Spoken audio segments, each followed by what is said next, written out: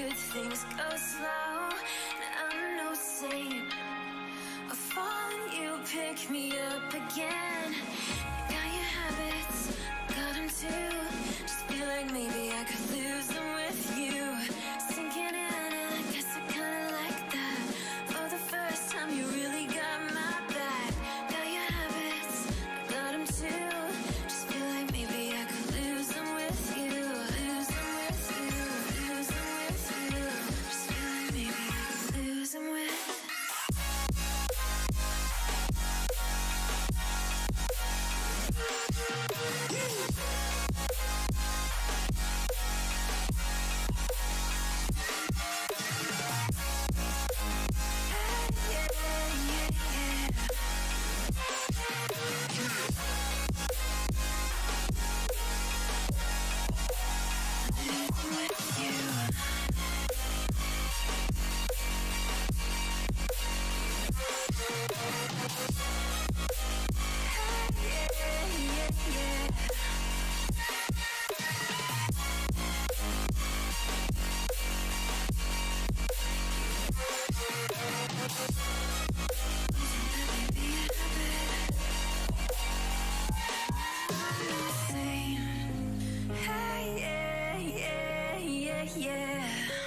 I'm no saint. Hey, yeah, yeah, yeah, yeah. I'm no saint.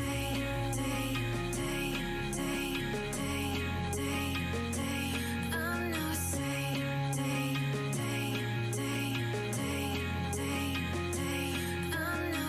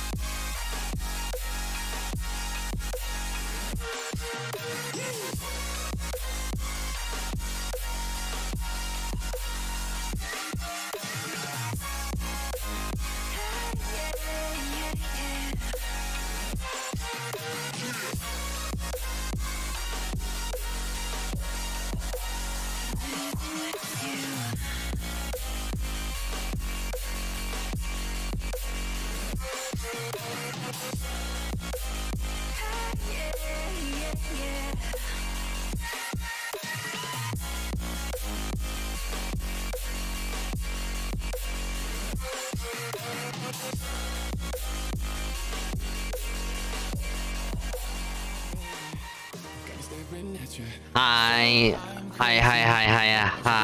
hello, everyone. How you doing on this wonderful and also pleasantly, kind of chilly, Monday?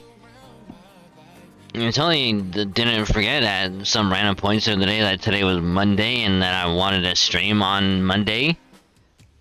Totally wasn't me. No, I would never do that. Nah, never.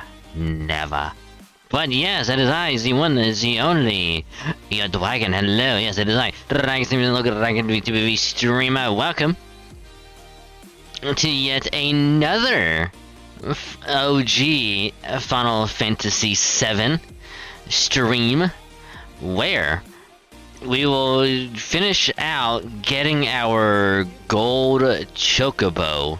Yes, it's been a long time coming. Lots of breeding, lots of fighting, lots of racing.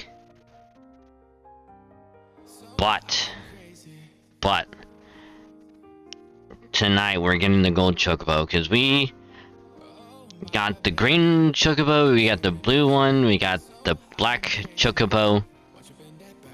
We got a wonderful, like, normal Chocobo, and all we gotta do now, race with the black and the wonderful Chocobo, and then we breed them together,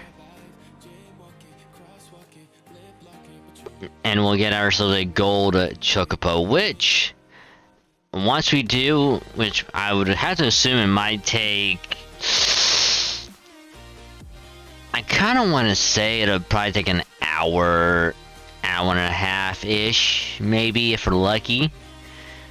Because we have to do a lot of racing. And when I say we have to do a lot,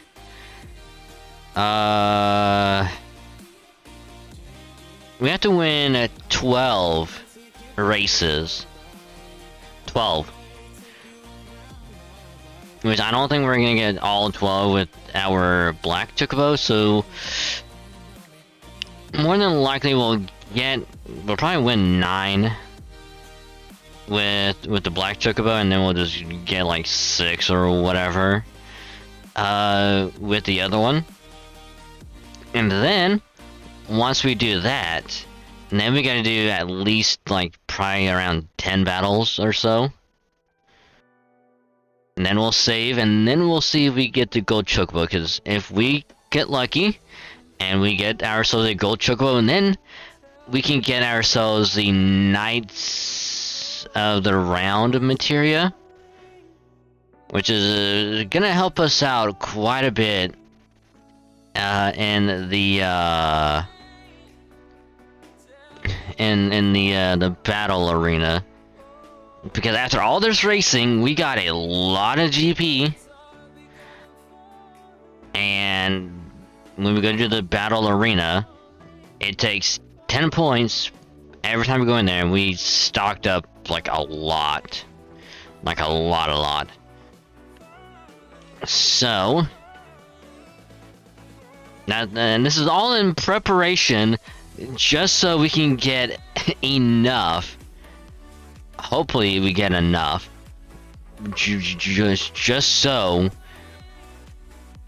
we can get Cloud's final limit break,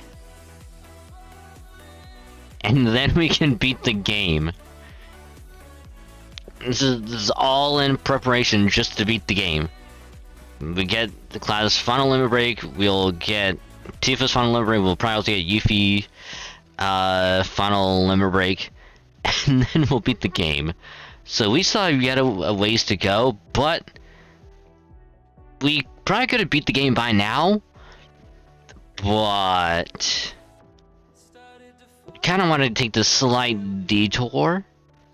That way we can get all this stuff now, and if we ever decide to do another OG playthrough again at whatever point in the future, we don't have to worry about it as much. And we can just focus on getting everything else done. Like, getting Aerith and her final limit break. At least now I know what to do.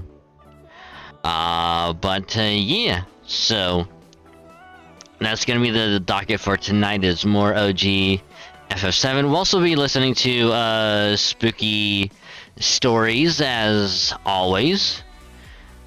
As always, we'll have that going in the background as well while we just grind things out. So it is another chill night. So yeah. But that being said, hello to you, Daedric. Big hello to everyone else that's also here, chilling, vibing, lurking, all that good stuff. Much appreciated. Hope you had a great day so far, and welcome again. And as always, if you're going to be lurking, I appreciate the lurk. Just remember, you can either mute the tab or you can turn the volume down on the stream. Just don't mute the stream itself, that way your review can still help out a lot more than you think. And I say thank you, because you are awesome. Also, thank you for the cute redeem. I am indeed cute, you cute as well. Everyone else is cute, so thank you for the cuteness. Much appreciated. But boy, do we have a bit to talk about today. But first things first, I believe all the VODs have been caught up. I just need to export, I think, from like the past week. And then we'll be caught up on the VODs again. So, nothing to worry about over on the VOD channel. And as far as the second YouTube channel goes, I believe... I'm trying to remember Exactly. 'Cause I know something went up recently.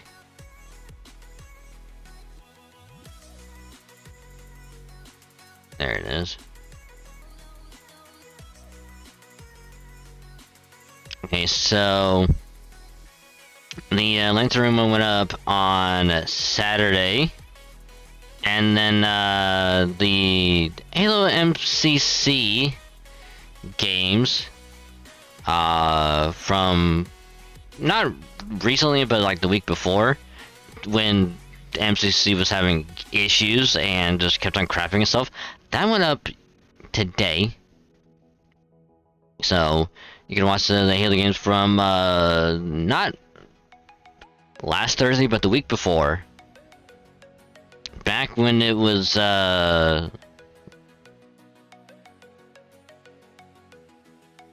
like the week before Thanksgiving. So enjoy that. And sorry. And the Pokemon Nuzlocke episode 14 has been rendered out. I just gotta work on the thumbnail and get that uploaded, which I'll do that. I can actually work on the thumbnail tomorrow for a wee bit. Excuse me. Because I'll actually be getting home at a decent time, and I could probably work on that for a little bit before stream. Well, that way, on Wednesday when it gets uploaded, it can just easily smooth sailing right there. Oh, and the Halo games, the ones from last Thursday, with Chica and the others, that has also been edited and rendered out. I think I also got to upload that as well. So I think what I'll probably end up doing on Wednesday is I will probably have them both uploading at the same time. That way they'll probably just get done at the same time, and I can just schedule one. I can schedule the Halo games from like either Thursday or Friday or whenever. So this week might be smooth sailing in terms of just actually getting stuff done on time, which I'm gonna be fucking ecstatic about. Because that means Wednesday should just be a chill day to just actually do stuff. Friday I can actually be able to properly record and all that stuff, and yeah, it's gonna be a great week. It's gonna be a fantastic week, and I am so excited. So yeah, everything has been looking up, and I am happy, very, very much happy. So again, thank y'all, very, very much appreciated. Hope you're looking forward to the new episode of the Fire and Nuzlocke, which I still can't believe that we are nearing the final, the home stretch, as where we are nearing it. I think after we beat Silpho and Sabrina, we will be at the home stretch, because then we can literally just do Blaine and then the final gym back to back. Because at that point, there's like no more encounters to get, no one else to fight. We just go to Blaine. I mean, we'll probably walk around the mansion for a bit, get whatever items in there and all that stuff, learn lore. But we'll fight Blaine and then Giovanni back to back, and then we can just save Victory Road for its entirety as its own episode. And then we can take on the Elite Four and see how that goes. Because if we get all the way to the Elite Four and we lose, I will consider that a personal success. Because there have been times like we should not have even gone through. We should not have made it through as long as we have, but I'm glad that we've been doing well. I'm happy, very happy. So, yeah. Hope y'all are ready for. I want to say there's probably 3, maybe 4 episodes left. Because we could do Silphco and Sabrina in one, Blaine and Giovanni in another, Victor on its own, and then the Elite Four in its own. So yeah, we could probably have it. I mean, I could probably do a bulk recording actually. Do it back to back, which probably wouldn't be a bad idea, honestly. Because I can just get them edited and just done. We'll see how that goes. But yeah, I just wanted to keep y'all updated and informed on the YouTube side of stuff. So it's gonna be a great time. So hope you enjoy. But that being said, though, I was not expecting this to happen today. But apparently GTA 6 has an official trailer out now. Which I thought they were going to be waiting until Game Awards to show it off, which I think would have been like a much better idea. Because now we all know, oh, they're probably going to show off another trailer or something at the Game Awards. Instead of, oh, here's one trailer and then move into something else. So now it's gonna be like, oh, there's gonna be gameplay, there'll be another trailer. Like, I think the hype would have been so much better if they showed it off at Game Awards. This would have been so much better. Which, excuse me. Yeah. But that's not even like the most surprising part. It's not gonna come out until like 2025. Which, I'm happy, because I was backlog and whatever the games come out 2024, and then in 2025 we can finally play GTA 6. The thing is, they only have it listed for PlayStation and Xbox. They don't have anything on PC yet. But we have to assume they're obviously going to be releasing it on PC, because why not? It would be weird if they didn't. So even if they release it first on console, like, they could just be doing, console release this day, and then later on, like, PC will release like another day. Kind of like what they did with the Final Fantasy 15, where it's like it released on like console or whatever, and then on PC. Because I'm sure when if you're going to be playing on a PC, like, that needs to run smoothly, with as few issues as possible.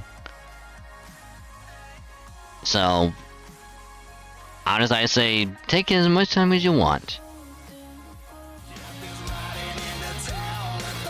Hey, yo. Excuse me. Yeah, excuse me. Hello, kiddozy. How you doing? Welcome, Raiders. How you doing?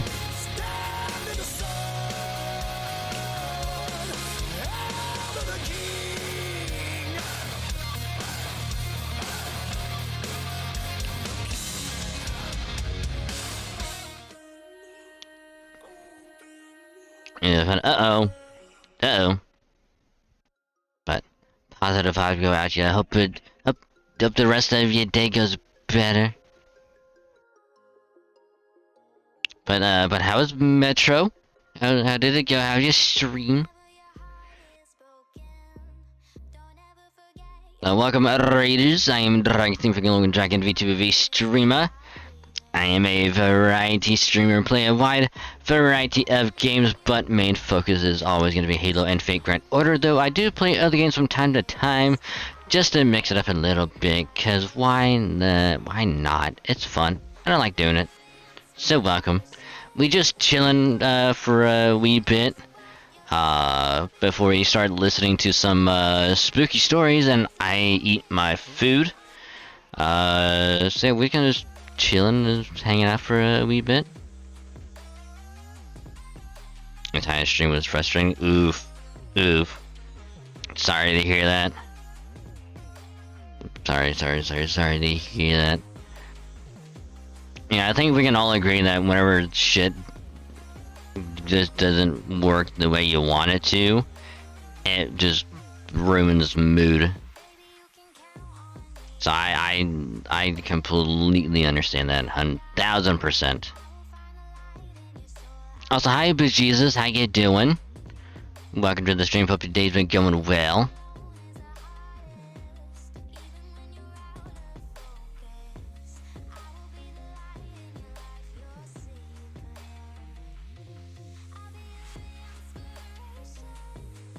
Came so close to turning on a Wii mod and HSA purchase in Metro 2033. What is Wii mod?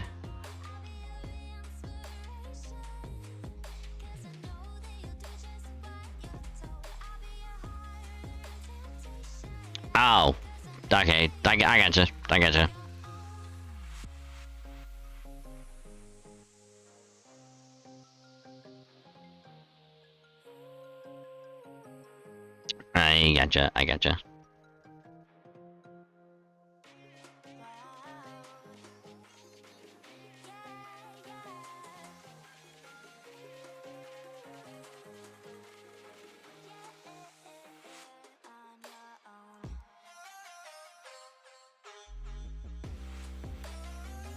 So much bullshit with this, right? Rubicon ending boss fight. Oof.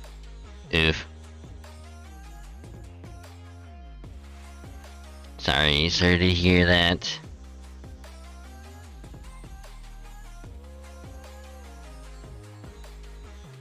But hey, there's always next time, you know? There's always next time. You gotta take a step back, gotta evaluate a little bit, see what you gotta do, and then just go in, clear mind, well prepared, and then you'll get it. You'll get it first try.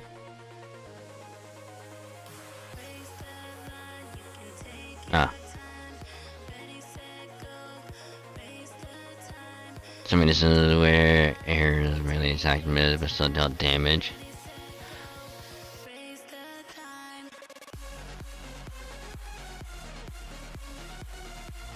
I wonder if it was like splash damage or something like that.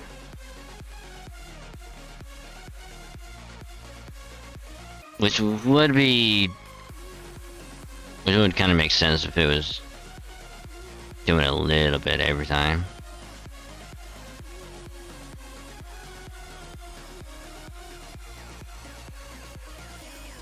Don't have splash, huh?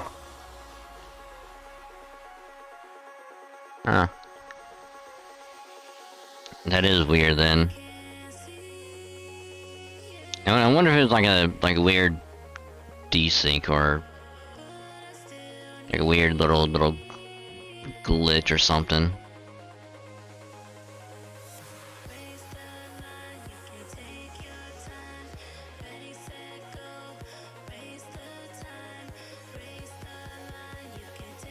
Cause that'd be the only thing that would kind of make sense if there's no splash damage, if it's just like a weird little desync or glitch in the game or on the boss. Yeah.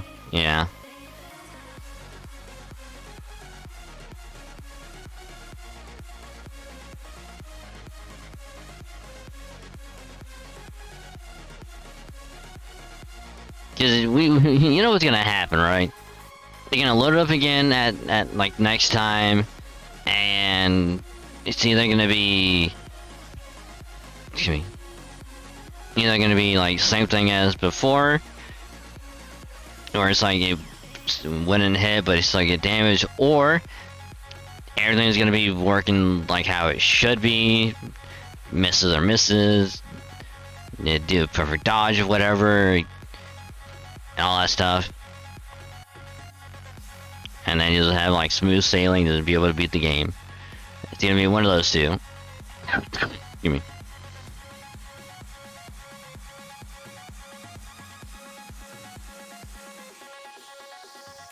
Because that's usually how it goes for me anyway. Always either one of those two. Where shit just has like the most random ass just crap ever. That just baffles me every fucking time that it happens. Or everything just goes according like I know it would and should, and then I could be able to plan things out that way, be able to beat it. It's always one of those two. Never a weird ass combination. It's always one of those two. Oh, thank you for the alert, Kidozzy. Still want to play the game. Same. I still want to play Armored Core. It's just still full price for God knows why. When every other game is going on sale. But that. But yeah, how you doing, bejesus? Any games you've 100%ed yet, or are looking to get started on?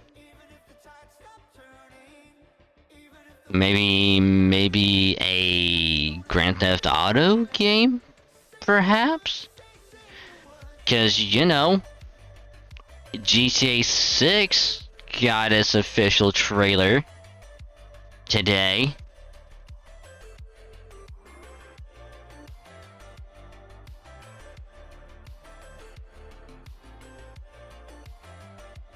But no, I'm kind of curious, like, is it going to be taking place in, like, Vice City?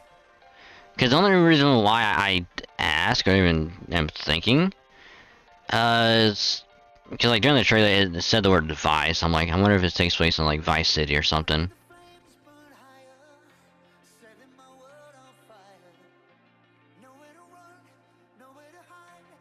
Working on Skyrim 360, getting an urge to play, but also wanted achievements. I'm assuming you already have it completely completed on the Xbox One. I would have to assume. If not, there's the next one.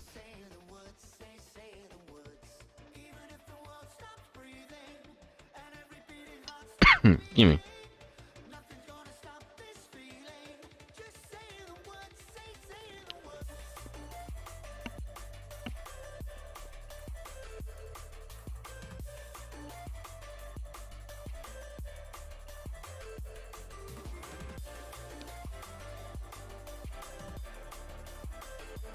You'd rather have it 2 minutes, so use your second. Because there's one on 360, and then and like the Xbox One. Isn't there like a special edition or something like that? The one that's like, hey, you want to mod the hell out of it? Go ahead.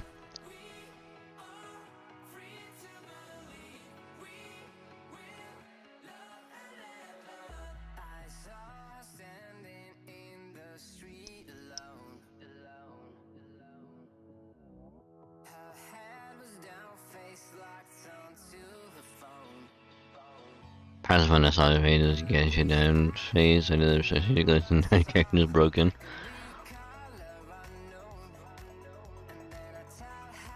Ooh, that's actually a good random topic, actually. Because you have unlocked the memory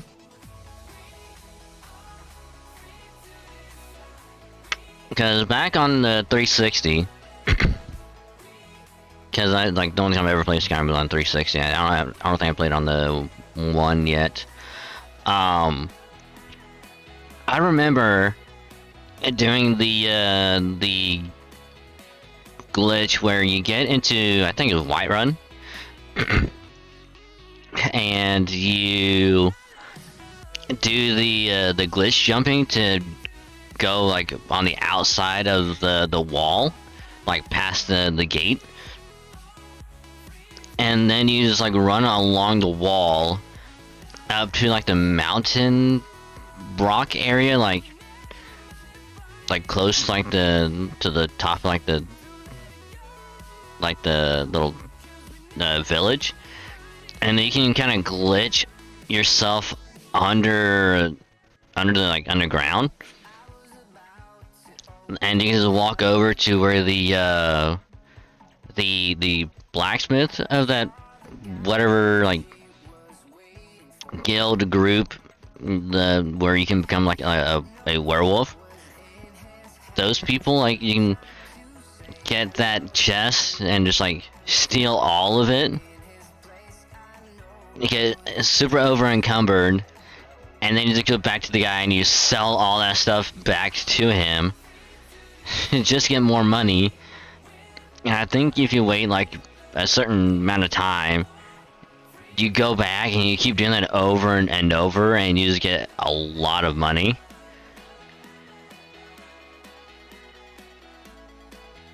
Which I'm hoping, I every fiber of my being, I want Elder Scrolls 6 to have something like that.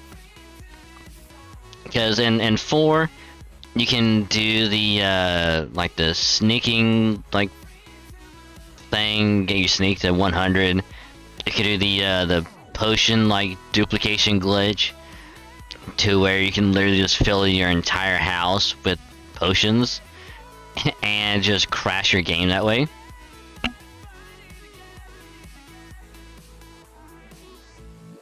So I want them to do something like that, because if not, like I'm gonna be partially sad, because then it's like, oh, we can't glitch this, we can't just run around with this broken build just by duplicating items and stuff. Like, I'm gonna be sad, because that's like one of the things that I loved doing in Skyrim, was just go to Whiterun, immediately go to the tower, just do whatever like crouch jump crap, jump over the wall, run around, steal items, sell it back. Wait like a few days or so. Just do it again. Go back to the gate, hop the wall, sell all that stuff back to him.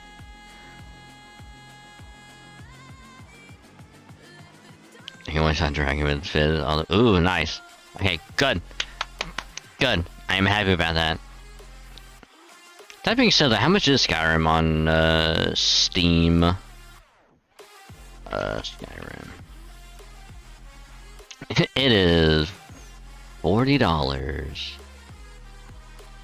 which is actually kind of funny. Because special edition is 40, anniversary is 50.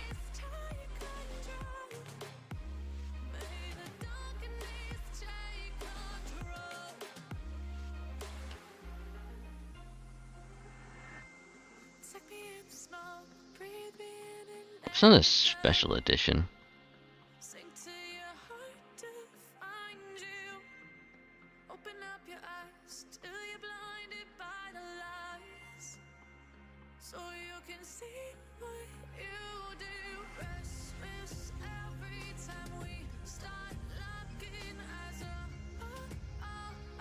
Okay, so special edition just literally has everything, all the DLC. All right, that's cool. That's cool. That's cool.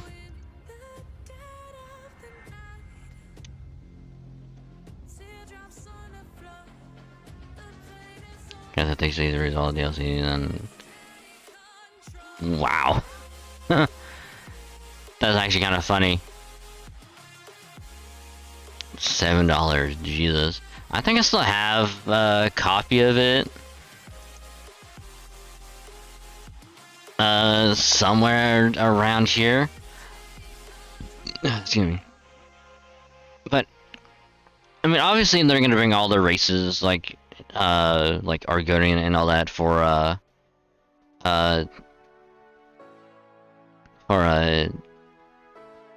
ES6. Yeah, for,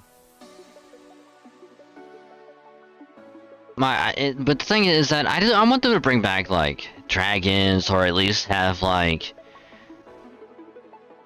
or kind of have fun with them, like all the current, because they have like what, like the Bretons, and like here, like, or even like the Dwemer, the dwarves from Skyrim. Have that be its official race, you know, that you can choose from, because there's a high elf, wood elf, dark elf, Breton, Redguard. I think there's one more, but I don't think I might be blanking on. I think Orc is fine as it is, because this thing is still an elf. But they should have like another like lizard race, another cat-like race, or hell, do like a dog, or like a wolf, you know, and have that be like a thing in this new area for Elder Scrolls 6, where it's like the wolf race gets like, you know, like it gets like a bad rep because of all the people that run around as werewolves, you know. So it's like, if you play that race, like, do you get that one unique like dialogue option by playing that one race? That would actually be unique for like multiple playthroughs. Like, oh, let me play as Argonian this time, let me play as Khajiit. Now it's like, oh, hey, let me play as this wolf race and get this unique dialogue option that's not present in anything else. That would be amazing. I would love it. And here's the thing. It's been the same races for 5 iterations. Technically 6 with ESO. Elder Scrolls Online. It's always been the same races. So them adding at least 1 or 2 new ones would actually be kind of fun. Instead of just playing the doors that are extinct on the lore, but using the funniest fantasy race. Oh, absolutely. Absolutely. Damn, you get actions like that, it's gonna be seeking the time by being a high wearing the robes. See? Like that. You're like,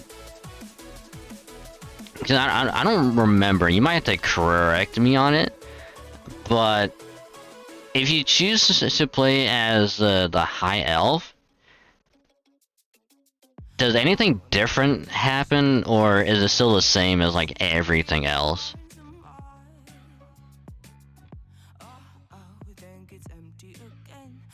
Because like I've always only either played as Khajiit or Argonian, so like I never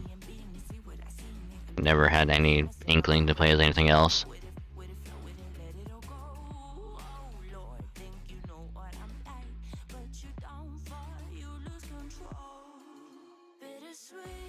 Minor dialogue changes really in that one interaction.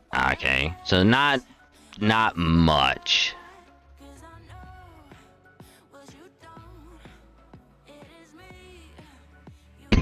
No, excuse me. But yeah, I still stand by doing that would be really cool. And also bring back dragons. Why not? Just have dragons be a thing. Make it where you can ride a dragon when you get to that point. Because in Skyrim, the only time you ever get to ride a dragon is like, and like during the story, and it's only for like, actually no.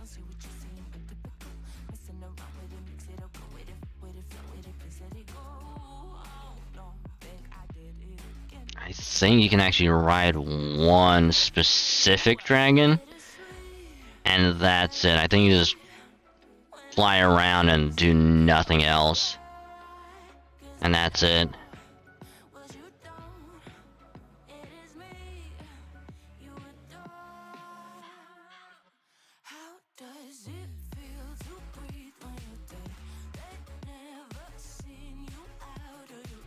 But yeah, just do that. That'd be amazing. Right, dragons only with the currently flying service. You find that it's like no damsel cool highlight. Yeah, yeah. I mean, like the concept was cool, being like, oh hey, we can ride a dragon.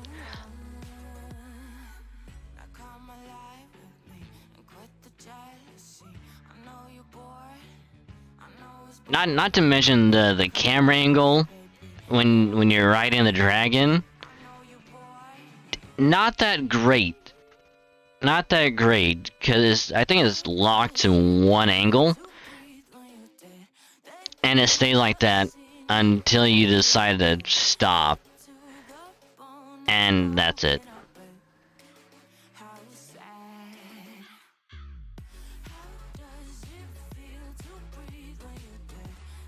Because they should have it to where it controls just like if you're riding a horse, you know, thumbstick, you know, moves like left, right, up, down. You can look around freely. But instead of like being able to attack with like whatever weapon you have, you're like, oh, if you're flying, because you know you just jump, and just press it again. Nope, now you're flying. And it's like right trigger does one attack, left trigger does whatever else. If you land on the ground, it's like, you know, bumpers can do like melee attack. Bumper, like, no, right trigger does like breath attack. Bumpers do like melee or bite or whatever. You know, like that would have amazing. They find something unique about the dragon right here. Some of the dragon uttering unique dialogue.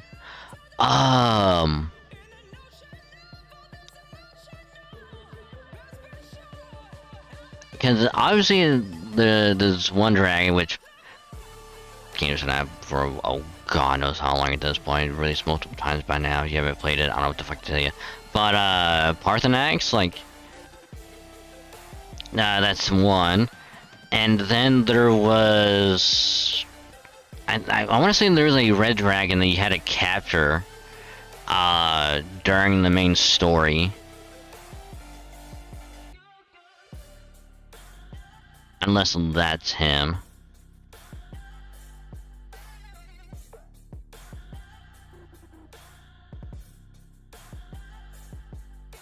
I remember, like, during the story, you had to catch one, because you had to have him fly it to Alduin.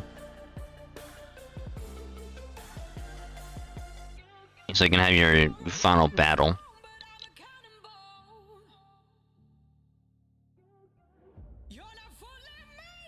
Which, by that point,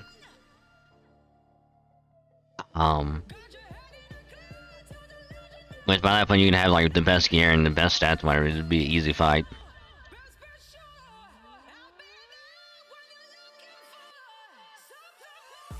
Oh yeah. Honestly, I was blanking on the DLC as well. Yeah. Cause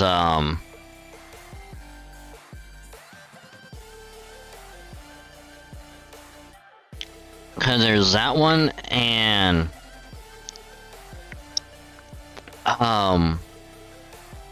wasn't there like a Dragonborn DLC? Cause you gotta fight that other guy.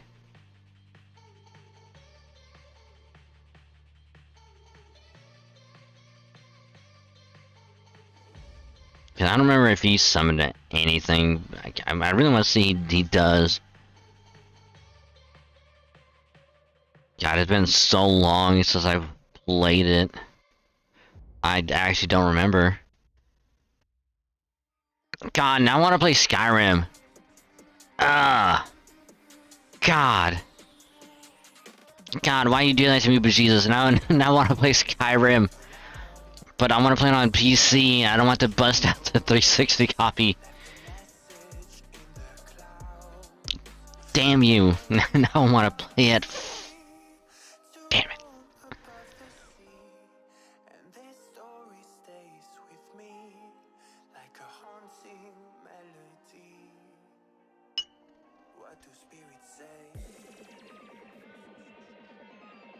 And now on that thought, not only do I want to play Skyrim, but I also want to play Oblivion.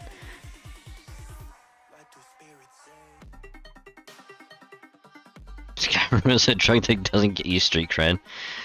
Yeah, because your entryway to Skyrim is Oblivion. Because like once you get the Oblivion hit, then it's like, oh man, this game's good. I've heard Skyrim is like way better. Let me play this game. And then Skyrim just like digs in deeper, and you're just like, oh my god, this game is way better than Oblivion. Let me play through it again as a different race this time. Like, and instead of being playing as like the, cause they have that whole like little mini like quest thing where it's like you could either be part of like the Empire, defeat Ulfric, I think is what his name is, Ulfric, beat him, or you go against the Empire, join Ulfric.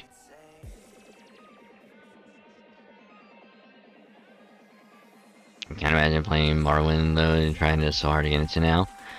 I mean, I'm not gonna lie, I actually do want to play through Morrowind, because here's the thing. Even if it's like, even if people say it's hard to get into, as long as it's better than Devil May Cry 2 and Yakuza 3, I'll be okay with it. I'll be okay with it, because even like graphic wise, it doesn't look impressive. As long as there's enough there to keep me, you know, entertained.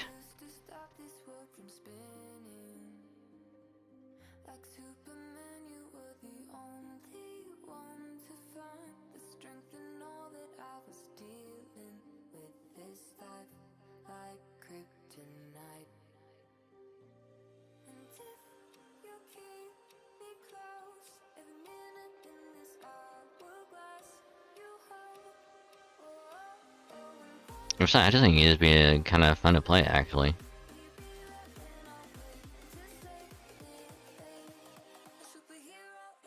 Oh my god. Okay, their faces have a bit to be desired, but yeah. How many games I need to play to play Skyrim again? Yeah, that's how I'm gonna feel with some of the games I'm gonna be playing, where it's just gonna be like, and there's like all these other new games I want to get and play, and I'm like, well, time to play Emerald again for like the 10th time.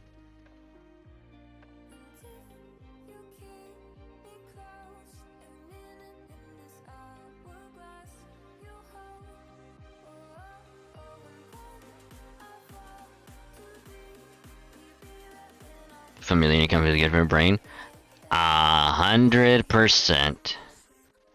100% agreed. It's just too good. It's just way too good.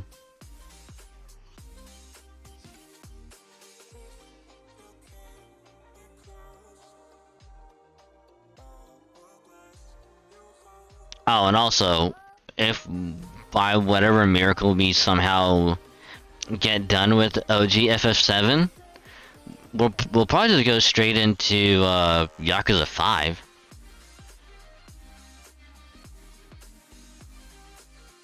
The Yakuza's 5 and 6, and then we'll probably just kind of go wherever from there.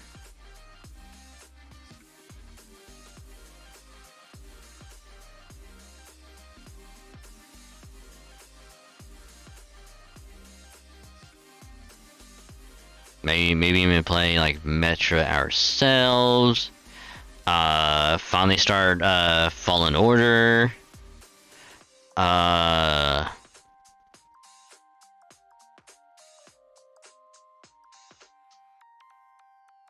So we can get into RE4.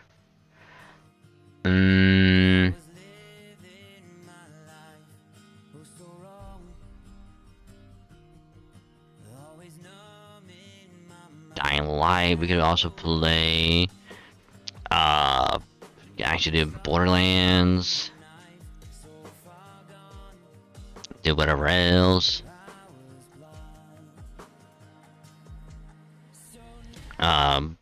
Yeah. So I'm gonna head and pause this. And we're gonna go ahead and start listening to these spooky stories, and so that I can eat my food before it gets any colder than it already is. And then we'll do some FF7. So yeah, get this all prepped. So gonna be eating some food. I will mute myself, and we'll just enjoy this spooky story. So enjoy. And again, appreciate all y'all hanging out. Much appreciated. So enjoy.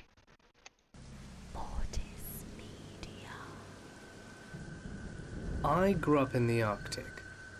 In the town I lived in, as long as it You was a want clear night, food? You need to it talk was about extremely normal occurrence. Can you give me to see some all sorts of lights move chicken across melt the wraps? sky. Keep in mind the winter is long in the God Arctic, damn it! Now I want to which talk about it means as well. longer amount of time being Fuck! spent under the stars. Why do you do this to me, It's Jesus? quite beautiful. First is Skyrim, That's now the it's reason I Taco don't mind the Bell. cold so much. Fuck! Sometimes I would drive a snowmobile God. a few kilometers out of town, shut I'm it eating down my and just food. lay down on the snow, looking up at the majesty of it all. The only thing disturbing the silence being the occasional breeze. The northern lights are also a common occurrence. It doesn't happen every day, but often enough that they start getting ignored after a while, as long as they aren't too spectacular anyway. On one night in particular, without asking my parents, as it was their snowmobile, I decided to go on one of my midnight drives out of town. I drove a few kilometers over the hills to find a spot devoid of light pollution from town, shut off the machine, and settled into a good spot to look up and be retrospective. It wasn't all that interesting of a scene, a few satellites passing here and there, some relatively boring, actively affecting the magnetic field, and that's when I started noting a clicking noise. At first I thought it was the sound of the snow machine cooling down, as the engine expands and contracts a lot in the cold, but the source of the sound definitely wasn't coming from that direction. My next thought was there must be an animal nearby, in which case I needed to get out of there fast. You don't really want to mess with a wild animal, but the clicking is far too regular for an animal to produce it. It was fairly mechanical sounding, and again the source of the sound wasn't coming from anywhere around me, laterally. It was coming from up, so naturally I look up determined to ascertain the origin of this strange noise. I see what I always see. Stars, northern lights, and some lazy satellites floating across the sky, all normal stuff. But before I dismiss it altogether and begin heading home, I noticed something strange in the aurora borealis. There were 3 rather strong points of light. I ignored them at first, thinking they were oddly symmetrical stars, but this proved false. They were definitely getting brighter. I kept staring with morbid fascination as they grew stronger and stronger. Yet still, only remaining single points in the sky. All the while, the clicking noise is getting louder and louder and more pronounced, almost like someone started with tapping a pen on a desk and clacking billiard balls together inside my head. Then it stops, the lights are gone, the clicking is not heard, and aside from being a little stiff, cold, and rather petrified, I'm fine. So I jump back on the snowmobile, thinking perhaps I'm going crazy. The machine takes a little longer to start up than usual, and I am beginning to worry. But soon it's running and I'm heading back to my town. As I'm driving back, several plausible scenarios as to what occurred are running through my head. I'm thinking it could have been a helicopter from the mine or some strange northern light behavior, etc. Probably not that big of a deal. I pull up to my house, lights are all dark, strange. It wasn't like that when I left. I open the outer doors as quietly as possible, remove my winter It was gear a and enter UFO. the inner door. The house is quiet, really quiet. My parents are teachers and are usually up late marking or watching TV. All I'm thinking is I have to get to bed without anyone noticing. Proves to be easy, as I'm soon under my covers and go set my alarm for the next day. When all of a sudden everything made sense. Engine hard to start, stiff, rather chilly, nobody up when I was gone for what felt like a relatively short period of time. It was almost 11 p.m. when I left, and now it was creeping up to 6 a.m. I stood, staring at clicking lights for almost 7 hours. I never ended up sleeping that night, and I don't go on late-night snow machine rides anymore.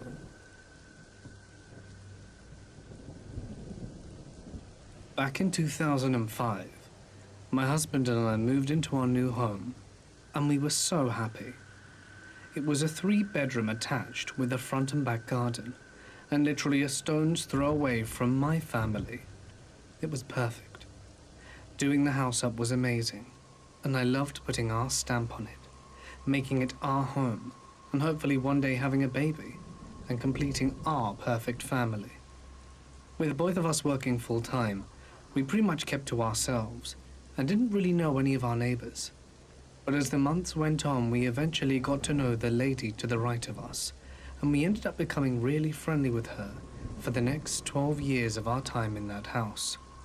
She was older, and in the winter we would offer to get her shopping, etc., and would always keep an eye on her. The neighbors to the left, though, were a completely different story. They seemed nice and would always say hi when we saw them, and were a bit older than my husband and I. But boy, did they like to argue. Every Friday night, the music would start around 7 p.m., and by the time 11 p.m. came around, we would hear them arguing, and it would get louder and louder, and usually stop at around 1 a.m. Saturday night would then come around, and the cycle would start all over again. It didn't bother us, and it didn't really get to the stage where we would call the police. It was just a drunk couple arguing over something trivial, which would be forgotten in the morning, as always, and as loved up the next day whenever we saw them. They didn't even seem embarrassed, but each to their own, I guess. After a while, it came to the stage where we would time when they would start arguing, and have bets when they would kick off. This went on for about a year, and that's when everything changed, and the most hellish night of our lives was about to happen. Life went on as normal. The arguing continued, and a year later we were blessed with a beautiful baby boy. We were so excited. My perfect family was now complete, and we couldn't be happier. One beautiful spring night, my husband and I were tired, and decided to get cozy in bed with the baby and watch TV. It was a Sunday night, so we knew there wouldn't be any issues from the neighbors. But we were very wrong. To let you know the layout of our house, our bedroom windows look straight out into our front garden. We can also see our neighbor's garden, all the way down to the bottom of his path, just because the window is situated more to his side. We also have a huge grass verge in front of the row of houses with a small hill on it, which people use to cut through or walk their dogs. Just as I got the baby to sleep, we heard the neighbor coming out of his path and shouting at someone on the grass. Just as I got the baby to sleep, we heard the neighbor coming out into his path and shouting at someone on the grass at the verge. My husband and I both look at each other thinking, this is Sunday. What are they up to now? We turned the TV down and listened to what was happening, but the voices were too quiet to hear. We went back to watching TV, and about 5 minutes later we heard a scuffle, a thud, and then the sound of someone running. Seconds later the neighbor's girlfriend came out, and we heard the most blood-curdling scream. We rushed to the window, and there was my neighbor's girlfriend cradling his body, lifeless, in her arms by the path. We were in absolute shock. I started crying. My husband closed the blinds and told me not to look out the window again. The emergency services arrived pretty much straight away, and a forensics team was soon on the scene. The police came to our door and asked if we heard anything, but in all honesty, we knew what they were like, so we didn't pay that much attention till we heard the screaming. We eventually found out our neighbor had died of his injuries as soon as the street was cordoned off and police were everywhere. It was later found out he had owed someone money, and when he couldn't pay up, the guy hit him over the head with a brick, killing him instantly. It was the most horrific night of our lives, seeing that poor man laying there like that, and then finding out he was actually dead, was horrible. That girl's scream will live with me forever. Life had to go on. Unfortunately, and eventually, the house went up for sale. Through town gossip, we heard she put the house up for sale as she couldn't cope living in the house her boyfriend died in, and soon new people moved in. The new neighbors were lovely, and like us, they kept to themselves. Our weekend became quiet, but I don't think we'll ever get over what happened to that poor man. Roll on 2 years.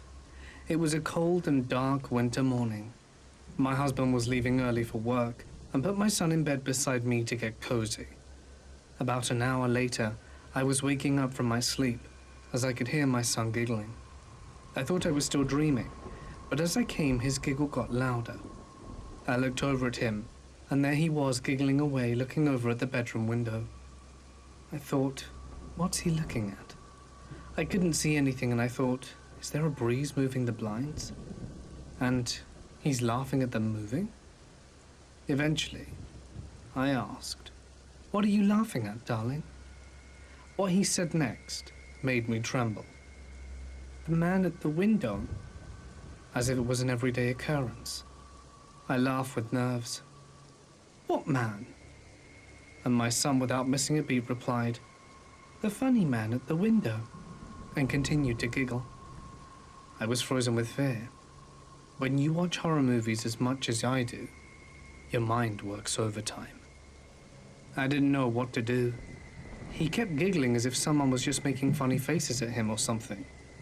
After about 5 minutes of lying there, thinking what the hell, I finally plucked up the courage to pick him up and take him downstairs to the living room. The whole time I was down the stairs, I tried to act normal for my son's sake, but I kept looking up the stairs as if something or someone was going to walk down them. I was petrified. As soon as the sun came up, I ventured back up the stairs, opened all the blinds to let the light in, and both of us got dressed and went out for the day. When my husband got home, I told him all about it, but he thinks that he must just have a wild imagination. Every morning through that winter, I was dreading my husband leaving for work, but nothing like that ever happened again. My son is 15 now. On the odd occasion when I mention it to him, he can't remember. Could it have been my dead neighbor, making my son laugh all those years ago? He never had a chance to meet him after all. Perhaps it was his way of saying hello. What do you all think?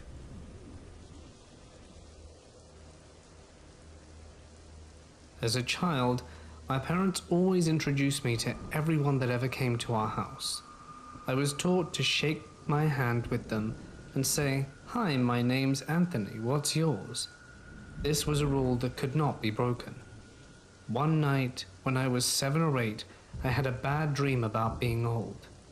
I went out to the living room to talk to my dad, who always used to play Legos with me when I had a bad dream.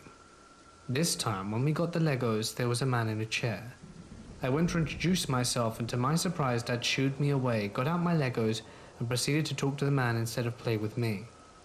The man and my father talked for some time about things I didn't understand and didn't say a word to me. It was weird, but I was young and the Legos were fun, and eventually I forgot the whole thing and went to bed. Never thought about it again. Fast forward 12 years. I head to bed one night after having a beer with one or two of my friends, and immediately start, from what I can tell, lucid dreaming. I've never had a lucid dream this vivid since or before. In the dream, I'm sitting in a chair talking to my dad about what I've done with my life. He is happier than usual and very interested. In the distance, I hear a young person calling for him. He gets up, walks out the room, and returns a minute later with a child and a box of Legos. Young me approaches me. My dad shoos the child away. Young me goes to play with Legos, and my dad and I commence talking about the dangers of the butterfly effect and how everything could change if we spoke. He insists we wait until young me falls asleep to continue talking about the future. I have two more similar dreams where I see myself from perspectives of mysterious forgotten people and situations, all with my father, all discussing time travel, my future life, and the consequences of changing things. I woke up absolutely convinced I had time traveled. That, or the ghost of Christmas past, decided he wanted to take an off-season shift. It took me a week to realize it, and still gives me the willies just thinking about it. From the ages of 5 to 12, I lived in what I believe to be a haunted house. My first... Now that was a story. Dude got somewhat intoxicated and had a really vivid dream, and now believes he's able to time travel. Which, here's a funny thing, okay? Surely I'm not the only one where it's like, you'll go to sleep, and then you'll have a dream. And this has happened like multiple times. But like, you'll have a dream of thinking there's nothing of it. It can literally be anything, like you'll be walking down the street doing nothing. And then it's like, a week later, lo and behold, you're walking down that same street. Or you could be like just talking to someone, just whatever. A week later, you're talking to that person. Like, there have been so many times where it's like, as soon as that moment happens, I'm like, you get that weird feeling of like, oh shit, like, I thought I was dreaming about something that happened like way in the past. I just had a dream about the future, like, holy fuck. And then you get that weird, is like, since, like, I don't, it's like, lack of a better word, like, a sensation of, like, it's like, you feel kind of weirded out by it, of, like, why did I have a dream about this specific moment if nothing happens? And then you get, like, the weird thought of, like, is something gonna happen? Was something gonna happen? Now, I'm not gonna be like, oh my god, I saw it, like, I can see the future in my dreams, like, I'm a fucking psychic. No, I'm not gonna do that. It's like, oh man, that was weird. That is where I had a dream about this day, and it's like, okay, moving on.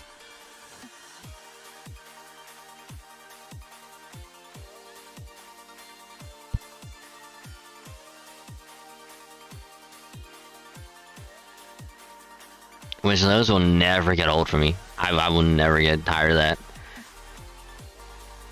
It can be like the most like mundane crap that will happen, and I'll just be like, holy shit, I had a dream about this. But I'm gonna take care of food really quick, So, enjoy this spooky story, and I will be right back. Experience was when I was probably 8 or so. I had woken up just as the sun was about to rise, and my bed was directly next to a window.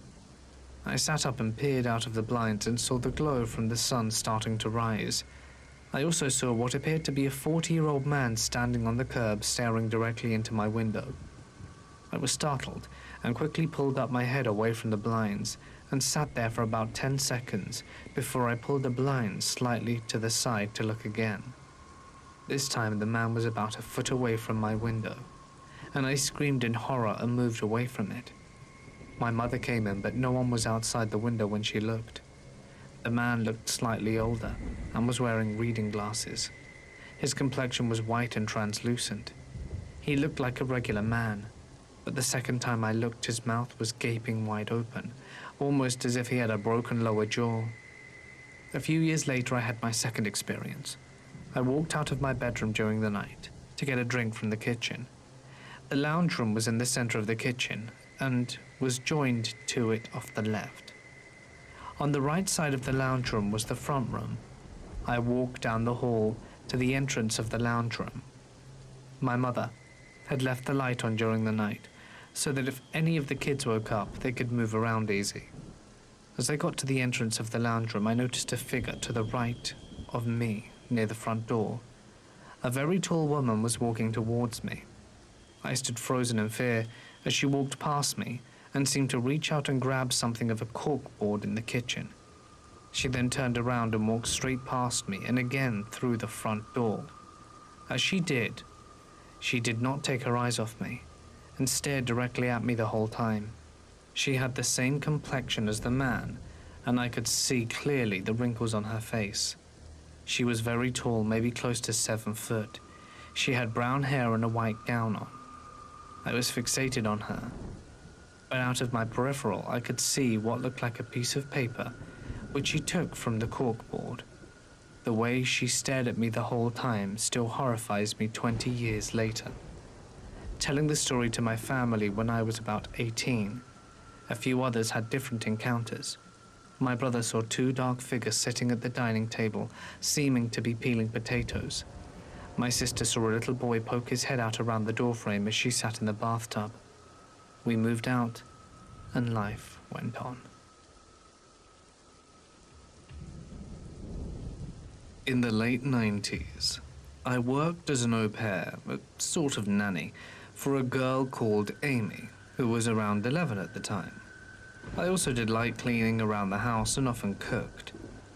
The layout of the house was such that the second floor where I slept was half the length of the first floor and ended in a balcony overlooking the living room. A staircase ran down the wall and had no rail to prevent one from falling into the hardwood floor. There were 2 bedrooms upstairs. The one I lived in was square and had 1 bed and a window overlooking the horse pastures and 2 barns. The other room was small and rectangular, with the ceiling coming in on either side. The walls, curtains, and bedclothes were white, giving it a look of a room in an old mental asylum. It had 2 single beds, one against each wall, and a window that looked out onto the driveway and garage. Through that window you could see into the window of the room above the garage, which had been an apartment but was used for storage at that point. There was a woman who would appear at the end of the upstairs hall, or at the door, or inside the unoccupied room. Only the top half of her body though. Her hair pulled back into a severe bun, wearing a dress that appeared to be Victorian in style. She was always accompanied by feelings of intense anger and malice. Even when she didn't appear, she could sometimes be felt. It wouldn't have been so bad if she didn't push people down the stairs. It happened to me. I felt her whoosh up behind me and then cold hands on my back shoving me forwards, but I managed to turn towards the wall and save myself. Amy and her friends often went down these stairs bumping along on their bottoms. A farmhand came in to use the bathroom one day. They normally went to the one downstairs, but it was occupied, so I told him to go up and use mine. I was sitting at the kitchen table, where I could see the stairs. As he came back down, I saw him jolt forward and almost fall. He turned around in surprise and looked behind him. "Did she get you?" I asked. He never came back to the farm. One day, the owner asked me to help get some things from a storage area next to the room with 2 beds. There was a small access door in the wall on the left side of the room. I as back. you'd come in the door. I back, so When it was open, the room let's seemed to get colder. get I had to crawl inside since let's I get was this more flexible. baby going. The room was larger and longer than it seemed like it would be from the outside, Bound and to looked get as out. though it had originally been part of the bedroom before a wall had been added to close it off. There was a child's plastic table and a chair set up near the door, with plastic teacups and plates and an old rocking horse. I had to move the rocking horse out of the bedroom to get to the boxes I needed. When I touched the rocking horse, I got a strong image of a girl riding it, with the woman in black watching over her, lips pursed in her everlasting stern expression. When I crawled out with the boxes, I made a comment that Amy must have played in the room when she was little. The owner shook her head. They only had moved into the house a few years ago. The toys had all been there already. We left the rocking horse out in the room since we thought it was pretty and would be nice for decor. At night, though, I could hear it. The soft, rhythmic creaking and sliding of the rocking horse slowly working its way across the floor. The next morning, the owner silently took the rocking horse out of the house. The room with 2 beds was right over her bedroom. Then one day, a previous au pair and her mother were traveling through the area and needed a place to sleep and take a break. The mother, of course, got the room I had been sleeping in and took a change of clothes and my personal belongings into the room with 2 beds. The other au pair, Mary, had a fair bit in common with me, Apparently you're... and we started chatting. Wait. Mary said she was relieved I Wait. was sleeping in the room Hold with her. on. How? How... Well, first, welcome back, bejesus. But how... I am now curious. How does one have an existential crisis?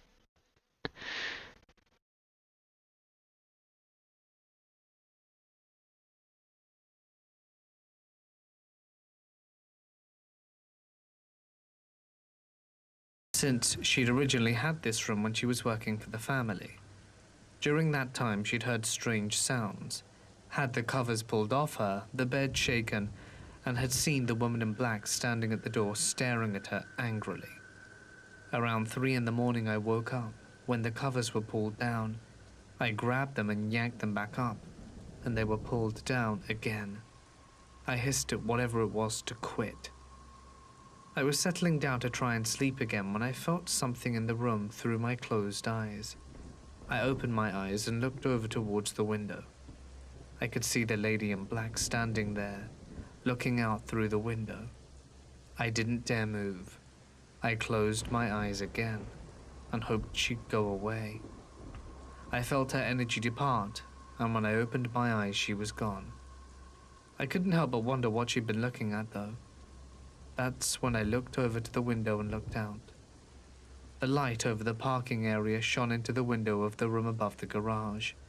I could see the rocking horse. Don't know, walking but itself apparently it took so slowly long that across the the building I floor. circled full time I by went back to cars. bed, How? but didn't fall asleep. I mean, They put the house up for sale a few months later. I can understand And it has if, since been demolished. you know, they had a... area is a sports and recreational area now. You know, if they didn't have any honor or they're, like, short-staffed, This is my And- dad's story, and he shared it with me when I was about They- 10 or 11. you know, When they he were was gonna take around some time 22, he was to out of make town it, visiting like, some friends I can about understand 30 that. miles from where his parents lived. Being the kind of person who was a clean freak, he hated having stubble and a beard of any kind. So he called his parents from his friend's But- house phone and said he'd be back in around 45 minutes or so and then hung up. Now, He said that the faster route was on a country road that skipped out any major dual carriageways. That's and after around 20 minutes of driving, amazing. around 5 minutes after getting onto this country road, That is he said he saw amazing. an incredibly I've bright never light had anything like that happen to and thought it me. was a broken down car in a side road. He Excuse me. got out of the car. Because anytime it's like, oh, your order's not ready, you can either like pull up or just sit there and wait. He was crapping himself, so he jumped back. And then in his everyone else car behind me and gets upset concentrated on because the road. I can't move Finally got because I was told not As to he got move. into the driveway of his parents' house, they ran But like outside I've and cried never and had hugged it him as he was getting out of the car. Being incredibly that bad. confused, he asked them what happened. They told him that after he called them, they were waiting for him to get home, but he didn't get home that night. Apparently, Got to be the he had asshole been of the 3 line. He days has so much since his power. phone call.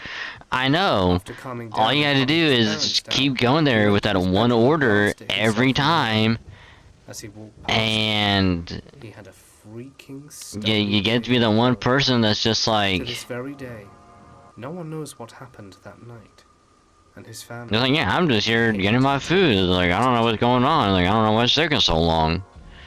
Yada yada yada. I rented a house. Within 3 months of moving in, some weird stuff began to happen.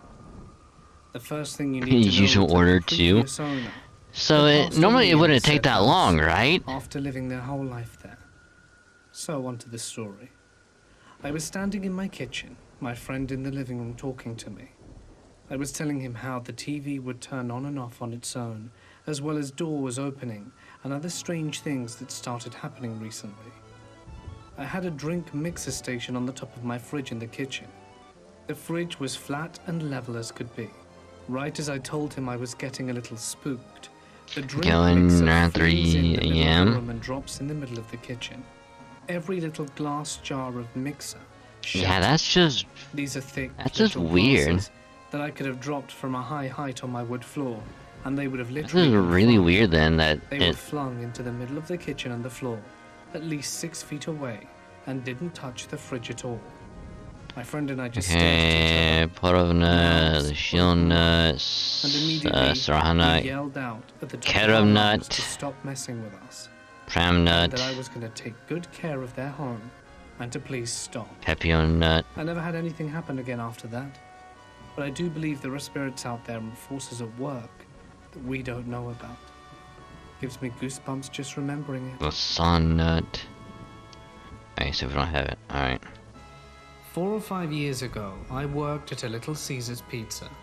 Usually I would work inside on the pizzas, but we had just started up this Monday Madness deal where Yeah, pizzas 'cause, were like- only $4 on Monday, so we needed someone to advertise this great deal.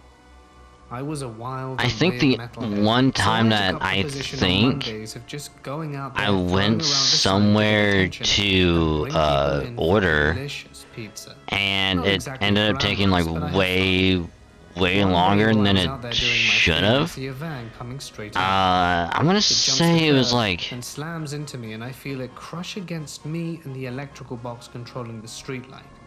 I see a quick flash as the traffic. I don't remember like light kicks off the and then exact black like out. day or I time, gasp. And I'm but still on the corner and I just nothing's remember happened, going no van or anything. to Well, I Arby's. was a little shaken, so I decided to pack up and walk back to the store for a break. I walk no more than 15 feet from the corner. And it's like I just usually when I like if hear a I crash. usual stuff with I it's look either back, a and the van just hopped the curb into the electrical box, and I it's watched usually the either like traffic light the roast flick beef off. or it's the Needless to say, I took like the day the off. beef and cheddar, like Still think about it from always time to my time. go-to. But there was like one time where I want you know, like, start just off go to by order, saying I really do and it's like consider myself okay, a well it's heavy not ready believer in yet, the just go ahead and pull up. paranormal. I feel that a lot of situations It's like okay, can cool. be explained by logical I pull up science. like There are however some far things ahead that is simply cannot be explained. park there. There were 3 incidences in my childhood home that I think like 2 or 3 cannot people still behind me experience to this day. got their Someone food has experienced silly things similar. and drove off. I'm like, Feel free to give me damn. insight. Let me take you back to when I was young. Like, damn, like- 10 or 11. We lived in a Where- very large old where's Victorian mine house, at? which had 5 floors. I've Very been long here. doorways on each floor, I was able to go through with like old wooden flooring. 4 or There were 5 always songs creepy already. sounds at night and weird power outages.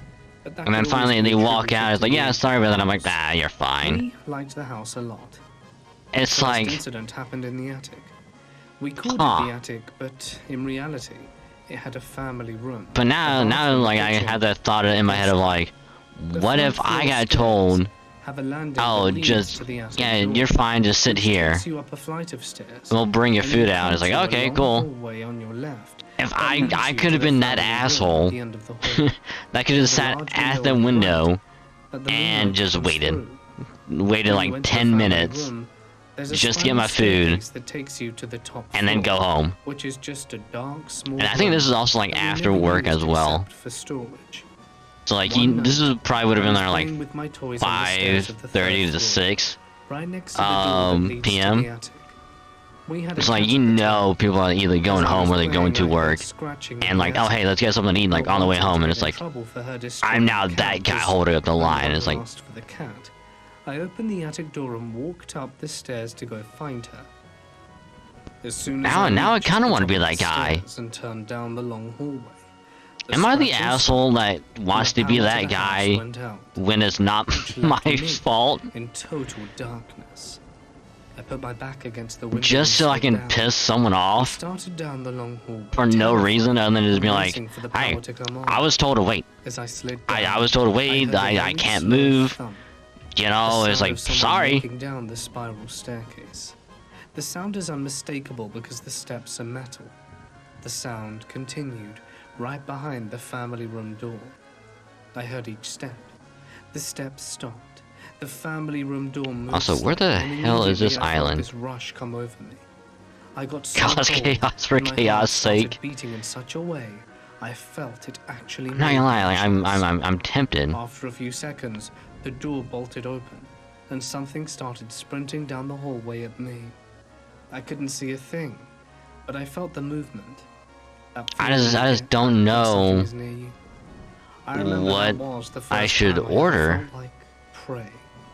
My heart was in my throat, but I screamed as loudly as I could, and as soon as it got close to Think me, this is the rush went away. pretty and sure the this is cold left Goblin me. Island. My parents ran up the stairs, and after I told And them what apparently we can happened, only they went forget to the breaker box goblins and came up and looked all around, but in found nothing. the The forest. handle on the family room door was broken, and the window behind me was cracked. It is possible I cracked it when I put my back into it to slide down, but it was cracked at a height that I couldn't reach with my body at the time. The basement was the worst part of the house.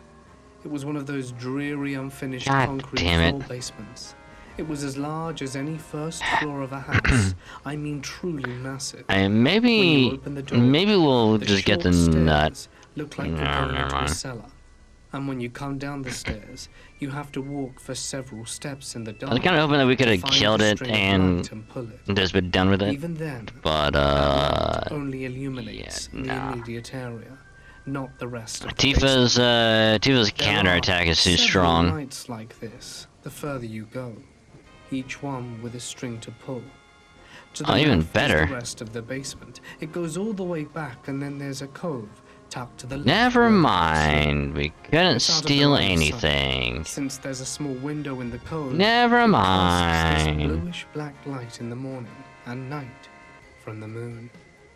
One early morning around 5 a.m. Oh, I had never to mind, go there feed it the is. dogs, since my dad was Alright, out we're of gonna town. get another I nut hated when it was my just in turn, because case. the basement always gave me a terrible feeling. I would always call the dogs to meet me at the stairs so that I didn't have to walk down the stairs in the It's dark just alone. more so just to called be for them, on the safe Waited side. and called again. Even though we could just They didn't come save, and I heard no sound. So I walked down quit, the stairs in reload, the and dark all that and stuff. held my hand out to find the string to pull the light. As I reached for the light, I saw movement at the end of the basement near the cove, and my breath caught in my chest. I pulled the light fast, and the bulb popped with a quick burst of light. In that moment, I saw a man standing at the end of the basement. He didn't disappear like in the movies, though, and I wish he had. In the dark, he was a sliver of moonlight from the cove window. God I damn could it. still see him standing there with his back to me. He didn't move at all, Just and his head let was me cocked steal to the your left. nut. in such an unnatural way. at an angle where his neck had to have been broken. He was probably 40 feet away from me. I will As take I your stood there nut. trying to force a scream through my throat that felt like Give it was me locked up, your I nut. couldn't look away. And in those few seconds I stared, I saw it. It was less of a man and more of a thing. It had white translucent skin and looked gangly. I literally and honestly pissed myself standing up. I lost all control. I think the pee snapped out of me because I felt the warmth of my Maybe we'll neck, get another one? and I started Maybe we'll get backing lucky? away. And as I The backed answer is away, no. it sprinted to the left towards the cove where the dogs Stop were, being and stingy I ran with your up those nuts. stairs, and I chipped my tooth falling into the stairs, still chipped This to is this day, December. and I slammed the door shut and locked the latch. I called my mum down, and we called the dogs from the top of the stairs. No response. We went down there, and both dogs were Nuts huddled are together in the corner of encouraged the in cove. December. It took them 5 minutes to leave the corner and come up. We had to pull them apart and walk them with us holding their collars. The last one is short and simple, and probably the worst experience I had in that house. Makes you want to join the In that Walmart same Fashion basement, Club There's now. a furnace room to the left of the stairs about 15 feet away from What the what stairs. it It's is dark and cramped, the Walmart and has Fashion all kinds of Club, luggage and extra supplies where in you it. just get a bunch The of day clothes and before you just Thanksgiving, we were preparing for family to arrive. My mother sent me to get the Thanksgiving table decor, or whatever it's called. And as I walked down the stairs, I saw the furnace room door was cracked. you just I stopped dead in my tracks. be the person that will door was just never left open. We were always told to close it so that the dogs Just don't go in there. stay in the My parents made a huge deal out of it. God, what's it I called? stayed on the stairs and stared at the door. The change I felt room. the hair on my neck raise, As far long and as my possible. fists clench out of instinct. God As I stare damn in it. the crack of the door, I see half a smile and one eye. The smile was so close to being human, but so far at the same time. I can't explain it. It was as though something had been observing humans to mimic them, but just couldn't get the face right. Stop As I ran being up the stingy stairs, I with heard your the creak of nuts. the furnace door opening further, slammed, and locked the door. And that was the last time I ever went into the basement. From that point on, my parents never made me go back down there and delegated my basement chores to my siblings, even though I know that they don't believe me. It was a nice We're the gesture, dumbest shit and I while was shopping thankful there. for it. Since we moved, Okay, so we got I've another never nut. Okay, that's experienced good. anything abnormal in our house. Hey, that's I'm good. 26 now, and have never had any issues with the paranormal since then. I like to rationalize by telling myself it was fear and my brain playing tricks on me. But part of Okay, me so we deep got down we got the Zeo nut. that it wasn't. So that's good. My dad's house That's is good. We don't need to be definitely in what here you'd think anymore. of as haunted. The whole place Okay, so we has since had a have nasty vibe, Violet. even when you're simply in another room with nobody else We there, got Frank. and it's unbearable on your own. This got experience happened to me Bluey. when I was a teenager, and it was my first one. What I find interesting is that it was just a completely Greenie. normal night. I hadn't been spooking myself out with movies, games, or stories. I was just chilling out with my Got dad in the Blackie. back room. And Next to the then back we room is the have front room, Wally. in which there is a door in the corner, which leads immediately to the staircase. The Yes, front room Wally was is completely empty at the our time. I wonderful was just playing on my computer next to Chocobo. my dad when I heard my mum call me from Because upstairs, you where she need was a tucking my wonderful toddler sister Chocobo and into a bed. black I Chocobo got in up order from my to get chair, a opened the door into gold the front room, and took a Chocobo. step inside. What happened then is difficult to describe. It was like I'd been separated from the rest of the house. I can't remember if the light was on or off, but it was bright enough to get a clear image of what I saw. In the corner, blocking my way to the stairs, was a female figure. She was sitting with her Fastest arms folded around her sprinter knees, is and her Blackie. forehead on her knees, blocking her Fastest face. one She looked is filthy, Wally. with matted dark brown hair. I can tell the one with the Skin most stamina mottled. is She was wearing Blackie. one of those light Most blue intelligent hospital one gowns with is the dashed Blackie. pattern. I couldn't tell her age. I You should froze look in at my step. how it's amazing and look took in the where sight. where there. It was so real. She Alright, wasn't you at all you transparent or piqued made my of smoke or interest. anything like that. She was completely solid, Walmart light fell on her, fashion. as if it would any real person. If I could The spell worst it, part was that there was this Fashion most evil, malicious, deadly feeling of primal finality emanating from this thing. Her face was hidden, but I could tell she was smiling. I knew she was grinning at me like I was a mouse in a trap. I took a few more steps forwards to get a closer look, until I felt like that if I took one more step, it would be the end of me. I didn't know how long I stood staring. It felt like forever, but it was probably only a few seconds. Eventually, my body and mind I guess we'll have started to look it up working together later, again, because that's gonna be and a I deep sprinted out dive. of the room screaming. My dad was trying to figure out what was wrong, but I was incoherent. I heard my mom stampeding down the stairs, and when I she came, I started think we getting already angrier at her, fed. thinking she had somehow pranked me. I don't think my brain could handle what I saw, so I began trying to rationalize it in possible ways. I feel like I saw something that I shouldn't have, or that the thing showed itself to me on purpose. Ever since then, I've always felt her presence in the house, and general activity increased. As though seeing one thing opened the door to many other experiences. I think The we dogs always already stare, fed. bark, growl, and raise their hackles at that exact corner whenever we use the room in the winter. I would like to note that I've never hallucinated in waking before or after. I've had sleep paralysis a few times Think later on, but it was a we completely different experience. Did it? I wish I could believe it was just a hallucination. I've had people tell me that the story I'll have to sounds look cliché real quick. because she was in a hospital gown, but I'm not going to change what actually happened to make it more original nor believable.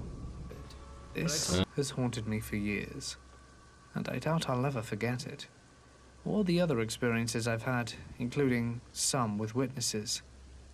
I really wish I could just forget though, because even now in my mid-20s, I still feel the fear when I'm alone in the dark.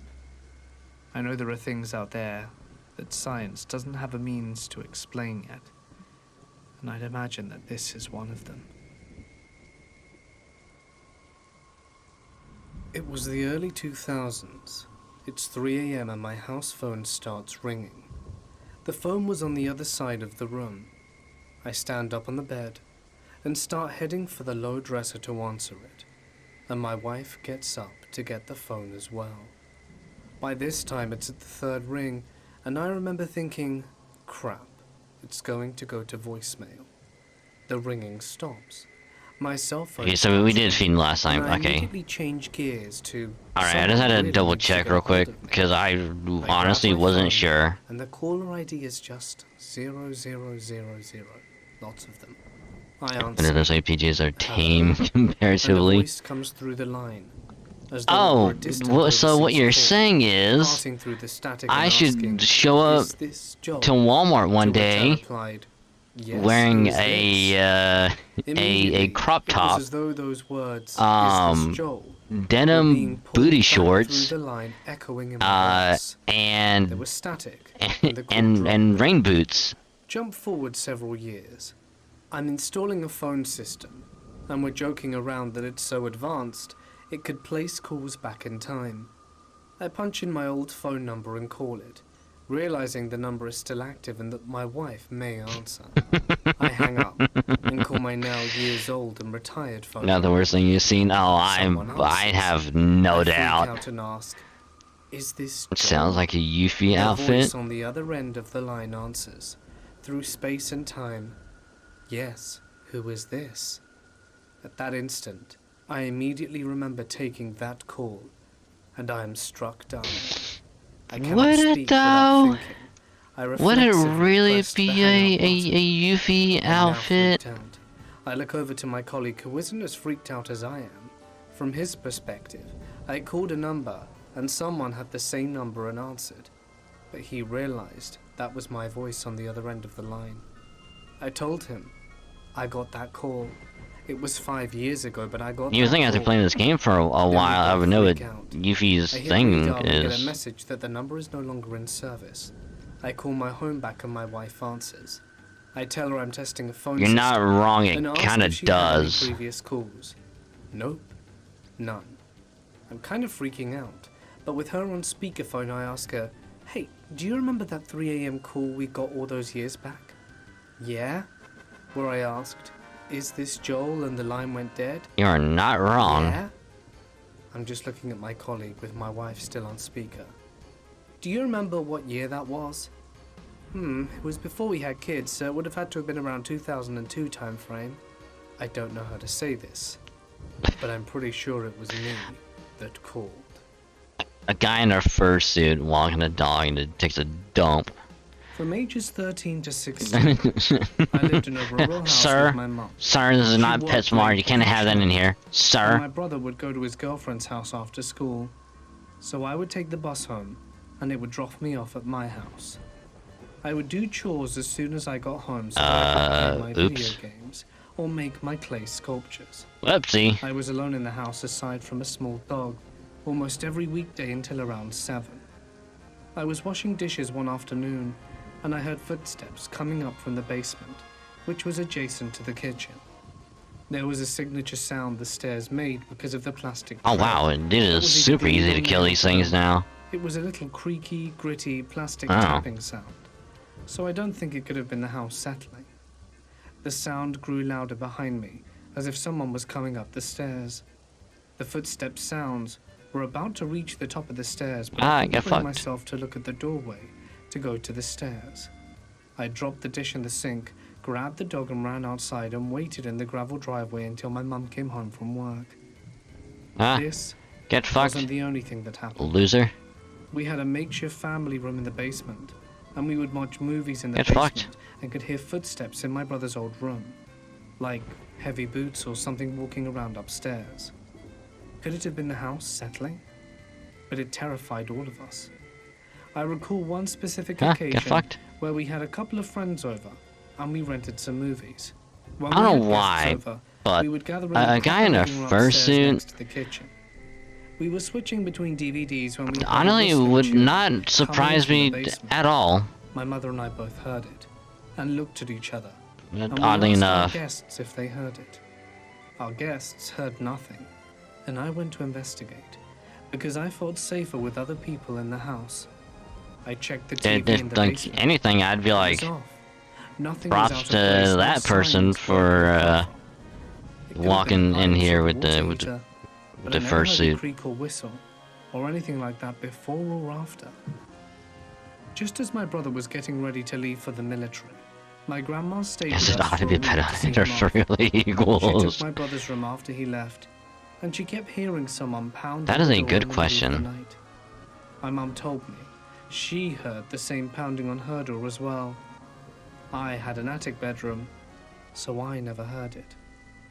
I called my mum asking her details, and she said there were lots of crazy things that happened.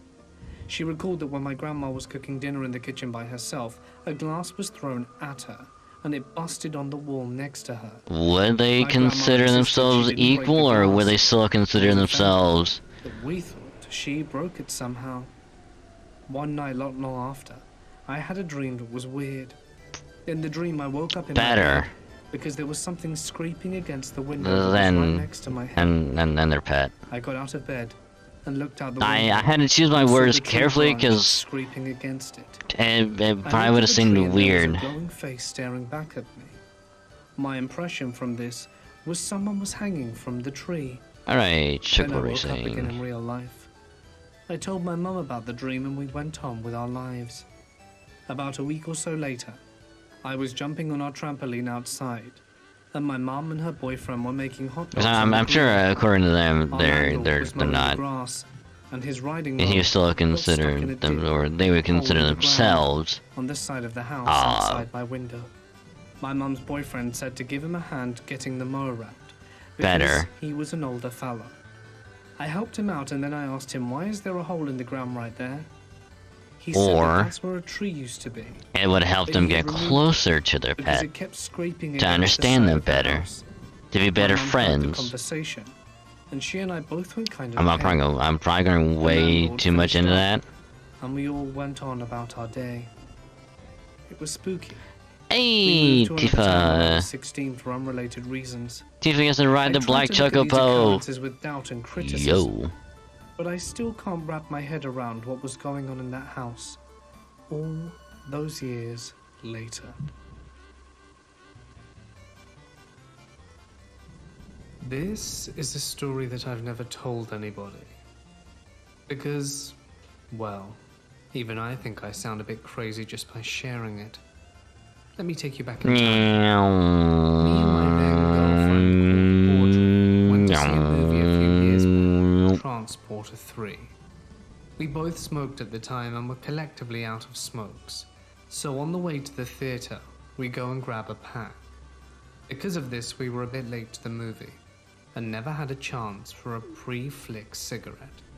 Anyway, we saw the movie, and a guy on our way out, called Mike, a friend of ours, came up and asked if we wanted to join him for a smoke. As we walked out the building, Audrey took off the plastic from the pack and tossed the plastic into the trash can. As we stood there talking to Mike, a guy came up to us and asked Audrey for a smoke. She told him we were on our last one. The guy didn't take kindly to that and started shouting about how she's lying and how she's got no right to lie to him. We offered Well, him a now we sorry sit dude here and and walked away. wait. Then things got messy. He grabbed Audrey's wrist and wouldn't let go and started shouting. Now I'm not gonna let someone harm the person I love, so I stepped between them and grabbed the arm he was using to hold her. Then, before I knew what was happening, I had horrible pain in my stomach and throat. My coat was getting wet, and Audrey was shouting, "Stop!" I also heard Mike saying, "What the hell?" Then I started feeling what I could only describe as exhaustion, and I no longer had the strength to hold my head up. As my head was dropping, I saw the red all over my coat, and the knife the guy was holding. My vision started going black, and the Oh sound shit, this guy became got muffled. stabbed. As I felt gravity overcome me, I heard a single sound coming from all around me, like it was the only thing that had existed. It was Audrey calling for my name for help, just once. The instant after I heard her, it felt as though the universe began to shake. A mid-range hum took over my ears, and all the black became a flash of blinding light. Then I was inside the movie theater next to Audrey and Mike, apologizing for startling us so badly. We were apparently white as ghosts. He then asked us if we would join him for a smoke, and Audrey quickly declined. We left the theater without saying another word to each other.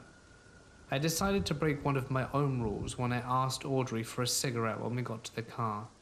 She took them out of her jacket and put the plasticless pack on the dash in front of me. I began shaking when I opened it and saw a single smoke missing. Audrey let out the most fearful scream I've ever heard in my life when we drove past a guy walking through the parking lot. It was him. She insisted she stay the night at my house. When we arrived at my place, we turned on all the lights and just cried in each other's arms. I asked her about it next morning and she confirmed it wasn't all in my head. But that was to the extent we ever talked about it. And I'm sure this experience is what led to the end of our relationship. Things got too intense between us after that. Wait a minute, hold on. From the time I was born, Hold on. So, if I heard that correctly, they went to a movie theater, they were outside smoking. Well, I have to assume outside smoking. Person walked up, wanted a cigarette. She said no. Person got physical, grabbed her over a cigarette. And so person A sees person C grabbing her, person B. So person A goes to grab him. All of a sudden,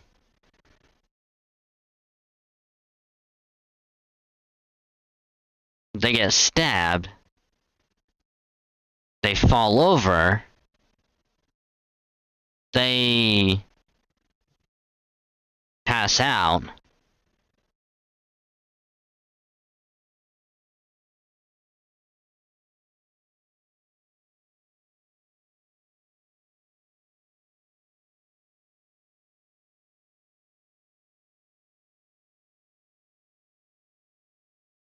And then all of a sudden, they're just in the movie theater watching a movie, and then they walk out like nothing ever happened.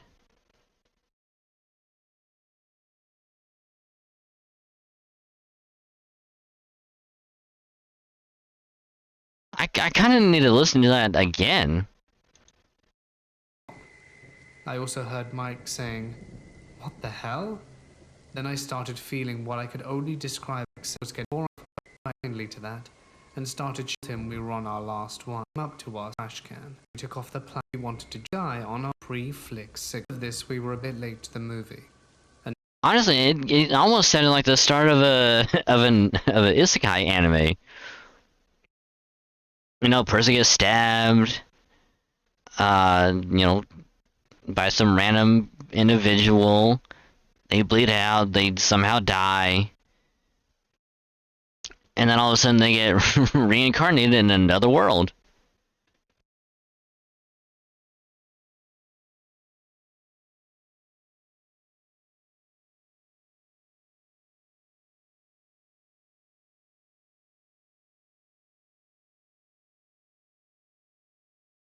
Medieval YouTubers like, why didn't you just wear chainmail everywhere? Interesting one channel recommended over a bulletproof vest. Whoever recommends a chainmail over a bulletproof vest, you're no, no. It's like you're getting shot by a bullet. You're not getting stabbed. And I'm sure someone was like, "Oh, but you're being stabbed by a bullet." No, you're getting shot by someone.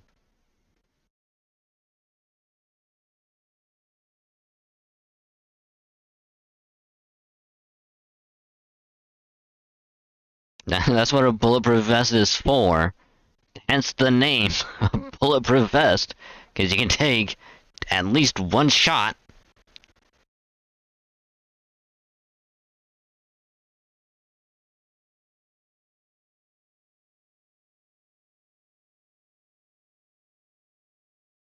Because a bullet, being as small as it is, and going way faster than someone thrusting a sword, can just go right through the little links in the chainmail. Go right through. Because they even had like the deadliest warrior of the pirate and the knight. I kind of want to say one of the things that they tested was the flintlock against chainmail, and it went right through. Reincarnated as a furry stuck in another world. Oh yeah, there's an anime,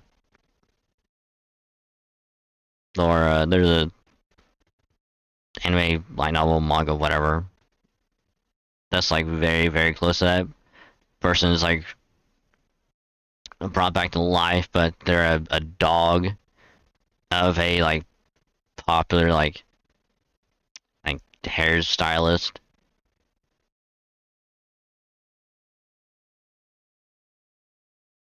Never had a chance for a pre-flick cigarette.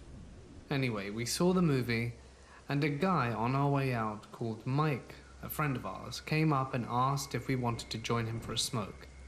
As we walked out the building, Audrey took off the plastic from the pack and tossed the plastic into the trash can. As we stood there talking to Mike, a guy came up to us and asked Audrey for a smoke. She told him we were on our last one. The guy didn't take kindly to that and started shouting about how she's lying and how she's got no right to lie to him. We offered him a "sorry dude" and walked away. Then things got messy. He grabbed Audrey's wrist and wouldn't let go and started shouting. Now I'm not gonna let someone harm the person I love, so I stepped between them and grabbed the arm he was using to hold her. Then, before I knew what was happening, I had horrible pain in my stomach and throat. My coat was getting wet, and Audrey was shouting, "Stop!" I also heard Mike saying, What the hell? Then I started feeling what I could only describe as exhaustion, and I no longer had the strength to hold my head up. As my head was dropping, I saw the red all over my coat, and the knife the guy was holding. My vision started going black, and the sounds became muffled. As I felt gravity overcome me, I heard a single sound coming from all around me, like it was the only thing that had existed. It was Audrey calling for my name for help, just once. The instant after I heard her, it felt as though the universe began to shake. A mid-range hum took over my ears, and all the black became a flash of blinding light. Then I was inside the movie theater next to Audrey and Mike, apologizing for startling us so badly. We were apparently white as ghosts. He then asked us if we would join him for a smoke, and Audrey quickly declined. We left the theater without saying another word to each other. I decided to break one of my own rules when I asked Audrey for a cigarette when we got to the car. She took them out of her jacket and put the plasticless pack on the dash in front of me. I began shaking when I opened it and saw a single smoke missing. Audrey let out the most fearful scream I've ever heard in my life when we drove past a guy walking through the parking lot. It was him. She insisted she stay the night at my house. When we arrived at my place, we turned on all the lights and just cried in each other's arms. I asked her about it next morning and she confirmed it wasn't all in my head. But that was to the extent we ever talked about it. And I'm sure this experience is what led to the end of our relationship. Things got too intense between us after that. Damn. From the time I was born, Damn, that until I was a was story. around Holy 6 years old, crap, that was a good my one. family and I lived in a townhome close Let's do to the my city's target. I community guess college. only saw. It wasn't particularly old, No, and as far as my parents knew, the remember house the had first no one. dark past to speak of. There was a good Um, chance the house was built on old farmland, and there was certainly a Native American presence in the cause area. the first one, The Dog X Scissors, house like, itself cause that's the one was where like totally she normal. tries to My parents moved into the house in 2001. use him as and like hadn't had like anything a out of guinea the ordinary pig. occur until I was born, sometime around late 2004. But yeah, it was the second one. 2005. Cause I saw This is them the have the first trailer experience on my family Twitter had in the house, and went, as told to me oh, by this my seems mum. like a, oh my god, My what is mum this was very close series? friends Jesus with the Christ. supervisor, Christy. Christy was over at our house quite often, since my mum often consulted her for Cause it help went at from, work, oh, and she would usually bring her son over to play with me. person is brought back as On the this dog. Oh particular my day, god, it was just what are they her. doing? My mum and Christy were down in the kitchen talking at the table. This went My from dad was upstairs in one of the like bedrooms adorable, changing like, oh, the this seems like a good series, to, oh My my mum goes up god, to use the why is bathroom, this which being was made? just across the hall from the kitchen by the front door, and Christy stays at the table. As my mum is in the bathroom, out of nowhere she hears a woman's voice she doesn't recognize, saying something along the lines of, Which, to put "Hello, it simply, handsome." they My were mum, thinking a going neighbor has come over to say hello, thinks feral nothing of it. And when she comes out of the bathroom, she asks over the Christy dog. if anyone's come over. Christy looks at my mum baffled and tells her that no one has entered the house and that she hadn't heard a woman's voice. As Christy and my mum look around the house, I always wonder what's puzzled, the purpose of the my accent dad anime comes titles. downstairs holding me and asks, I "Who th- stopped by to say hello?" No, We I heard kind the of same wonder that woman's as voice. well. No one could figure out where the voice had come from, or how both my mum and dad, on two separate floors 'Cause at the it's the time, same thing with had both heard the Hunter same Hunter. voice. Because some people Christy go told my Hunter mum X she got a Hunter weird or feeling in the house, but my like Dog parents X just Scissors wrote it or off whatever. and figured it was just a strange I wonder if it's coincidence. supposed to be silent This or if it's supposed to proves look to only be the beginning. appealing, It was around like this like time that my mum began aesthetic capturing these wise. strange balls of light in every picture She's like, she oh, took this around the series house. has an X in Now, my the mum title. This looks acknowledges herself that ooh, capturing looks a cool. picture or two containing an orb is nothing out of the ordinary, considering orbs can be caused by dust or tricks of the light. So I would have This to was assume it'd be like some These kind of like orbs were appearing in every marketing. picture she would take. My mum cut the camera strap off her camera, What tried is it? using Mega Elixir? disposable Kodak cameras instead of our digital one, and got the house deep cleaned several Yeah, Mega times. Elixir is actually Took really good to pictures in different have. part of the house to avoid light contamination, and even bought an entirely new black digital again. camera. But alas, the orbs still appeared in every single photo. There are hundreds of Wow, photos Tifa sitting in really albums wants to in our ride living room with the these black one. massive orbs in them. Alright. These orbs will show up later in the story. My mum hosted a group of mothers for young babies at our house, and Christy also happened to be a part of this group. One day the group was over at the house and seated in a circle in our living room, when suddenly Christy looked up towards our couch and screamed, pointing towards it. She looked at my mum in a panic and shouts, "There's a man standing behind your couch!" The rest of the group looked over to see no one. It wouldn't have been possible for there to be someone Yeah, he's by behind the because couch anyway. here he comes The couch was pushed up against the wall. Yeah. Christy grabbed her son. And 'Cause ran I've out heard of the people house. say, oh, it's Spy And X although she family, and my or mum it's remained Spy family, friends, or they haven't it's seen Kiss each other Sis, in or years, it's but Kiss X Sis. And it's like, on Facebook, Christy refused to enter the house. because if you, Christy had I'm seen actually kind of pictures curious as to containing how notes, many, since they were actually pictures of me and her son together that showed how many me series floating around have us. the X in it Seeing this man behind versus the ones couch that don't. was the last straw. She stuck to her word and never returned to the house for the remainder of our time there. It was around this time that my parents began to feel off in the house, Because it especially when kind spending of time feels in the basement like and in my bedroom. My mum would try as hard there's as she could to very, avoid very spending too much time in few, the basement, and both of my or parents as had compared told me to ones that they don't feel have like it. they were being watched as they tucked me into bed. Seems more common than you sometimes. realize. And then one day, Yeah.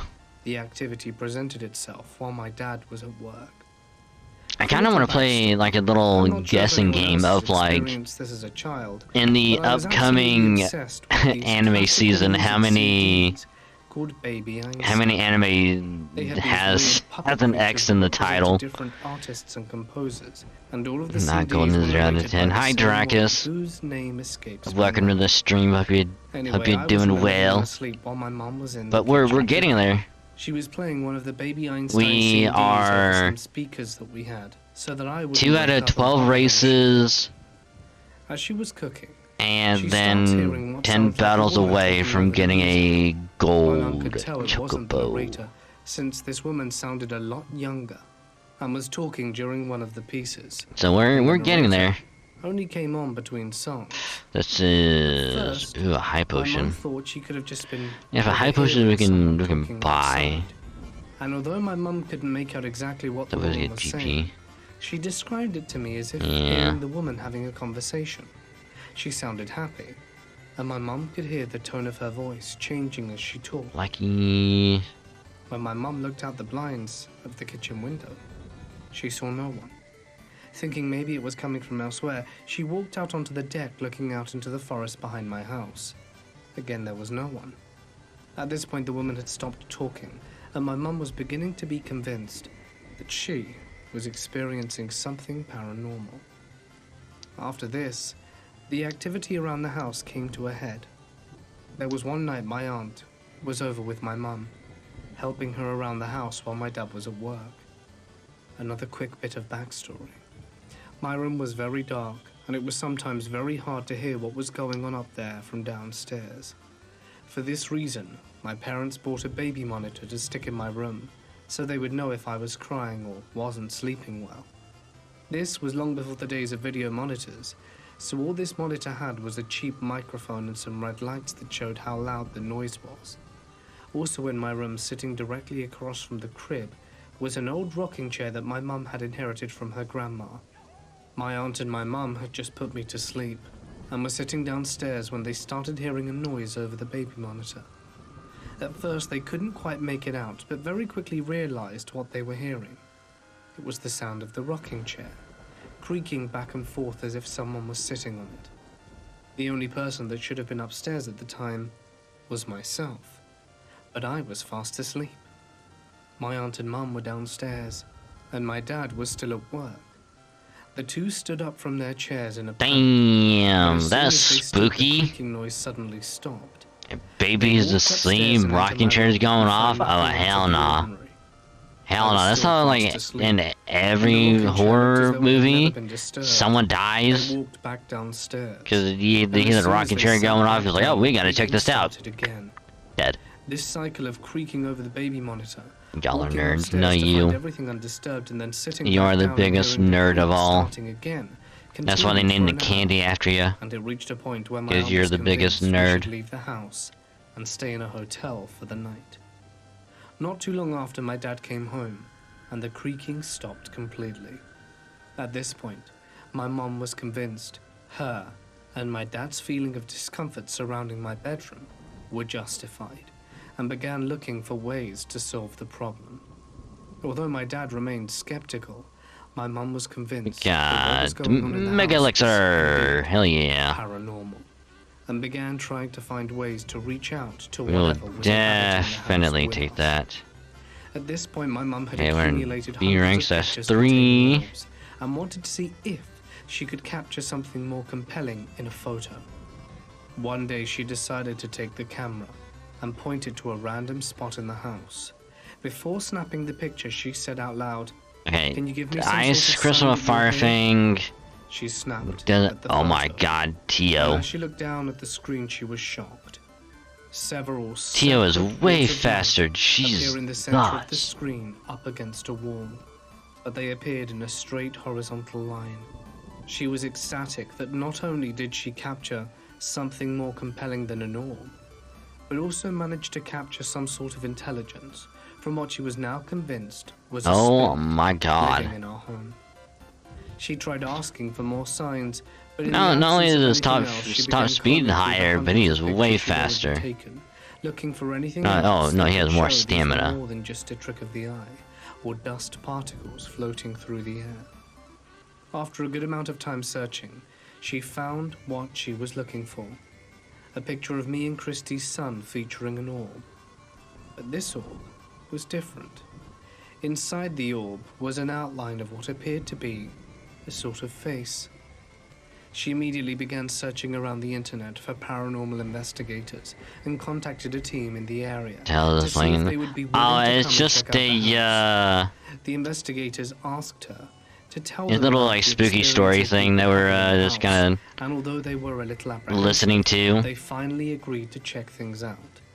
Before coming out to investigate, the investigators told her that normally they would not be willing to come and check out They kind of had like something to listen to while we were pictures of orbs and personal while we testimony. grind this They were racing convinced out. by both the sheer amount of pictures that my mum had and the two very bizarre photos, one featuring We can a line beat of him. orbs and the other featuring We the can orb beat him. with a face. We just have to get very The lucky and get investigators as did, far away however, as we albeit can. slightly skeptical, but immediately began experiencing strange activity. Almost as soon as the investigators walked upstairs into my room, all of their camera Fucking batteries beat died him. simultaneously. Hell This yeah. actually freaked them out. Hell yeah. With one of them looking at my Beat dad that and saying ass. something like, Hell yeah. "Your house is weird, man." These were all new batteries, and they died in 5 minutes.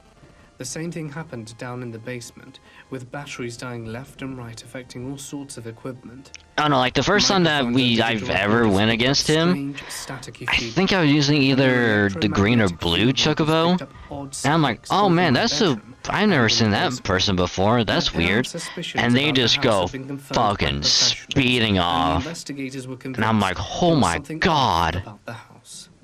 After reviewing the evidence and doing Ew, some hero deliberating, drink? the Yeah, investigators we'll told take my that. parents that they wanted to return to the house a second time, this time with more equipment, since they were convinced there was more evidence to be captured.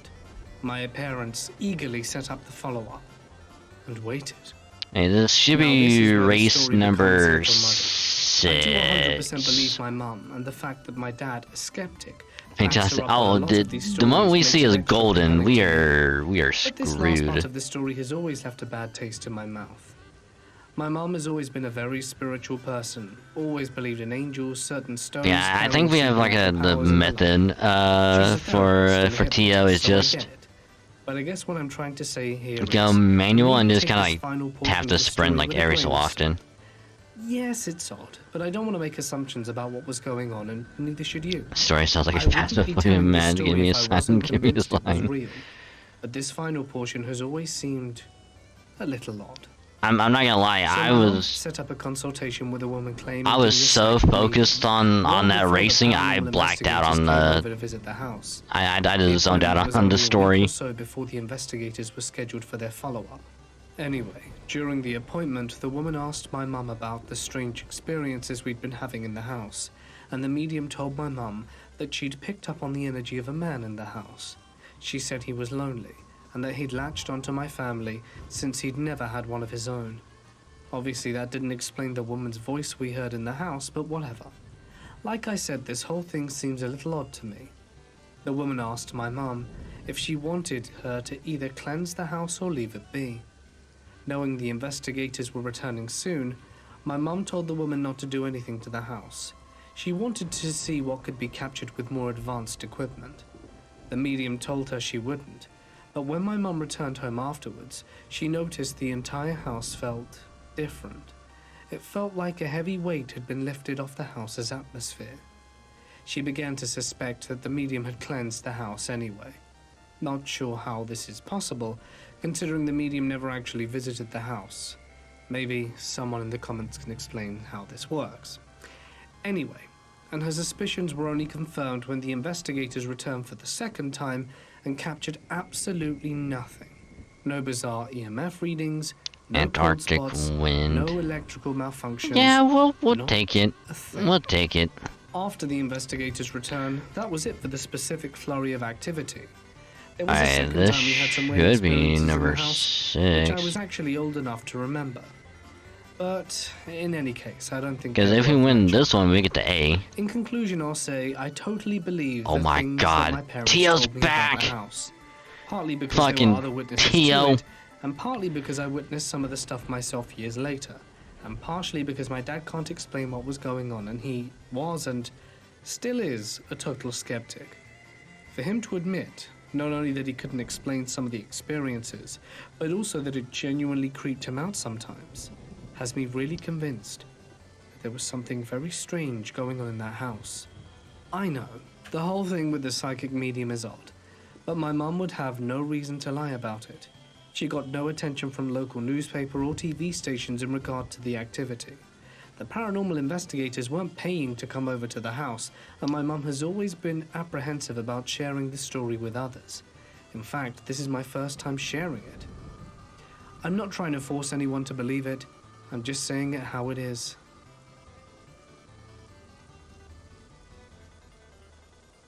These strange encounters happened back when I was 6 to 8 years old, and lived in a small, mostly unheard of town in Okay, we're Birmingham. still in the I'm lead. now 17 and live in Still in England. the lead. We're gonna Back beat then, I him. lived in this town, as did my mum's older sister and my older cousins.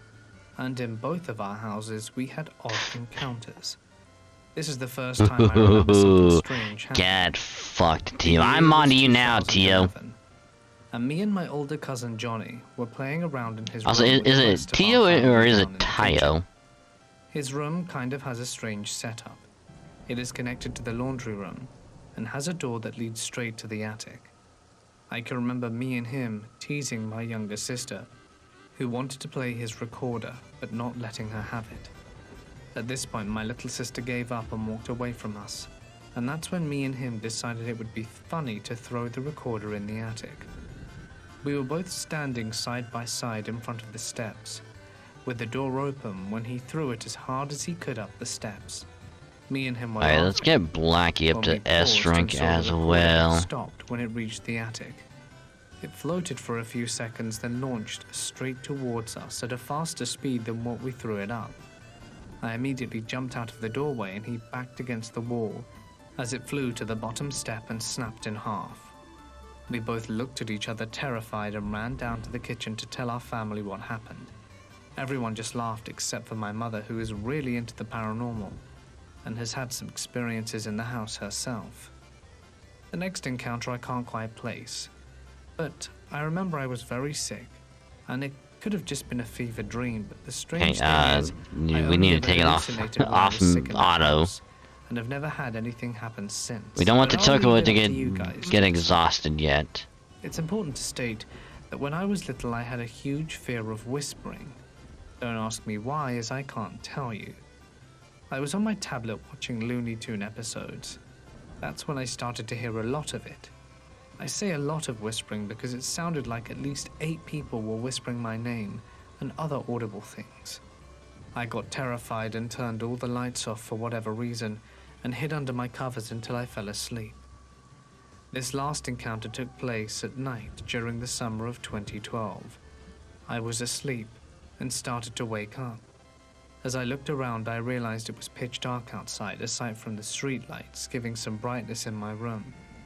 I looked down and realized I was sitting straight up, cross-legged, and my hands were moving, making weird symbols. When I looked ahead of me, I saw a little boy sitting on a few storage bins in my room doing the same hand symbols. As soon as I realized what was going on, I passed back out. Those are my stories, and I wish I had some explanations for them. Okay, so we got a fire I have thing. always loved the outdoors. I was fortunate enough to be born in the Great Pacific Northwest, the Western Washington Cascades to be exact. Okay, My let's father and do I spent another much of one. my early years of life exploring the mountains, fishing and hunting. There are parts of the Cascades I know like the back of my hand.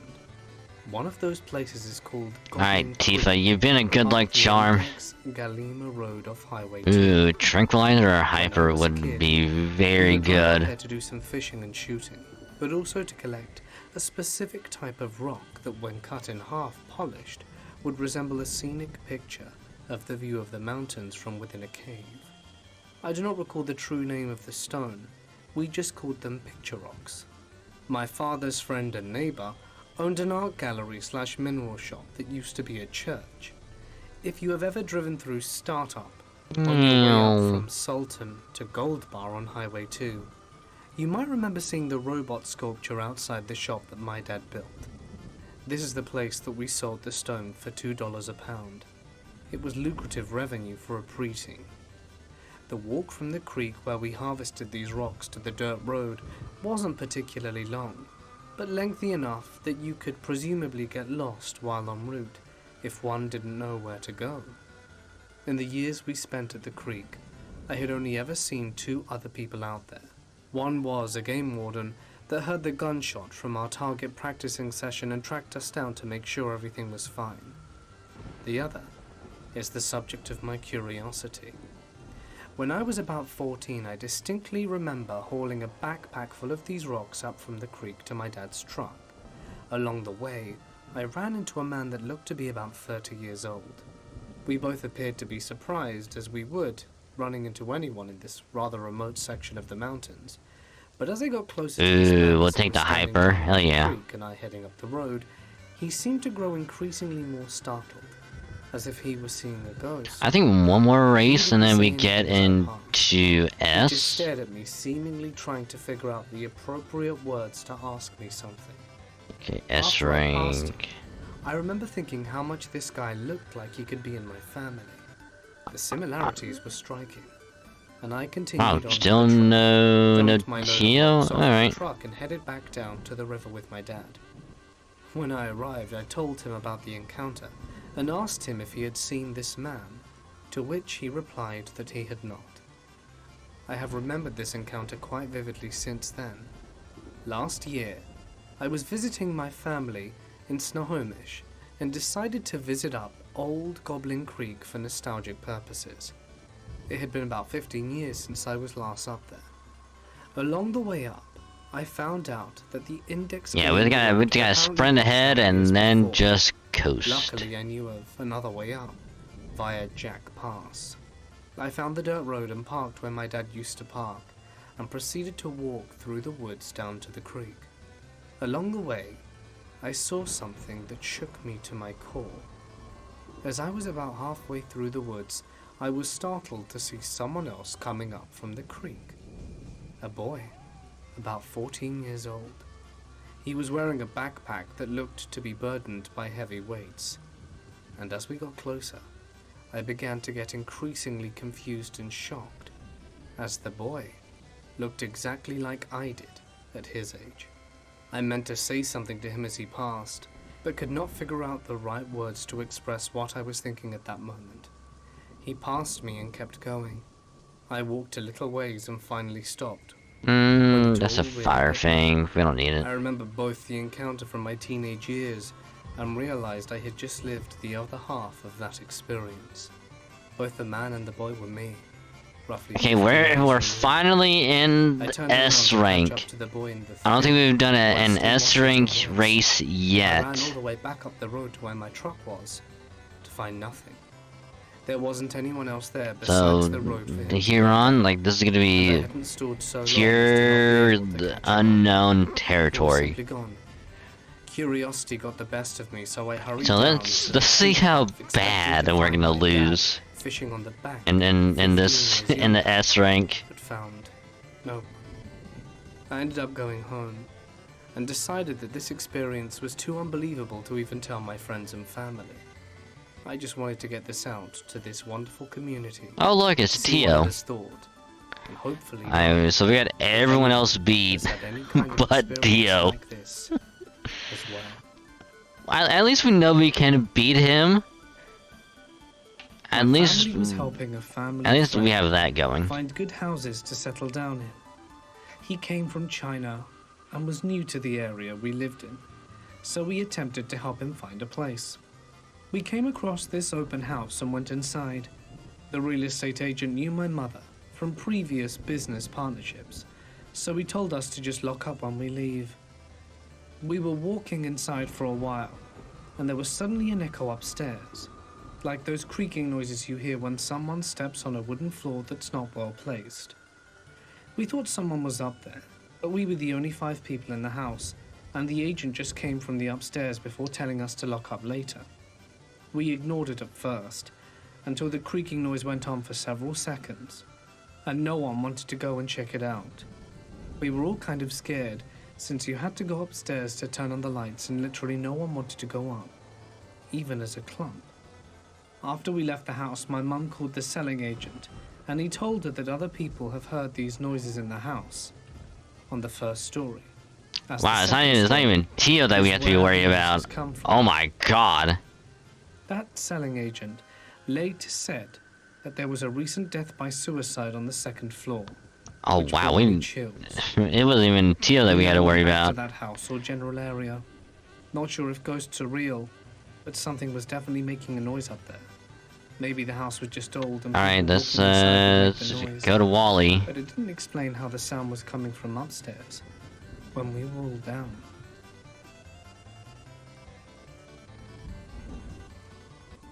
Years ago, I was returning home from a road trip with 2 friends. I received a phone call from my parents asking when we would be arriving, and I explained that we were about 25 minutes away. About a minute later, we come around a bend. It was a full moon and we could see the reflection from the lake below us, and other than that, the road was completely empty. Suddenly, everything went completely dark in the car. No lights from the dash or gauges or headlights on the road, and the music also stopped and restarted the beginning of the CD we were listening to. There was now a vehicle pulled over by the police about a quarter of a mile in front of us that hadn't been there 1 split second before. I assumed I had dozed off for just a moment. Why does a wonderful Chocobo look golden? After about Like a minute, it kind of gives the off driver that of the golden car turned the appearance, music even though all the it's way down and not. said, "Did that just happen to anyone else?" The other 'Cause, I mean, passengers in the clearly back it's seat yellow sat and- forward and abruptly exclaimed, "I thought I just fell asleep." We then realized the clock in the car was reading an hour later than it just had a minute before. To keep ourselves from freaking out, we decided that the car had possibly had a momentary electrical failure and reset the clock to an odd time, turned off the dash, lights, headlights and gauges, and restarted the CD player. But when we arrived home 25 minutes later, we were an hour late, and I am missing an hour of my life. And to this day, I have no idea how it happened.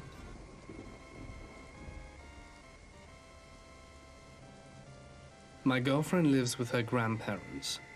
Her So what does it great-grandmother get? used to live there What does it too, get? Wally, until she passed away in probably the up very to room probably that is now my A girlfriend's room. as well. In her will, she left many of her antique That way we items, such know as her for sure drawers and like it's gonna cabinets. be They were very close. gold A Chocobo strange time. thing to mention here is that before she passed away, she told her son, my girlfriend's granddad, who also lives there, that when his time comes, she will take him. In French, it's C'est moi qui viendra te chercher. We live in Quebec. Anyway, for the sake of me telling the story, let's call him Roger. Roger's health had been declining quickly over the past 2 years. As a non-stop smoker who eats overly salty foods and refuses to go to the hospital even for a checkup, you can understand our slight concern. When we first noticed Turbo unusual activity in the either. house, it was Yeah, minor sure, we'll things. take it. Door that were left open when they were closed, kitchen drawers that would randomly be opened, the TV would randomly turn on and off, etc. However, as Roger's health deteriorates, the activity in the home is becoming seriously unsettling.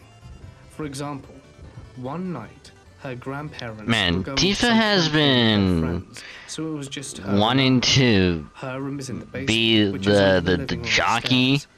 When it's about so 1 much. a.m., all we hear and feel are strong footsteps walking around the living room.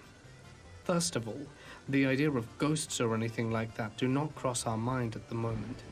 And we were watching Lucifer on TV, so weren't sleeping. And an idea crossed our mind. The only thing you can think of, or at least that we thought, was that there was an intruder in the house. I may be a man and physically fit, but my heart fell to my stomach.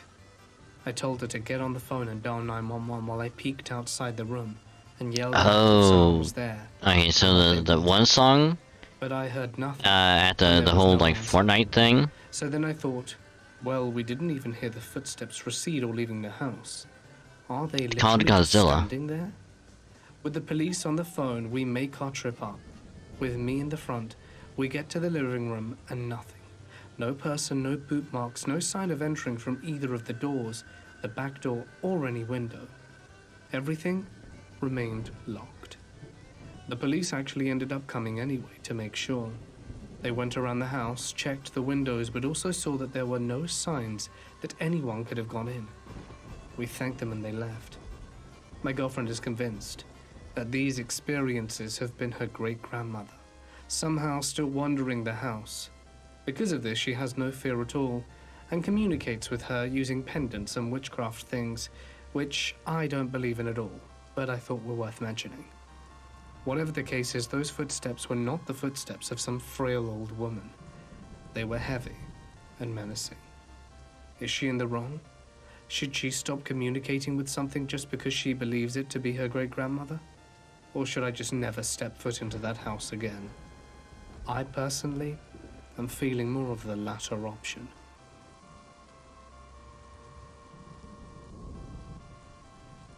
About 10 years ago, my family and I were scheduled to go on vacation to Orlando, Florida.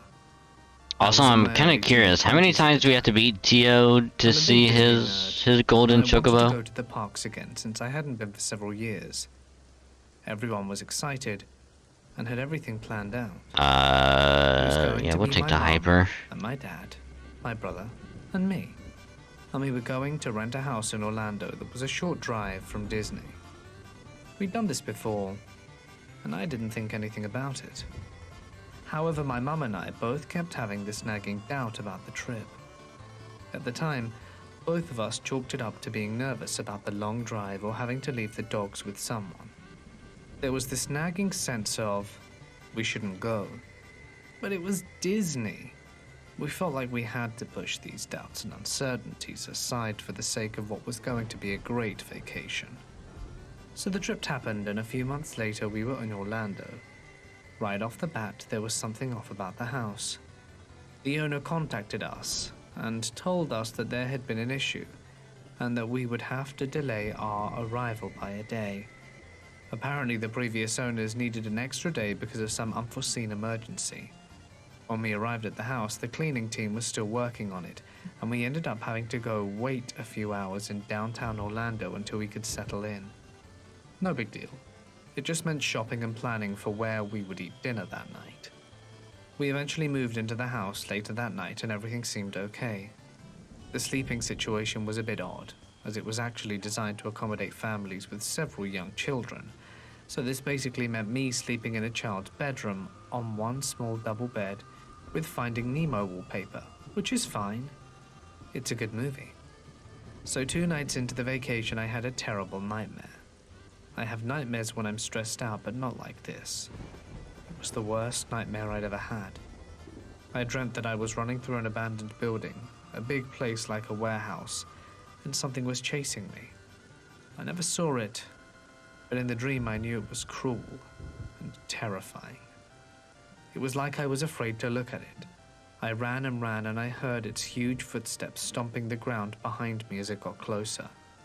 Whatever it was called me, and I woke up screaming. Now this may sound comical, but imagine the terror of this happening at 4 in the morning. I woke up screaming, jumped out of bed, and ran as fast as I could down the hallway towards the hall. I didn't know where I was gonna go. I was just terrified and desperate to escape from the creature in my dream. Fortunately, my brother was next door and literally caught me before I ran into the wall. I know we had the discussion already, but favorite candy, go. My mom told me later that when I calmed down I'll start. my breath, Starburst, Skittles, and Butterfinger. Voice that there was something here. How could we have known? I never went back to bed and sat up eating Oreos in the living room until everyone else got up and we were on our way to Orlando to do touristy stuff. We hadn't been out of the house for more than 2 hours when I suddenly became very, very sick. When I say sick, I mean symptoms of severe stomach virus. I was running a high fever, and by the time I got back to the house, it was like I'd been hit by a train, and I'd never been more sick in my life. I laid there in my bedroom surrounded by cartoon fish, and my fever burned. This was the worst that I've ever felt, and I began to hallucinate. My parents and brother made the decision to go back out and leave me in bed to recover. Oh, and also, when you name off your favorite candy, explain why it is the best one. Something standing in the corner of the room. Persuade me It was tall, why you think whatever candy is better. I didn't see its face. This is extremely fuzzy because at the time I wrote it off as a hallucination. And if anyone says Almond Joy, you're a liar and to me that it would take my pain away if it took you're disgusting. I vaguely remember saying no, and while I was feverish, I had another dream that angels were carrying me on my back, and I was told that I would suffer, but someday I would understand. The fever eventually passed, but I would spend the entire week very sick, and I did not see the black figure again or have any more nightmares, and at the time, I believe it had just been the effect of the fever. Long story short, the vacation continued even though it was a disaster. But it was the long-term effect that have kept my mind on this story for many years. This began a severe downturn in my life that continues to present. Because here's the thing with Almond Joy. My health and mental state declined. People who say they love it absolutely are diehard fans of it. Dealing with some of the most severe depression of my life. Mounds, Almond Joy, whatever. My entire family. Hell, even fucking Fig Newton. Depression, health People who say they love them swear by them and say that they're one of the best things ever made. Me, on the other hand, but the coincidences hell no. I do believe, however, coconut, there is something in bad, that house, disgusting. and I believe it chose to hurt Figs, me specifically. disgusting. And the darkness of its touch affected my life for many years to come. I can't speculate as to why it would have happened, or how it got to be there. Literally anything else is better Ago, my friend's dad told than me those by a fucking mile. About 15 years ago, my friend's parents... Hell, I would rather eat dark chocolate than to have a fucking Almond Joy. Worried that one of the kids had fallen out of the bunk bed, Michael went downstairs to check on them, but the kids were sound asleep and safe in their beds. Julia told Michael to check the house in case of intruders, and Michael checked the doors and windows before going to take a look outside. After about 10 minutes of investigating, he found nothing unusual and went back inside to go to bed. He found his wife absolutely worried. I'm enjoying the lip and he can't give up. Way too fucking sweet. And what happened. It's confused and tired. Michael And told the her thing he found is, nothing and tried to calm her the down. chocolate, awesome. She pointed out it was Almonds, now 4 fucking a.m. amazing. and that he had been Hershey missing almond, for 3 hours. She had even gone so outside to good. check on him, and he was nowhere to be But found. throwing and didn't coconut and all respond that? to her Oh, calling hell his no. name. Unable to figure out what happened, they returned to bed and slept until Michael It had that little like a few inside hours part of later. the coconut because Michael when they fucking use their owns a almond joy in painting mounds. business, and a few Had hours that in like after working 2nd on his grade. house, he Fucking notices hated his it. eyes start to feel itchy. Then his eyes start to burn. Then after a few hours his eyes burned so badly he was holding his eyelids open to not blink because it felt like his lids were sandpaper against his eyes. His employees rushed him to hospital, and Michael was treated for 2nd-degree flash burns on his eyes. He was told his burns were the equivalent of staring at welder torches without eye protection for an extended period of time. His eyes were treated, and he was lucky to have his vision fully restored. He is one of the most stand-up guys I know, and the way he told this story... He's probably so the good and the cake good as I can know. And like that's the thing is His like wife was there too, when it's and she made was like visibly that, upset. it just He was it just telling can't be her that good. story. But some people just fucking just go feral over I it, work as a and they care just assistant love it. for elderly individuals in rural areas of But if you England. make it a certain There different was one way, house that we used to go those to same people will that just I be like, jokingly yeah, it's called not the that good. murder house, because it looked like something you'd see in a movie dealing with mysterious murders.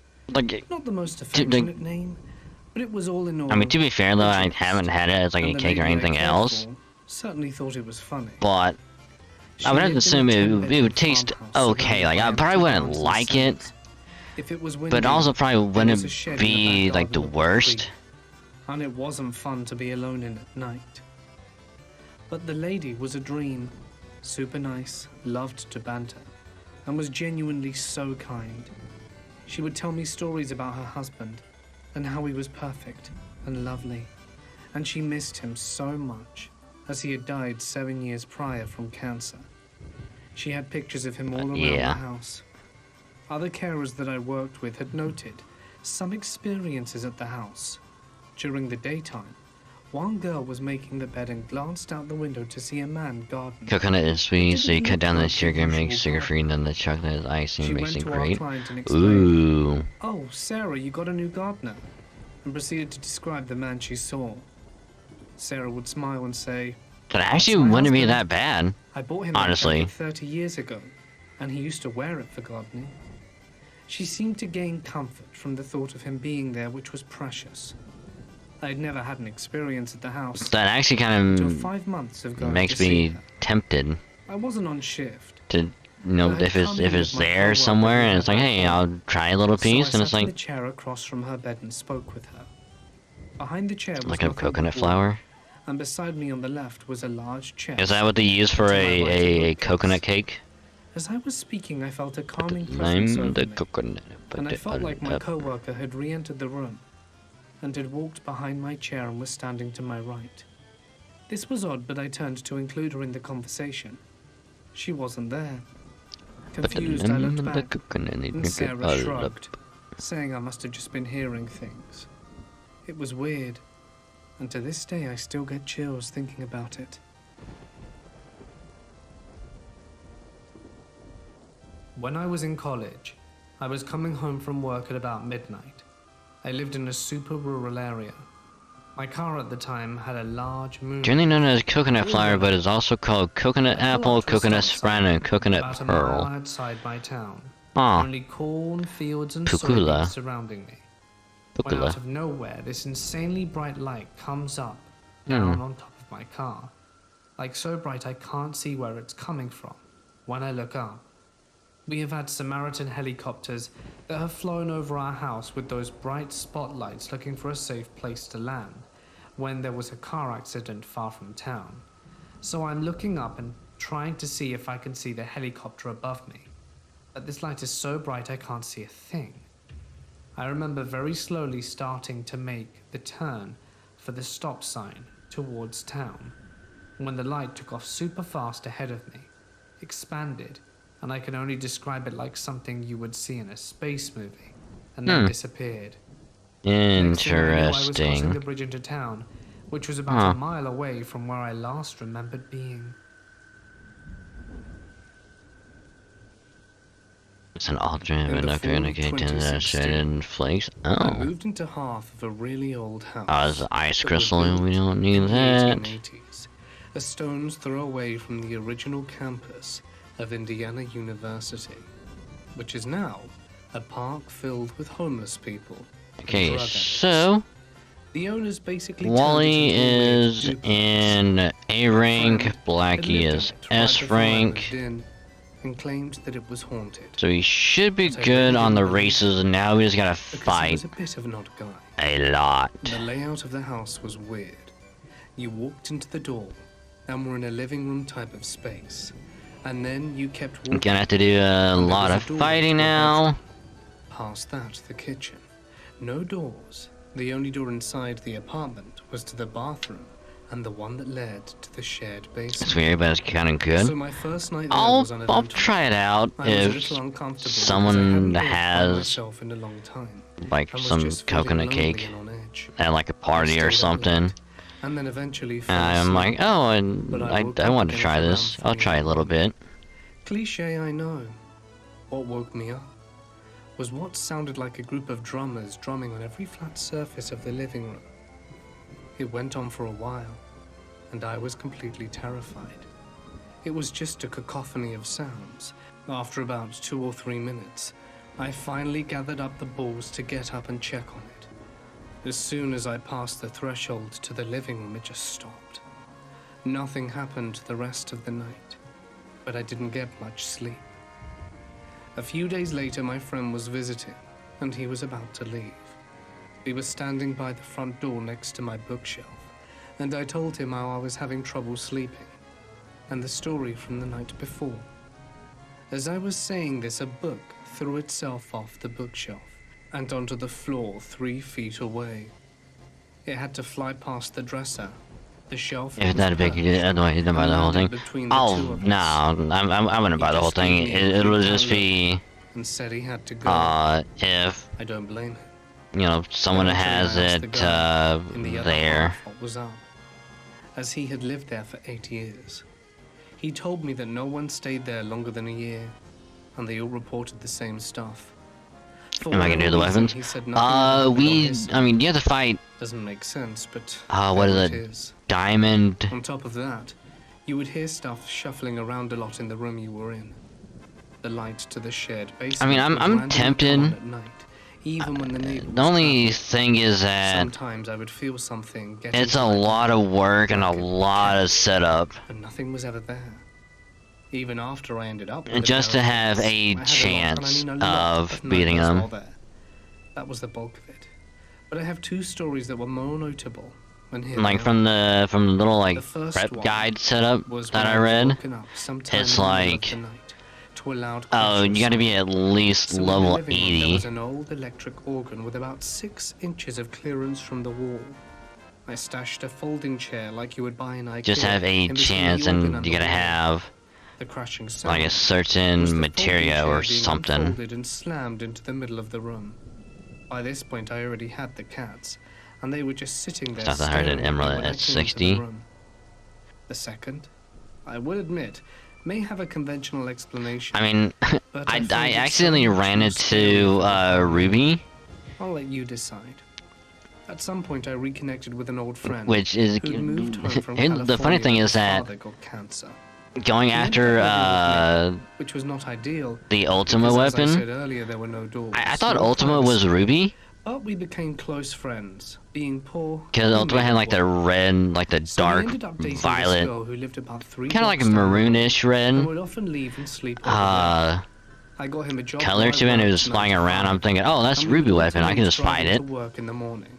beat it, and it's like, Anyway, oh no, one that's night he's the over at his Ultima girl's weapon, house, spending the one the night. that popped up And I during went to the bed. story Sometime that in the night, that he came back obliterated home, us, and he went to use the bathroom. and it was like It an in my easy room. fight. We just Remember, no doors. ran into So it he like had 3 to walk past my times. bed to use the toilet. Well, no, we fought it 3 times. I We wake had to up. run into it a He's there taking a fucking leak, lot. and I can see the light on under the door. When he's done and turns off the light, he lays down to sleep on the couch. It's winter, and the cats. Yeah, I have just been need to figure escaping out and where to coming back get late at night. the And one of them had been inside underwater earlier, so I materia, wondered if he had come in with my roommate. And if and not, I'm I would have tempted. seen him coming home and waiting at the door. So I decided to get up and check. I go to the door, open it, but there's no Luke. I close the door. I think that was and he fight is number sitting 3. right there by my feet with his sister. Okay, I look at the couch. The roomie's already fast asleep as usual. All is good and I go back to sleep. In the So morning there's I wake 3. up and my roomie's gone. I go about my routine and step out to smoke a cigarette while my Hit or car answer? warms up. As it gets closer to I mean, night, a part I of begin to me debate leaving him to drive himself when I see him coming sprinting thinks down the side. that We get in the car and start for work. I ask him what time he left in the to morning get to go it, back to his girlfriend's house. He said he was there all night. I just about crapped my it's pants. in one of the Locked because the door had some ancient lock design that locked like automatically. the one of every like the time we used it. materia And I caves, also know for a fact that my cat was outside. kind of like the and in Knights of the morning he was Round, back inside. I really where don't it's like know the only what to make way to get it is but with it the was really Chocobo. unsettling. And just for fun, a small third story. I said earlier my house was not far from a park that junkies and the homeless frequented. In the summer of 2017, it was And a locked, shop and and I drop. heard a bunch of noises on I my mean, porch, I so kind of went to assumed it wasn't. investigate. There were 2 dudes huddled right by my steps with a flashlight, and I asked them what they were doing. They replied using English Something you words, had a mini quest but for? not something Oh. I would describe as a language, and they started walking towards that park, through my yard, and the whole time one of them was just calling back to me, "Hey, it's the dark. Sorry."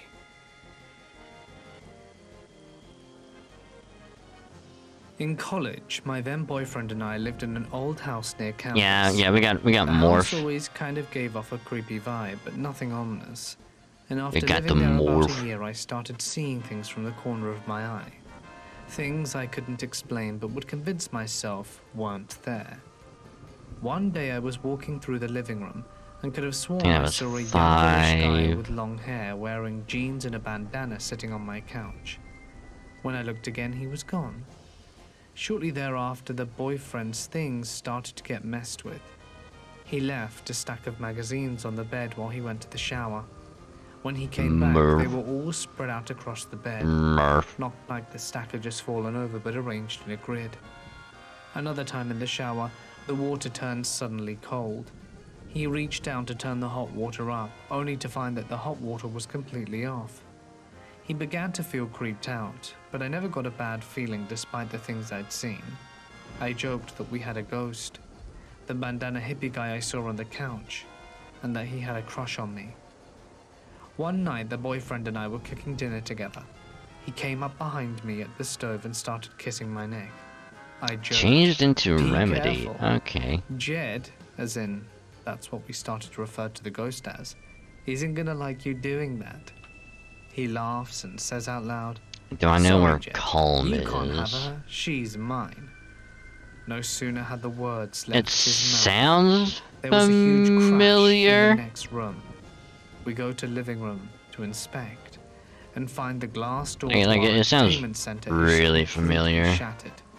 Pieces of glass were flung all over the room like the glass had been hit with something hard. After that, no more weird things happened. No more creepy feelings.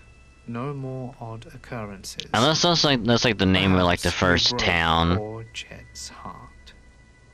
That's like right by Midgar. Where I live, there's a train that goes from my school to my home. The distance between those stations is about 15 minutes. One day, my friend and I left school together and boarded the train. We were both getting off at the same stop. Let's Yes, just say open the world. station of the train is Okay. Station 1, and our home is Station 5. The distance I between think each that was station is number about 3 minutes. We 7. boarded at 3 p.m. and chat. We could probably do 3 than more. 100 times before. 3, maybe 4 more, and then we'll do the breeding. Even the train announcer announces the stations as well. We constantly look outside for scenery to tell us it's our stop, and Nah. keep checking our watches and the Nah, so stations here's below. what happened with the Ruby We weapon. continue chatting, and then, Um, as usual, we get off the train. So I see the little and take like the escalator down thing and poking out of the grass, there. not grass, the sand, Confused, we give a quick look and around and notice we're I'm not at like, Station 5, okay, I can just bump it. Workstation 8. It'll do the No same thing problem. as like We Ultima, just and sat it'll just past run it, right? off. So we checked our No, watch. nope. 3:15. It just Both him and I immediate have fight, never been and able it to deduce killed what us. happened. The time needed to reach So quick. Station 8 would have been at least 10 more minutes. The train itself is automatic, so the distance and time never need to change.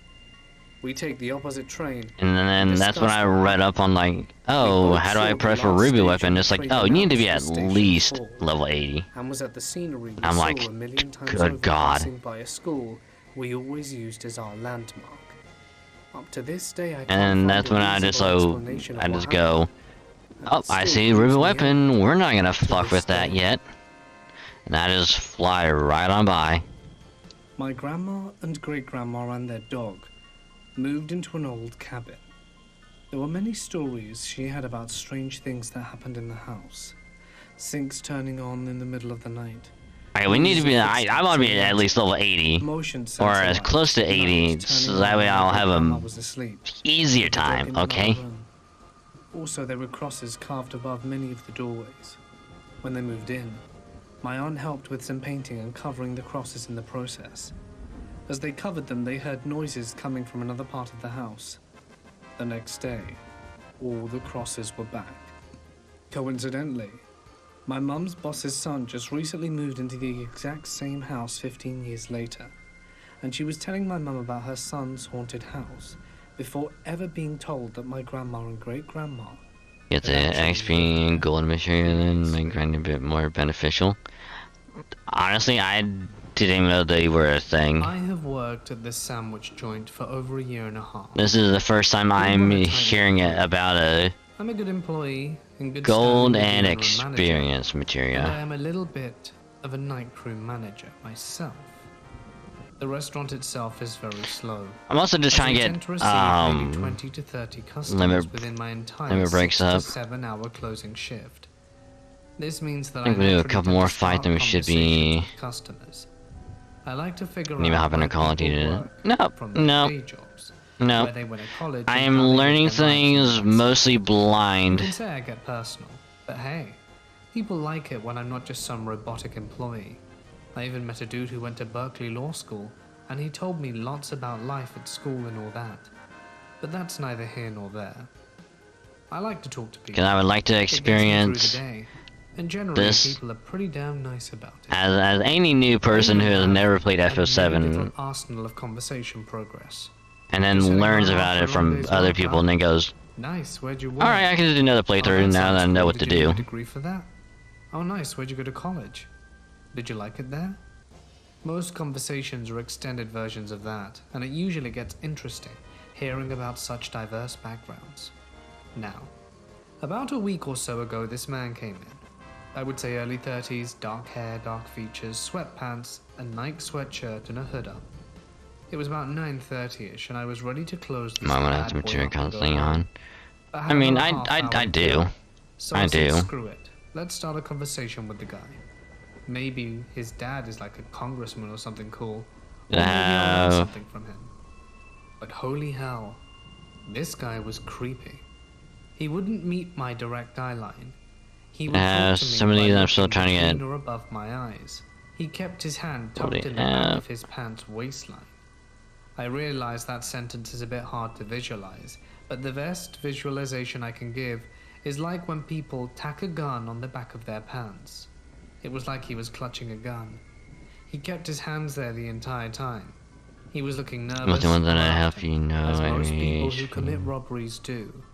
And as the sandwich making Didn't learn any weakness. progressed, I was becoming more and Yeah, more I think we'll be sure fine. that I was about to be robbed.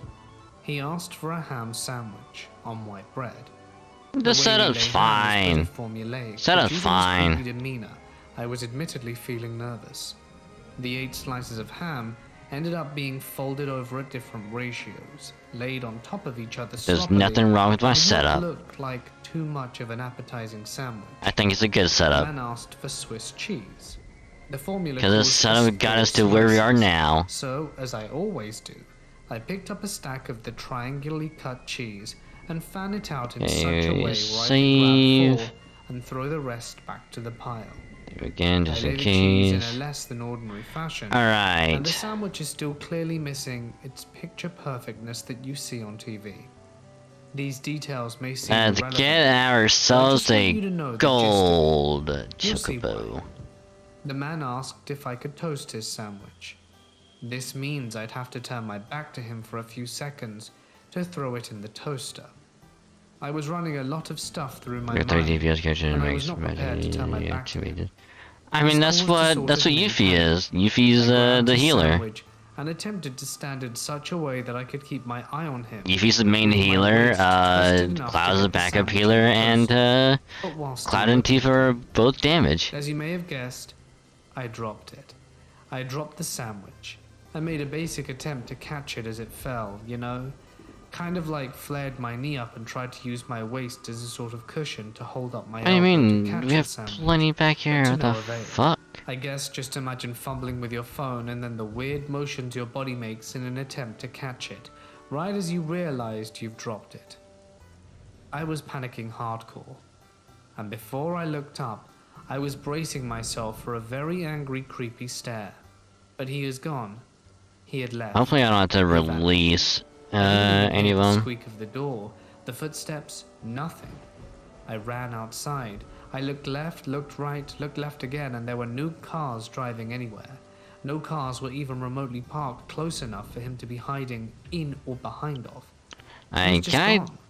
The sandwich was still on the ground, fallen face down. One of the triangles of cheese landed Can in I just the be perfect able to angular release one of contrast them? with the tiles of the floor. so I The can 8 move pieces of them? ham on the sandwich, 6 were left betwixt the bread and the floor, while the other 2 flew off and landed adjacent onto the cabinet on top of which the toaster is located. Fast forward to last night. A man much older than the first comes in. I would say 60s, white-haired, dark features, probably about 6'6". Was probably the tall, dark and handsome type dude in the 70s or something. Pretty nice man, up until he started ordering his sandwich. I just got chills remembering that last part, because I have no idea how to proceed with the story. It's just so unsettling. He ended up asking for white bread, and I started to carry on my casual conversation. How's your night going? Just getting off work? The man answered with a stern affirmative and offered no other information. Okay, clearly this guy didn't want to talk about anything other than his sandwich. Weird. What kind of sandwich for you, sir? Ham. Alright, pretty stern guy, no nonsense. Maybe he's like in the mafia or some shady stuff, and he got nervous when I asked about work. Alright, fine. Let me make you your sandwich and you can get out of here. He then I heard me reached saying that behind as his Ninja is a waist healer. in the I exact mean, I'm same not the way only one first guy did. that's I doing swear to it. God, the gesture and motion were all the exact same. I've been told to make either Kate Sith or Yuffie the backup healer, and I'm like, there in the exact same way the fair other man did point, about I'll just do a week Yuffie. ago. The same way. Everything started eerily coming back to me now. It was almost like the most jolting deja vu moment I had ever had, and I honestly thought it was just that, deja vu. But wait, there's more. The way I ended up hate laying doing the ham this. looked very similar. The distance between each slice, the way each layer peeled off the stack in ratio to the next, the way the slices fold over. I can honestly swear to you that I was building the same sandwich that I built a week ago. I was having one of those moments where a bunch of stuff just passes through your mind at once, and it actually is kind of surprising how many thoughts you can have in such a short amount of time. But I remember telling myself to just take the risk, and just reach for the Swiss, because I just had the feeling. How did you know I wanted Swiss? I was taken aback. He actually wanted Swiss. How in the world would I pass it off as a lucky guess? Well, exactly. Sorry, Frank. Lucky guess, I uttered, as I let out a meager, pathetic little chuckle. Sorry, Frank, The it man was nice proceeded knowing to you. say the most spine-chilling thing I'd ever heard. I read stories on Reddit about paranormal and weird stuff happening to a few people. There's actually a very popular Ask Reddit thread about it, and I always read the same variation of the quote, chills down my spine, and I have never really experienced that until that night. Hey, where's The man Wally? looks at me. as if I told him the winning lottery numbers for the next win. Very inquisitive. Okay, so from the guide that I Very, very read, strong it sense of says passion in his words most when he people said had to this. do No, Black Chocobo seems first. like you've done this before. He just called out my deja vu. He just confirmed to me that he was aware of my deja vu. At this point, the phrase the time traveler just made its first entrance into my mind. Give I looked at them him with the most the ridiculously Zeo. awestruck impression. I sat there staring at him for a good 5 seconds before I laid the cheese. It was a surreal moment. It was like the climax of this confrontation had already happened. But I still needed to lay the cheese and veggies, roll the sandwich up, and then ring him up at the register. How much creepier is this gonna get? I just didn't get it. I picked up the cheese in the exact same way I always do, fan out the top 4 slices and lay them back down. I was looking down at the same sandwich I had built a week prior, and I swear to you, the cheese, the bread, the ham, everything was just so uncannily similar. See, I was waiting for the little achievement to pop up, because then we'll know for sure if we got it. The man said, "Just lettuce and mayo." And yeah, we're playing that Steam. Phew. No toast. Aw, it's a Thank the female. good Lord, he didn't want it toasted. This If I had deja going on vu is YouTube, over, and it's probably all not. just a coincidence, right? Probably Well, not. Some of you all may not know, but there's a thing called a hot food tax in some places. Therefore, when a sandwich is toasted, there's a button for hot food taxation, and it's something like 12 cents. Goldie. So as a force of habit, I read the order back to the customer in this fashion. "Alright, sir, so ham sandwich not toasted with a bag of chips and 2 cookies." He looked very concerned with why I mentioned it was not toasted. Why did you have to specify it's not toasted? He said. Then I Oh explained to my him god, what I said is it above, gold? all about the hot food tax. So force of adorable. habit, because if a sandwich is toasted, you repeat the So order like, adorable. "Alright, a ham sandwich toasted with crisps and a drink, blah blah blah." And after explaining that to him, he was just Oh kind my of goodness, inquisitive this guy's so about it. Nothing adorable. too weird. I didn't want to keep him any longer, so I took his card, swiped it, and could not wait for him to get out. Okay, we have the gold As he walked chocobo out the now, door, he looked which back at me with the creepiest means smile you can conceive in your we're gonna little save imagination. real quick. He turned around and says what I honestly did not think I'll ever forget. "Just to let you know, I did not toast the sandwich because of the tax. I'm not that cheap." Okay, the guy's trying to lighten the mood, right? See, I Sweet. told you, Yeah, I know he's not followed the cheap. I mean, guide it's 12 cents. and said, hey, But he most felt people the need have to better tell me luck the real reason he didn't choosing the toast it. black chocobo I first, just and didn't it's like, want you to okay, drop it. I'll try And that just like out, that, because he if was it gone. doesn't work, I still have chills everywhere. kind of like when we This was were without a trying to doubt the most get spine-chilling thing I've the ever experienced. blue and green chocobos. I explained the whole I think we thing to got my blue father, twice, and I he had to came reload up it. with the idea that those 2 men were probably father and son, and were just messing with me. Am I Did that when making the it rest took of the 10? details up in my Well, head? that's the thing, is that Possible. I'm sure Do you know it's like why? it's The man pure who owns luck. the restaurant I work at So owns it was one like, other one. I'll do it this way. If it doesn't work, I'll try it the other way. That doesn't work, I'll just keep doing it until I get When Guy 1 the came, gold. I was at a store about 8 So- miles away from the store that Guy 2 came in. The realistic chances of those 2 men knowing each other and tracking me down, finding me across town, and messing with me like this is impossible. Yeah, and like I said, it three only other employees, the took manager of both stores, the morning shift about leader, and my 2 hours, like I said. the co-night shift manager are the Because of the only 4 goddamn employees racing. that jump between the 2 stores. And the chances of this being a Push-ups. planned and methodical Alright. prank is absolutely outrageous. Actually, I need to go in I have no and idea what I experienced. But if get you the gold, actually because took we the will need time this. to hear all this, please tell me if this is a legit right. glitch. I was talking to my best friend one day about life, and things were really calm and chill. My disclaimer here is that I was decently tired, but have never hallucinated or sleepwalked before or Get here. anything. Get here. It's still plausible that that was the cause, but it felt so different. To continue. Randomly in the middle of our conversation, she said that I entered some sort of trance and everything I said sounded like I was repeating it from a script. During this time, I remember opening my eyes and saw an oak desk under me with a paper with words and equations all over it. I remember writing with some sort of quill, but it was made of an animal bone. which was quite strange. Let's So as go. this happens, I'm reading through the scribble. Let's go. We and then got the it hit me. Chocobo. Hell A yeah. huge wave of excitement and relief, as if I We're gonna discovered something save. huge on this paper. We're gonna save again, And then I woke just in up case. and told my friend about it. And Cause I really don't wanna fuck it up. We'll save there. Maybe I was an inventor. I would throw all We'll of save that it away there. and not worry about it. And then we'll heal if not for up. what happened next. I smiled at her and began spewing out all kinds of knowledge. Make She friend was smart the enough to healer write is a some of it mage. down. And this is what I was saying. I to mean, her. I universe is really a shadow of tried another, going with Meaning red that our 3D world is a shadow like- or projection of a 4D world. like on the I team. made it clear that it was possible But- that our universe might be a shadow of a shadow. The speed of light, quantum entanglement, gravity, and I other just universal couldn't laws are flow all with him. I footprints just that prove this, and will be shown to the world in the next few years. cause like I made there's it clear too many that enemies that nature are would not allow flying and for he an just actual can't speed limit hit in the them. highest order universe. Tifa's too All good. Human consciousness in every human Cloud is also too is good. actually of a single being So- in the higher order universe.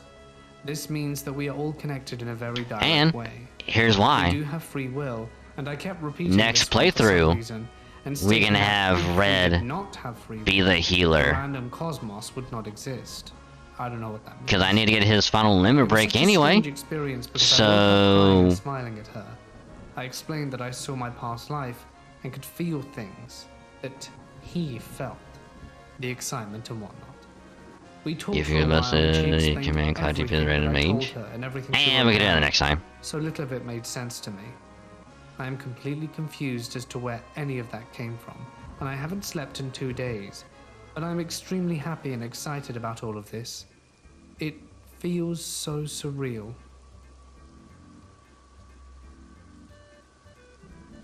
As a child at the age of 4, my family moved into a newly constructed house in the middle of Tennessee, and this is where my first contact with entities happened. One of the first nights I was there, I will always remember walking into my parents' walk-in closet. As I walked in, I felt a cool and refreshing wind Isn't it blow like the over, island over and here saw an somewhere? entity that looked like a man made of TV static standing There it at the is. doorway to the attic. I felt completely at peace and happy. However, I ended up passing out in the closet and pissing all over my mum's shoes. Later on, as I grew to be about 14, I saw a burnt face and manacled hands floating around my room by the door. I remember thinking that the thing hated me and everything about me, and the intensity of its malevolence made me pass out. The next day, I would walk through the area where the entity appeared and occasionally see it from the corner of my eye. I would routinely see shadows moving out of the corner of my eye, of men in big hats and cats and dogs. One day I saw these shadows. All of Oh. a sudden, my sister screamed bloody murder. I ran into Over the her course of room. many years, the Mako and saw energy movement crystallizes up my into peripheral materia. My sister said that a big cat, not our cat, jumped on her and pinned her down. I'm gonna go to this house to get My 2K sisters. saw I think we have way more than 2K the JP brand and new oven that we JP. had suddenly locked GP. and caught fire within, and it wasn't responding to button inputs or anything. The fire alarm went off and I called my dad to come home, and he turned off the gas under the oven. There was no explanation for the oven incident whatsoever. My friend, who was local, told me that the site of our house Yeah, we'll had three put it older on. houses before that had all burned 'Cause- down in that one spot. Boy, are we Strange gonna need it occurrences for the continued at the fucking house, battle doors arena. opening and shutting. My sister told me recently that after I'd left for the military, she saw a face out the window while she was reading on her phone. Lightning flash and the silhouette of a ladder falling. Then a mangled face pressed onto Hey, the there we screen go. of the window. Goldie's back in the The stable. basement where I moved to as a 16-year-old was also a weird environment. I once dreamed that the walls were closing in. Oh, I'm And only going upstairs in my for dreams to Cloud's. wake up on the couch um, upstairs. My best friend and I, under no influence only going of for drugs, Cloud's, also simultaneously hallucinated that we were at a McDonald's. Limit break. The basement seems to always amplify hysteria and cause people to act out of character. I mean, I At a could party have for gold high school on the students we Highwind, threw, a but normally mild-mannered kid freaked out for no apparent reason, punched a pregnant classmate, and also I had a scary dream about my grandpa being a Not giant yet. in my basement laughing at me. The next day, I found out he had died that night. I dreaded visiting my parents at this point because of the house. While they were very kind and loving when I was younger, by my teens they had become abusive narcissists and boundary-crossing maniacs, and quite frankly I was worried about them both. My father, a formerly devout Christian, had been visiting spirit Actually, I'm kind of mediums, curious which now. I Hold found on. out through a reliable source. They also refused to admit our house is haunted. That's the And port that's simply the town house. because of the I soul. also had a crazy Ouija board experience in high school. Me and a group of That's that friends went to the one. oldest building at school and began playing. I was skeptical about the whole process. And That's although a few the crazy things happened, pyramid. the thing that really blew my mind is as the session was coming to a close, it spells out, "Brandon says hi from hell." As That's soon as it medieval. spelled that out, my friend whipped her hand off the planchette and started crying. Apparently, that was the name of her dead brother. That's the Bear in condor, mind, or no, where the phoenix not a was at. soul had even known about Brandon's existence before this session. We got to say goodbye. That's not up And that was the north. end of it. After that, strange events started happening to all of us. With everything that I'd seen in my house, and now everything that was about to come, I definitely feel like I was cursed somehow. That's. I even went to a friend's dad's girlfriend's who used incense and tried to bless us. But she says that the Oh, that's evil not she it. sensed was intense. It's Let me Nibelheim. tell you, the next 3 years I was arrested 3 times, went to jail twice, was suspended from high school, kicked out of college, almost died That's in where a the car rocket is accident, at. and was forced to Wutai join is the over Navy to avoid there. criminal charges. And although the intensity in my life has died down a lot since then, I often feel followed and watched, and see dead cats out of the corner of my eyes too. I wonder, for real, That's if I am cursed. Caldwell Canyon. We moved into the house in 2001 when I was 11, and my younger sister was 10. When we were kids, we used to wake up late at night and go to each other's rooms to chat, play with toys, and sometimes go downstairs to watch TV or eat directly from the fridge. Her room was in the front part of the house, so during the night the street lights would illuminate her room with an orange light.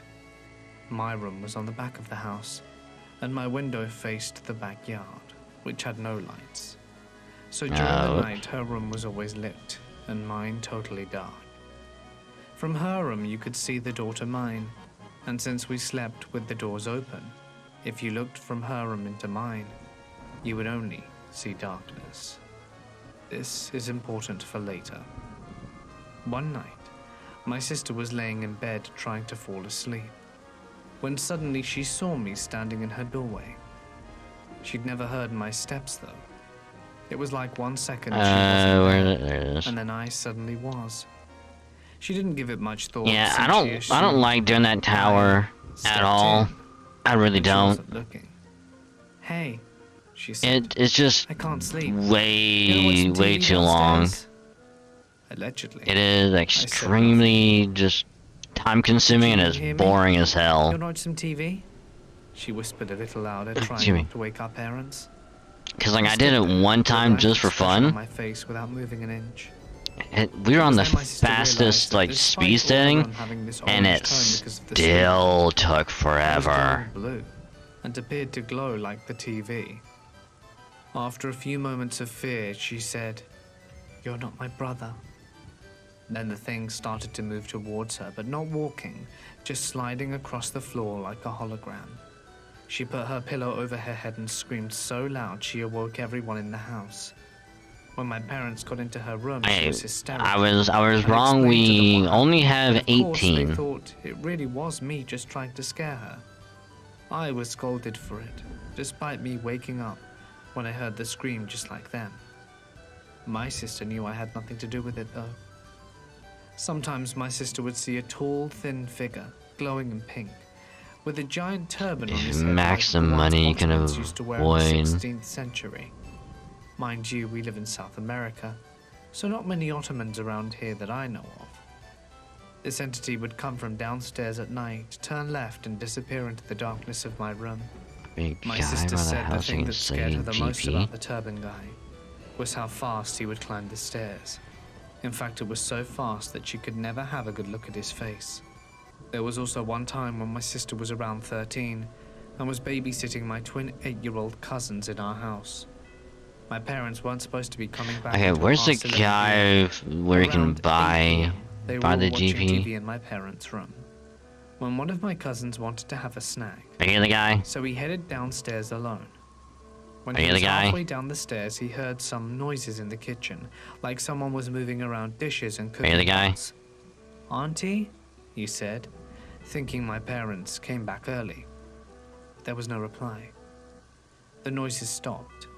Then the sound of heavy footsteps getting closer approached. In the He bolted saucer up the by stairs, the got back house to at the the room with my sister and my other beginning. cousin yelling that there was someone in the house.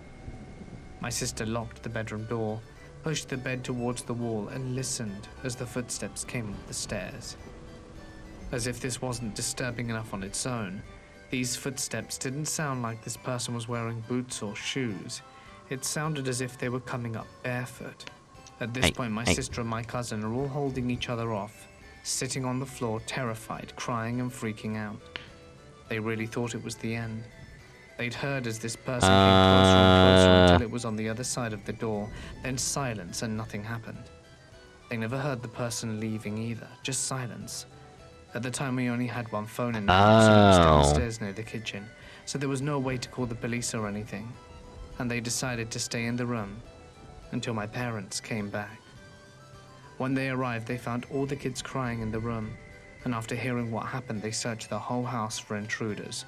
Of course, none were found. There were no open doors or windows, no forced locks or anything. After that, my cousins never stayed in the house alone until they were much older. This experience marked my sister, and she got so scared at the house at night that she started to stay awake all night in her room with the lights on and only slept during the day. She did this for about a year, from when she finished school until she found a job and moved out to her own apartment. I went camping with my buddy when we were 15 or so. We walked down from his family camper to sneak a cigarette in the field at the front of the campground. While standing there, we saw a light in the sky moving, erratically, in all directions really fast, very slow, and everything in between. Fascinating. We finished our smoke and there he headed back is. to the camper. As we walked up, his mother came racing out to us, absolutely irate, frightened. She said they had been looking for us for 3 hours. They had checked the field. One that we were GP is in. 100. We weren't there. In our minds, we hadn't been gone more than 15 minutes. We lost 3 hours of our life and never found out how or why, and never got to the bottom of it. My parents' second house had some oddities in the first year or so after we moved in. All but one event happened to my mother. This Yeah, one at was least the now we know first where the to guy happen, is at. which my dad Okay. also witnessed. That is, if you count hearing something as witnessing it. We had a shop vac purchased atop a freestanding shelf in the laundry room. Now, the laundry room was directly next to my Yeah, I parents' wonder bedroom, where Brother Gil in was. such a way that the washer and dryer Yeah, were we directly on the can. other side of the wall from their bed. Exactly how we had the washer, dryer, and shelves arranged, I don't know. Because shortly after this, we took apart the shelves and stored them somewhere else for unrelated reasons. However, the shop vac was atop it, and the washing machine was somewhere nearby. My mother usually keeps the lid to the washing machine open at night to let it air out. My parents heard this crash one night as they were falling asleep. It sounded like it was in the laundry room, so they went to check it out. The shop vac had somehow managed to land in the washing machine. There's our Now, buddy. it was positioned on the shelf in such a way there was no way for it to be able to fall off, and everything was pretty stable. There was no angle or anything that would cause it to slide off, and I know this because they tested it and tried to place it on the shelf in such a way that it would become unstable, but that never happened. This was the only poltergeist activity to occur. My mother often sleeps in the living room. Alright. The living room 2000 of the house is situated in such a way GP. that my bedroom and the spare room are off on one wall, and the doorway to the rest of the house, including the bathroom, is on the other. One night, my mother heard me walking across the living room, Underscore. presumably to go to the bathroom, except that I wasn't walking across the room, but it sounded like I was going in 992 circles more. around the I mean, we're only rocking chair going that's near for, the entrance to the hallway. My mother called my name, asking what I was doing. She got no answer. Only She kept going calling for, my name, becoming increasingly frustrated with me because I didn't say anything. Eventually, she turned on the light. Nothing was there. She checked on me, and I was asleep.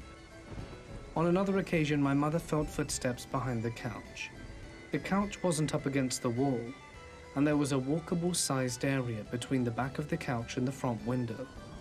The thing is, she didn't hear the footsteps, only felt the weight of some of the pacing back and forth. She said, "Can you stop it? I'm trying to sleep." And the footsteps stopped. My grandma called one day and said, "Did you call me a minute ago?" My mum hadn't. Grandma then continued to explain how she'd just gotten a call from us, and when she answered, no one was on the other end of the line. However, she could hear everything that was happening in the house. My dad was watching TV, my mother was vacuuming the rug, and both of my parents were arguing over something at the same time. She could also hear me playing whatever computer game I was into at the time, probably Warcraft 3. On top of all this, she said she heard a sound that sounded like paper being folded right next to the phone. Now, I've delved pretty deep into the creepy, spooky Ask Reddit collection, and I've seen other stories of old phone calls that involve fabric folding noises happening in the foreground. This game is Strangest part rigged. of this is that This it game just is happened to occur so on the rigged. exact same day that my mother's aunt died. This next story is the only one to take place within the last few years of my family living there, instead of the first. I had woken up before, though I cannot say how many times, by the voice of a little girl saying, Haha! "Hello?" Nailed I it. usually thought nothing of it, attributing to the random nonsense generated Fucking by my nailed brain it. while sleeping. The thing is, on the few occasions that Fuck. it occurred, the voice was the same. None of it was relevant to the dream, and I it well, we always got woke 2 me GP up. for that. Then one night, it giggled, sort of like a One and 2 are the ones you trumpet want. notes. The second being Yeah, but we have to slightly do higher pitched than the so much first. racing. The kicker is, I wasn't really asleep for that one. I was trying restlessly to fall asleep, but had not gotten to it yet. It's on my Cause I'm bucket sure list now to one see is a ghost, but probably as of yet, I've only ever heard one. the XP This final material one story takes is place on the last week that we would be living in the house, and my mother was Gil. cleaning the baseboards in the kitchen. I mean, I as she always had to done many assume times Gil's probably before. like the 1K and the By XP is like the baseboards, I 2K. mean these metal heating vents that rely on propane. While my mum was cleaning, she came across a piece of paper. But yeah, I thought this She would be figured like that it must have been way something that recently cheaper. fell back there, as had happened on occasion, since the Yeah, place where we kept no, business thank cards and you. such was right next to this spot. She pulls Well, it out, we'll worry about it and there's later. a picture of the previous owners of the house with Cause some other relatives of theirs. I think it was their cousins or something. we need as My mum found much this odd, as we can considering how get. she'd cleaned back there for 9 years at this point. I only ever found this picture within the last the week of damn living there. battle She gave arena. it to the previous owners, who were at the time living next door. They, of course, gave her context to the photo, and that there was nothing unusual about it. It was just a picture of them next to some relative. Okay, go to Before you XP. ask, no, the photo had not been taken after we moved in. That perhaps would have convinced me. Yeah, The but fact that there was nothing spooky about the we would photo already need to itself have a lot of makes money me either somewhat way. skeptical. Still, my So- mother thought it was the spirit's way of saying goodbye. There's actually a bonus story. My mother used to work part-time as a substitute lunch monitor at a school that was near where we used to live before moving into the house mentioned I mean, prior. yeah, but She used to commute to this school in order to by get walking the 100 entire length of a massive cemetery. Technically, there was more than one, right next to each other. 100 GP, She would travel from its northeast corner like, into the school is near the 10,000 gil. southwest. Anyway, the story We'd only be is able to that get during one of 600 her more, commutes, and it's like, she found the entire ground to be black with crows. They were everywhere as far as you can see. My mum didn't think much of this, as they mostly just hopped out of her way as she walked down the road. What she didn't think about till later was the fact that not a single one of them was making a sound. Yeah, excuse me. On a different day, she was walking through the exact same cemetery in early spring when she noticed a young girl in the distance wearing a dress. Because She here's found it upsetting the that thing. someone If we would can leave their somehow get child unattended in lucky, the cemetery, including very inappropriate for the weather. We later found out from someone who knows the story better that the girl is called Annabelle. and because that we she is need commonly like seen around the groves. In 32,000 fact, if anyone else is in order familiar to with get this particular spirit, I'd like to know more. clouds limit I've break. been unable to find anything other than the fact that she occasionally takes rides in the back seat of people's cars. My girlfriend and I had been together for about a year at the time. Never had big I problems. think We were both and pretty the relaxed grind people. doing it and the Never battling had with a it big fight and never had trust easier. issues. The whole shenanigan. So one day I was out in front of my apartment building smoking a cigarette. This was before we lived together, and I had seen her the night before, had a nice dinner, gone out to a bar, then gone back to my place, after which she took a taxi home. So as I'm standing out in front of my apartment building, she pulls up in a taxi. I wasn't expecting her, and was pleasantly surprised to see her.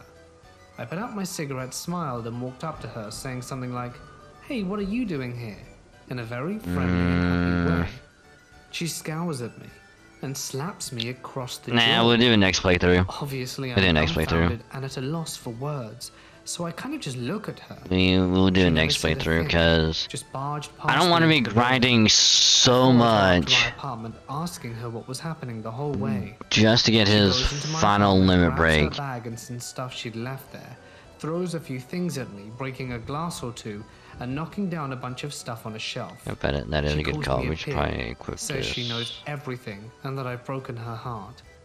I'm trying to figure out what's going on, obviously, and she stops on her way out when I touch her sleeve, glares at me again and slaps me, telling me something like, "I hope I never see you again," Oh and wow. walks out.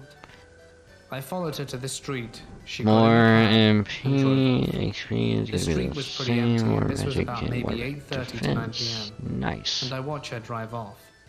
At this point, I'm at a loss for words, scared, and above all, sad. Then I'm watching the cab drive away. I need to make When sure at some moment, someone hugs me around my waist from okay, yeah.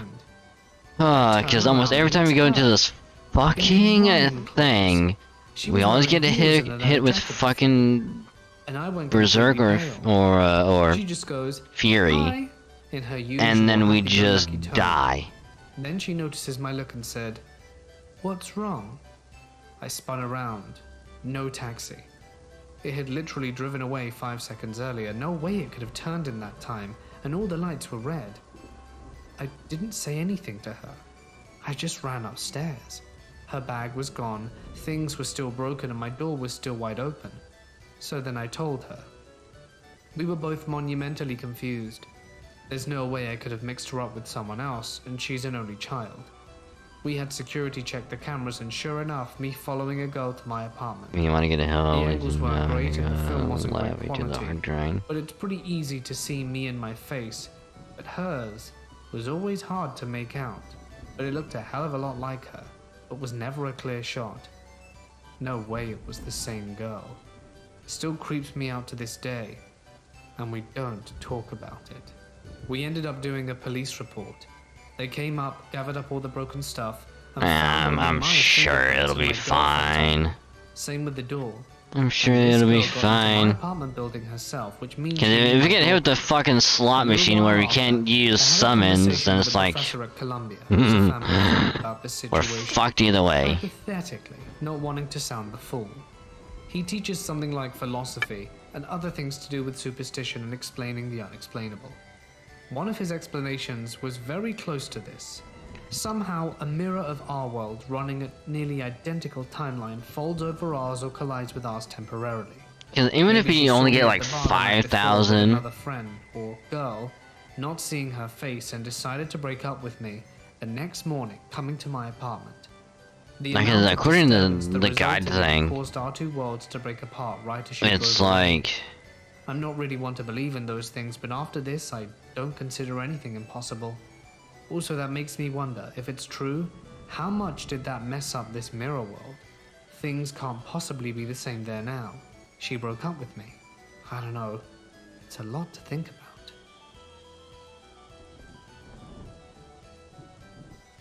My sister and I were just talking on the phone about some strange things that had happened to us all throughout our time in our childhood home. I mentioned that I thought our home was haunted because our mother had taken a rock from Auschwitz and brought it back home. My working theory is that the rock itself carries energy, or memory, or spirits that are imprinted into the stone because of the horrific trauma within the walls of the concentration camp. My sister and I were sharing stories and experiences that we had, which correlated with the time that the rock had been in our family home, as well as correlated to the movement of the rock from room to room. I am very aware that what my mum did was disrespectful. and Yeah, disturbed yeah, survivors. I just gotta remember It's just what taking a long button time to it put two is and two together about the to pause it. Anyway, just for reference, we would experience in our house physical pain unrelated to any obvious injury, mental health struggles, and thoughts of ending our own life, unexplainable and unintelligible whispers, shouts, loud bangs, and the like with no discernible cause. Strange sounds coming from underneath the floor in my bedroom, odd lights and anomalies in my sister's bedroom, and just an atmosphere of constant unease and anxiety. Any ideas would be greatly appreciated. We don't know what to go about this, but we definitely want to talk to our mum about having something done to cleanse the house, and doing something with the rock that honors the spirits of the innocent dead, while banishing any lingering spirits connected to it. Please, all suggestions would be appreciated.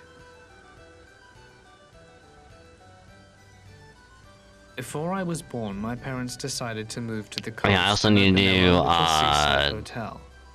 The first thing to do when they I moved also need to do was this to as clean all well. the rooms, so they took half each to speed things up. My mum told me this story when I was little. She was in a certain room cleaning, doing some vacuuming, when the Any whole carpet counterattack. started rippling. When I was little, I didn't think it sounded scary at all. I just thought maybe it had been caught on a carpet or something, so never really thought about it again.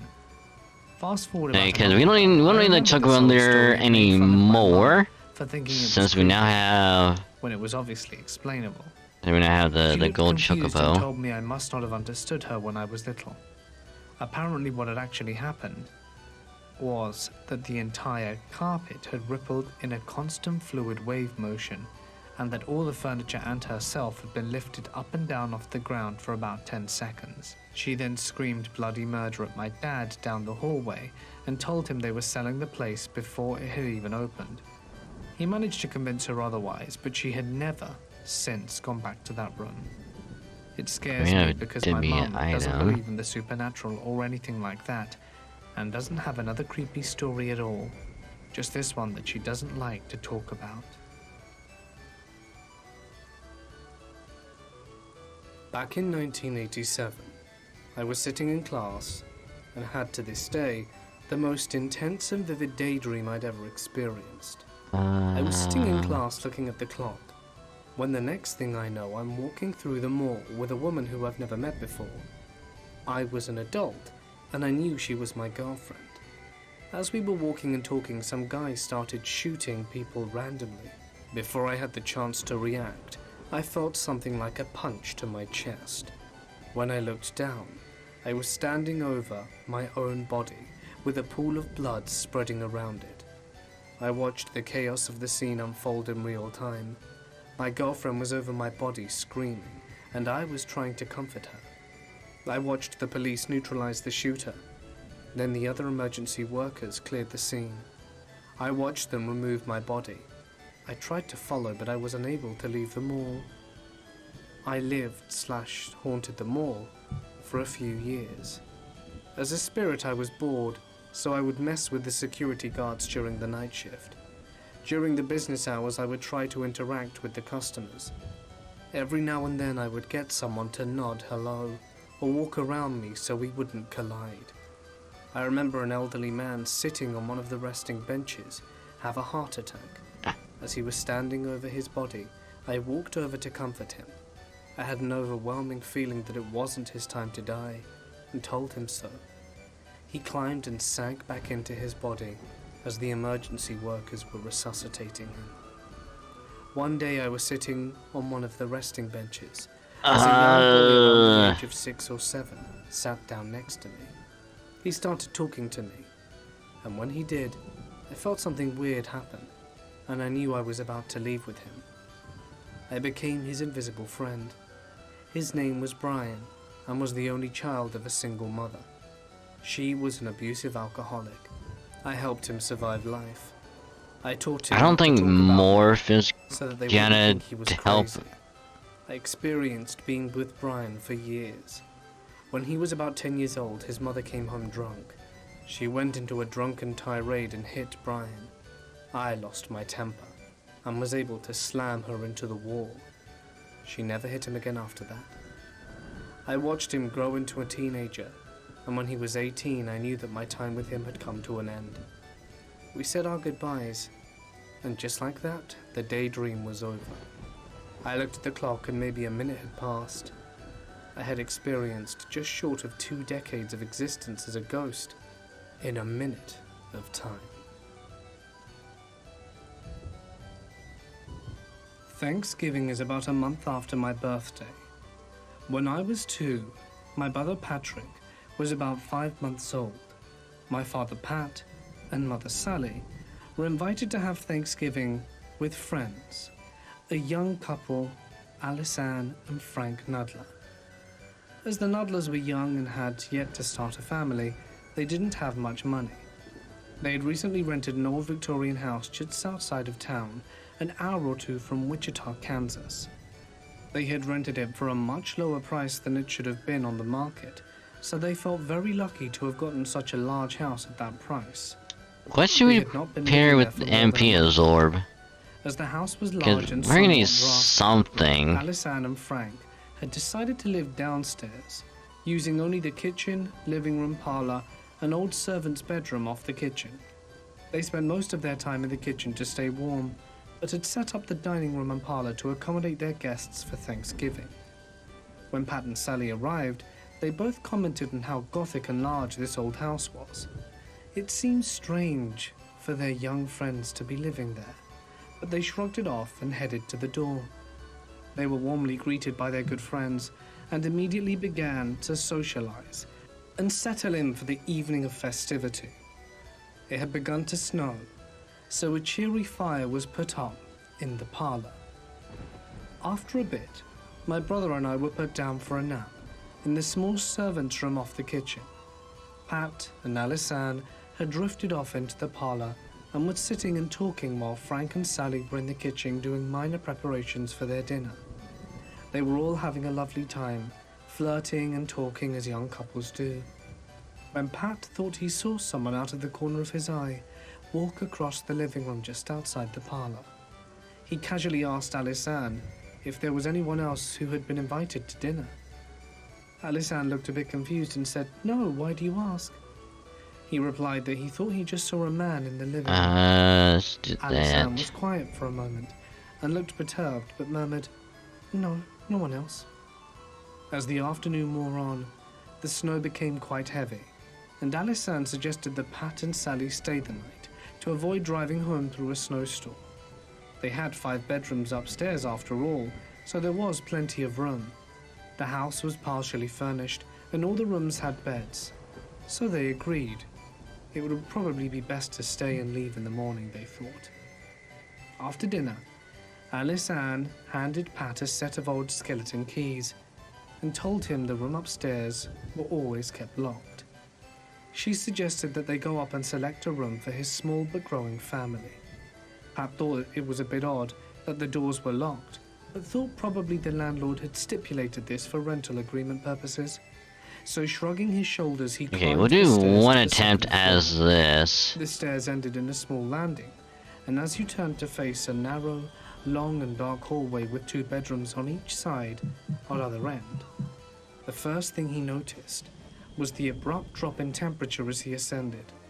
He didn't think too much about it, We'll do as it was one snow, attempt. after all, and there was no heat or fires lit upstairs. It did seem to be extraordinarily cold, though.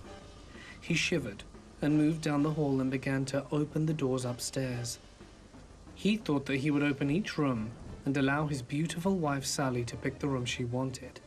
He intended to leave the doors open to allow some heat to penetrate before having her come up to select the room. As he moved around, he felt an odd prickling feeling, as though he were being watched. He shrugged it off and laughed to himself quietly, as he thought he was just scaring Wow. himself.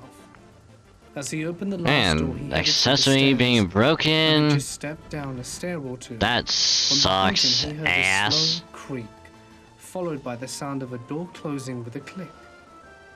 He slowly turned to see the first door closed, and the second door Times clicked and 30 closed with another damage. click, followed by the third. and Well, the this is fourth, really and the gonna fifth. suck. He stood there for a moment trying to rationalize what he had just seen and heard. He decided there must be a draft, or the house being old might be causing the doors to close. So back up he went to reopen the doors, only to find that they were all locked again. Down 5 Feeling levels. somewhat bewildered, he rationalized Fuck thinking it must me. be something to do with the age of the house and how the doors worked. He began unlocking them all over again, opening them and moving them back and forth to see how they would close on their own. But they seemed perfectly fine. Shrugging his shoulders, he finished opening them and again began to descend the stairs, only to hear another creak and slam. This time, the doors were closing with a bit more force, much harder and louder. He froze on the stairs and watched the remaining doors creak closed with a slam one by one. Fuck. At this point, Why? he decided it would be best to come back Why? with Sally to pick a room. He felt discomfort and a bit unsure to why this was happening, but decided to say nothing. Well, what could he even say? You're 0 He MP himself anyway. said he wanted Why to the not to fuck scare does it his wife. matter?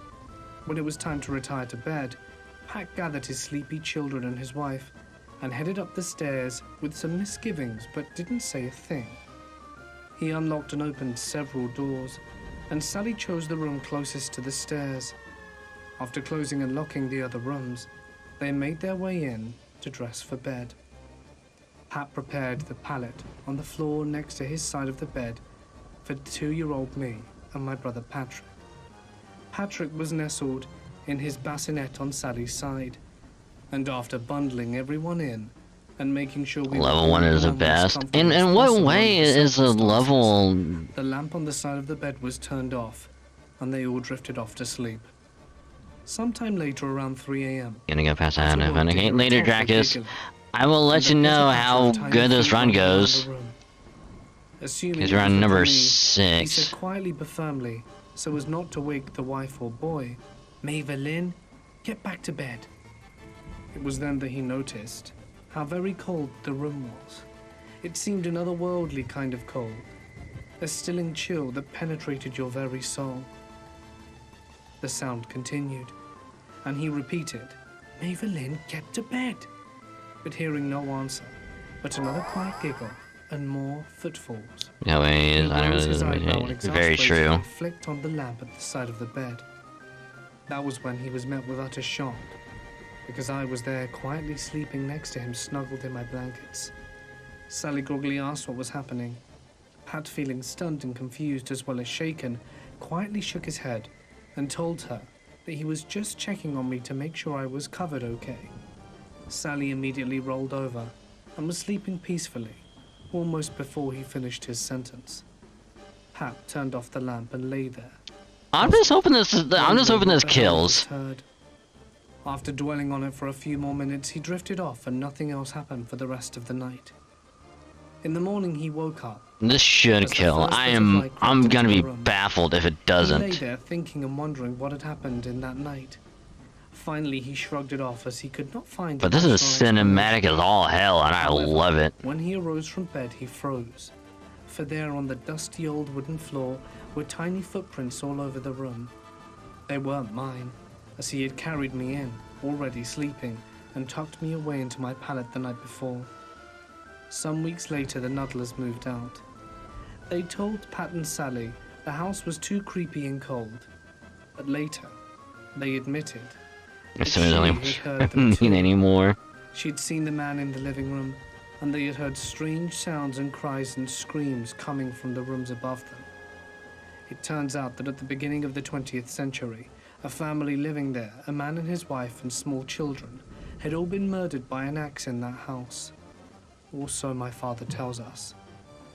When I researched the murders in the early 20th century in Kansas, I came across a murder that occurred in Atkinson, in which a small family had been murdered and discovered by a family the following evening. However, the house was not Victorian and was far smaller than the house my Hey, father there we go. described. Although he was prone to embellishing his stories, which he did quite well, and to the delight of his listeners, because it always made the story that much better. Ta-da! Growing up, Also, the my thing sister lied to and I me. were It friends said with we a would neighbor, get 10,000. We got 3,000. Molly ran away one day, so the three of us set out into the nature preserve behind our home to look for her. Matt's brother Chris Is set it out heavily separately. dependent on like The what preserve is an old dam/mill from the 1700s on that's rumored what to be haunted. handicaps When we got to the mill, we get? saw Chris and the dog on the other side of the river, maybe 30 yards away. Matt, I got her. I'm bringing her home, Chris yelled. But something didn't feel right, and the three of us gave each other that look. We headed home knowing Chris would be a bit behind us, since he'd have to go a mile or two out of his way to cross the bridge. When we got home, there was Matt's mum and the dog. Magic She was under the cannon. porch the whole time, she said. I don't. And a little I don't while think we later, have Chris it. showed up, having never gone into that part of the woods at all. When I still lived with my parents, I experienced some weird things.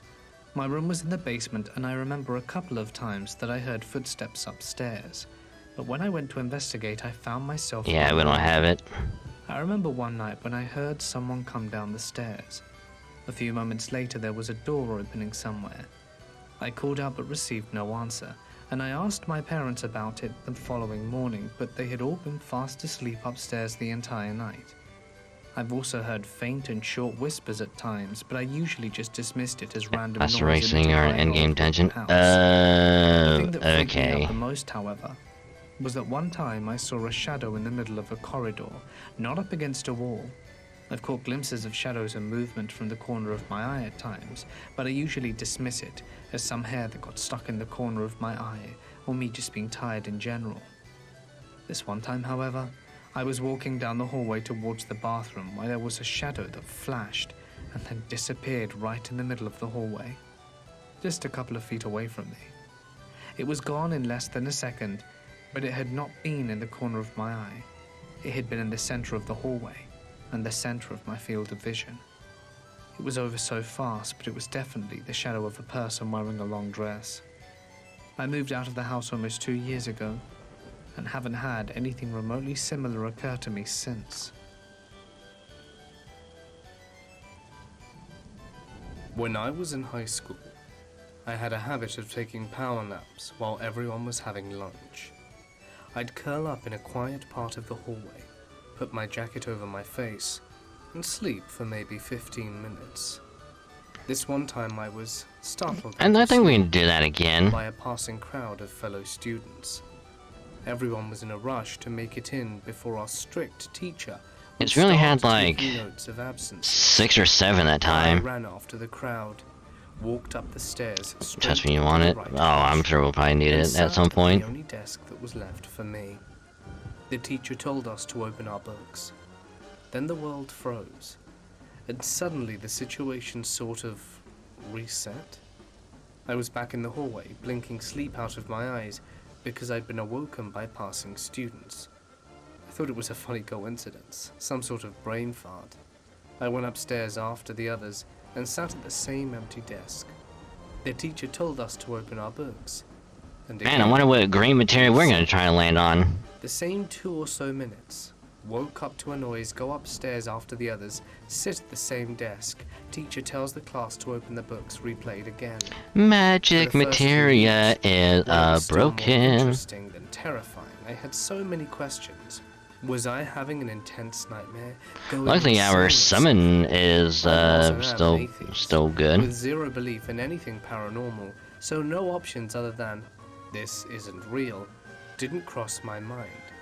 Some loops later, I started doing all these things I'd read about online to see if it Oh, was we're getting true. that 10 reading material broken signs, every trying to round. put my hand through a wall while looking away, that kind of stuff. Man, I wonder what red materia Everything we're gonna seemed be true to losing. reality to me. My theory and contemplation got more outlandish though. If there was some Well, sort here, of there goes our complex summon security materia. going on, the loop would continue indefinitely. Would that mean I'd eventually die of hunger? At the same time, I tried to mess around with the loop itself to see if something would happen, deviating from the route, but nothing happened. I tried staying in the hallway or going outside, but after about 2 or so minutes, I was always back in the Man, hallway shocker. regardless of my actions. I tried to engage Shocker with that students and teachers, our but summon everyone materia seemed is now preoccupied with their broken. own tasks. If I managed to get someone to talk to me, they were always irritated with whatever I did to deviate them from the loop. You Man, choose the shocker. class, or the teachers are going to be mad if we're late. I get the same default responses and same tones over and over. I even tried to injure myself I with think this scissors, heals us. an incredibly ill-advised move, I know. Yeah. But at this stage, I was basically out of my mind with fear.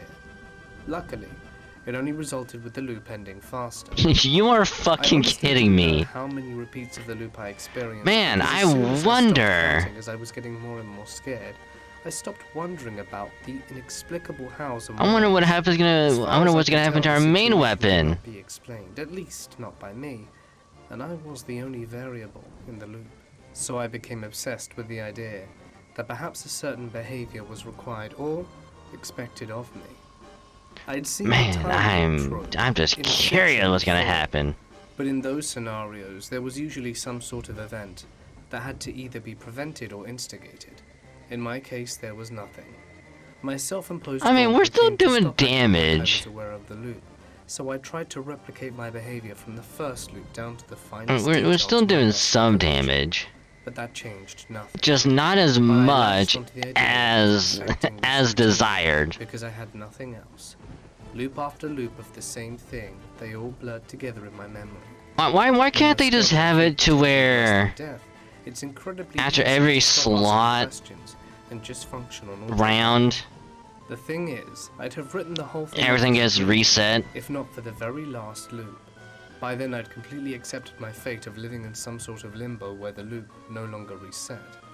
My teacher told the class to open our books, and when I usually would have woken up in the hallway again, the world hung. Oh man, I don't know how else to wonder what's describe gonna it. Time happen seemed to pause now. for less than a second. Just like you Man, might experience in a game when you quick save.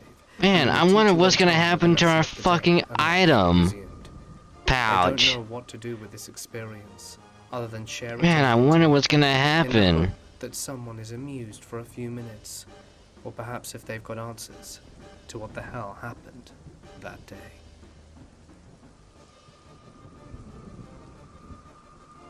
I used to live in a heritage house in the Philippines growing up. Heritage houses, for those unaware, are like really, really old and still functioning houses, most from the 17 to early 1900s.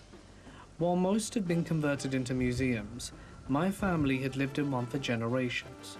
Now this house had seen 2 world wars and was once used as a makeshift hospital to treat wounded I know soldiers exactly during what's gonna these wars. happen after this So I don't one. really know where to start. I know On some exactly nights what's you could gonna distinctly happen. smell gunpowder and rusting iron, as well as burning tires around the house. But the smell would disappear as soon as you. We're gonna get hit with that fucking tonberry or that damn random windows opening or closing. with no skeleton explanation boat whatsoever. thing, and we're gonna lose. And the most I know real exactly what's gonna experience happen. was when I had some of my friends over. We just entered high school, which now is the equivalent of middle school first year, and we were So it's telling like each other jokes around the living room. I'm just Well, I gonna kid you just not. cut my losses We had there, basketball dribbling because from I inside the know for a house. fact what's gonna I've happen. now grown used to unexplained noises, but my friends decide to investigate. Lo and behold, we see a basketball roll by the dining room into the kitchen. Then we Not heard it laughing about dribbling half again by itself. later. One of my friends who Have a good investigated sleep. said he Restful legit sleep saw well, it and I'll bounce catch up you and down. later. So they got really scared and went home. I followed them because peer pressure. And after that, they refused to hang out at my place. I told this story to my mum, and the next thing I know, there's a shaman in my house spreading salt all over the dining room floor. I mean, December HP is still 2018. I was full, alone at home so with that's one all of that my really exes, matters. and she was out of town at work. One night I woke up to the sound of rumbling and keys opening the door. I get up and run towards the hallway that overlooks the stairs and front door. When I see the handrail, I immediately notice the handrail of the stairs is decorated with lights and a poinsettia wreath Have spiraling down the MP, rail. this I would was be incredibly okay. confused as I had never decorated it. Then a second later, a man walks in the door. I still remember his face so well. He was tall, maybe 6 foot, military haircut. I think it's worth noting that we live in a military base. Basically, everyone who lived in housing was active military. He was light-skinned, he looked mixed, thin, but in shape, and he looked like a runner. While I'm watching this man walk into my house, take his jacket off and put it to one side, on top of this small bench. All of this is happening so fast it felt eternal. As I'm watching him do this, I say out loud, "What the hell?" And he looks I up was where trying I'm to go for standing, the, and he's just as surprised to see me, and then he that goes, lucky "Oh, 7. crap." Then I run back to my room and hop back in bed. It's only then that I wake up again and immediately run towards the hall, but this time there's no poinsettia wreaths and lights on the handrails, and there's no man coming in the door. It's as if I had crossed into an alternate reality for a minute. Perhaps in a parallel reality, that man lived in the house and I somehow glitched and came across into his universe and saw him. He's probably still talking about that incident to his buddies, like I talk about it to mine. It was really bizarre. I lived in a haunted house. Let me elaborate. The house was in Milford, Connecticut. We moved from Connecticut the August before I was in first grade, and to there from Oregon when I was about 2 or 3. All my first memories are in that house. I have an older sister and brother, my brother being 10 years older and my sister 5 years older. My brother was in high school at the time, and my sister elementary. The layout of the house wasn't too odd. You open the front door to a large living room, and to the right, there are stairs to the second level. Also a closet along the wall on the left. You walk through the living room, and on the left is a large fireplace with one full-length mirror, and on the right side facing the fireplace. Next to the fireplace was the hallway that went to my room at the end of the hall. A bathroom on the right side, a basement door on the left, and my parents' door last. Going in the basement, it has the floor space of the main floor, so it was rather large comparatively. Walking down the stairs to the left was the laundry equipment, plenty of room for storage but was never used. On the right side was a TV, coffee table, couch, you know, the usual stuff. Because I was little, I doubted every memory I ever had of that place. I never once trusted myself. But now that I've seen some relatively strange paranormal stuff elsewhere, I've had my numbers read, tarot cards done, palms read, all that touristy fun stuff. They say I'm supposed to have some kind of connection to the other side. I'll let you make your evaluation on that, jokes aside. Anyhow, I was talking to my brother about a month ago. I was looking up the house on Google Maps and wanted the address. He calls me immediately. I know something's gonna go down because I've talked to him on the phone maybe 3 times in 25 years. We're close, but would rather not talk on the phone. The first thing he asks me is what I remember about the house. My brother is a cop, so between that and our upbringing, every question is looking for an answer. Every question is loaded with all this extra stuff and implications. It's never just a simple question. So I tell him all the crazy stuff I remember, and it turns out he remembers some of it too. What kind of little kid makes the effort to put sand on the inside of windowsills? The kind that's curious if the people inside the house at night are breaking in. What kind of kid lays ropes, strings, Ah, crap, all I did the kinds wrong of one. stuff all over the house that would look like laser group patterns to monsters? The kind that has seen them and is afraid. What 8 to 11-year-old girl won't go to sleep in her room at night and will sleep on the floor of their brother's room? The kind of girl that's forced to sleep there because they're scared out of their wits. Let's get to the stories. There was an occasion I need to get where I more was taken out of my top cornucopias. bunk and placed gently on the floor with both beds made when I awoke. I remember a bright light from outside my room light up my room, and somehow one of the lights seemed to move me. My dolls would also eventually start moving.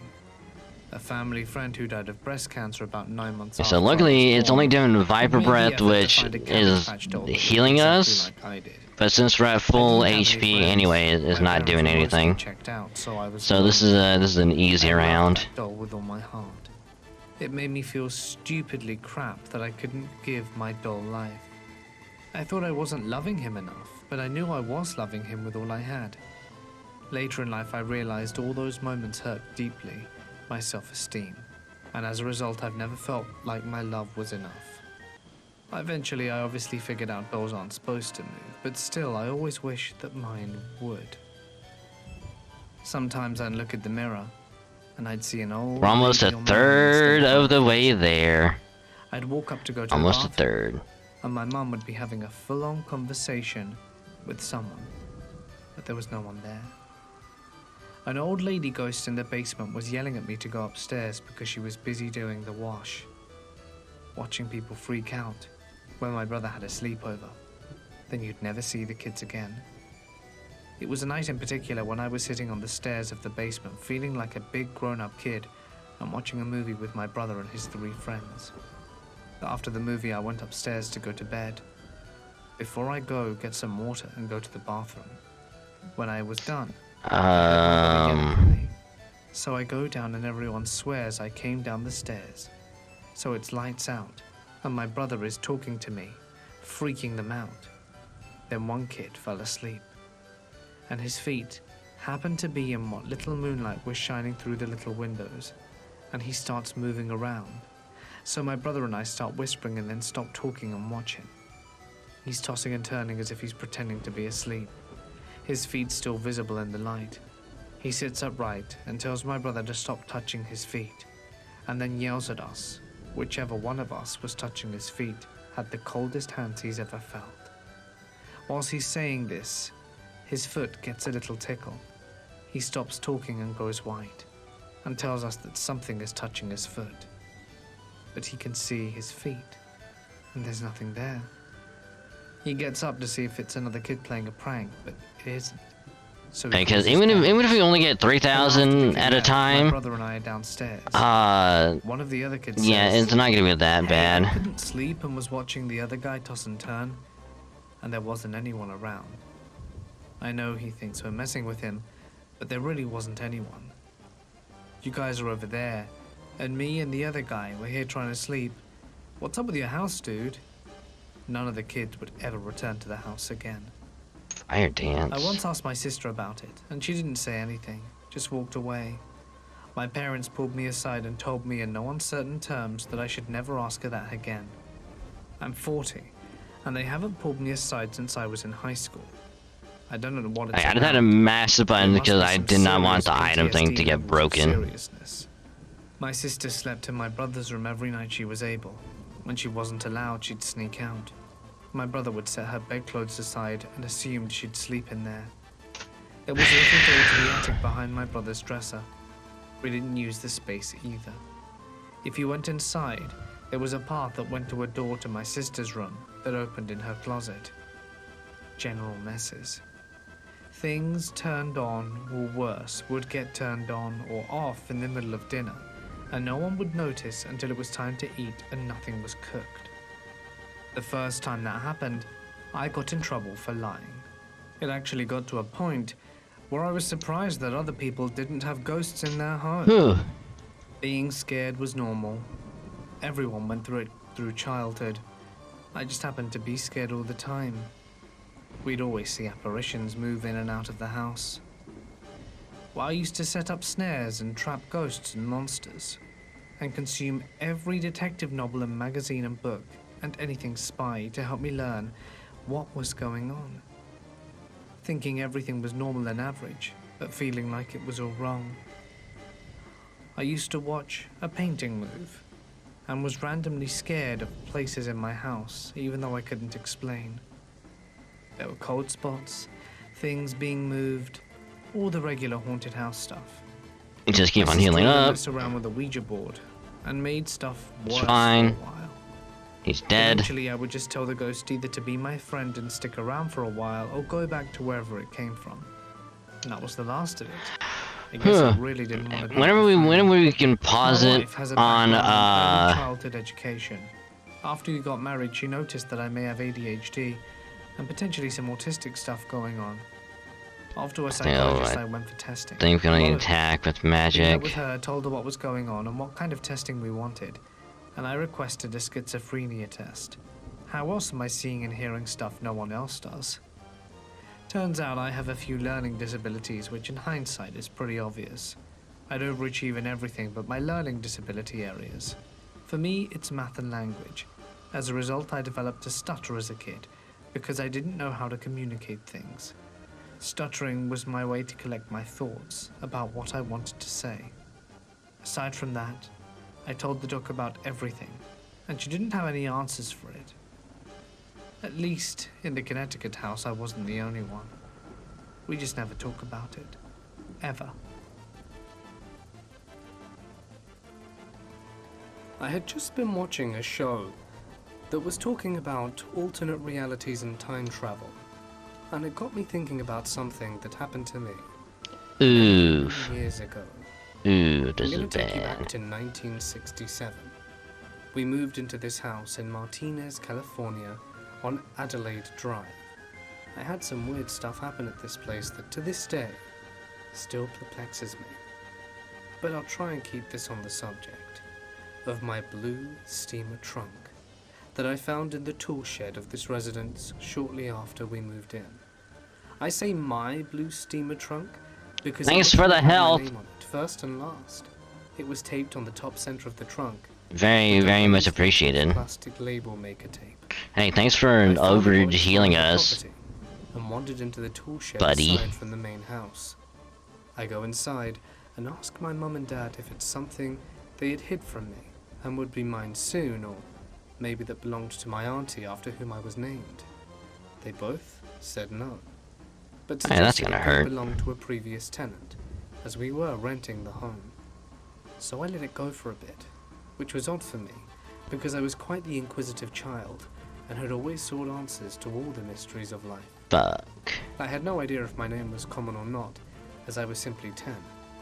Sometime later, I got friendly with the landlady who lived just one street over, and asked her if someone with my name had ever lived there, and explained about the trunk that should be returned. Okay, to apparently my that planet is like super squishy. And she went on to say that I was the only person with that name ever to live there, and suggested perhaps my parents were just hiding a gift. Oh my god. Perhaps my birthday or Christmas.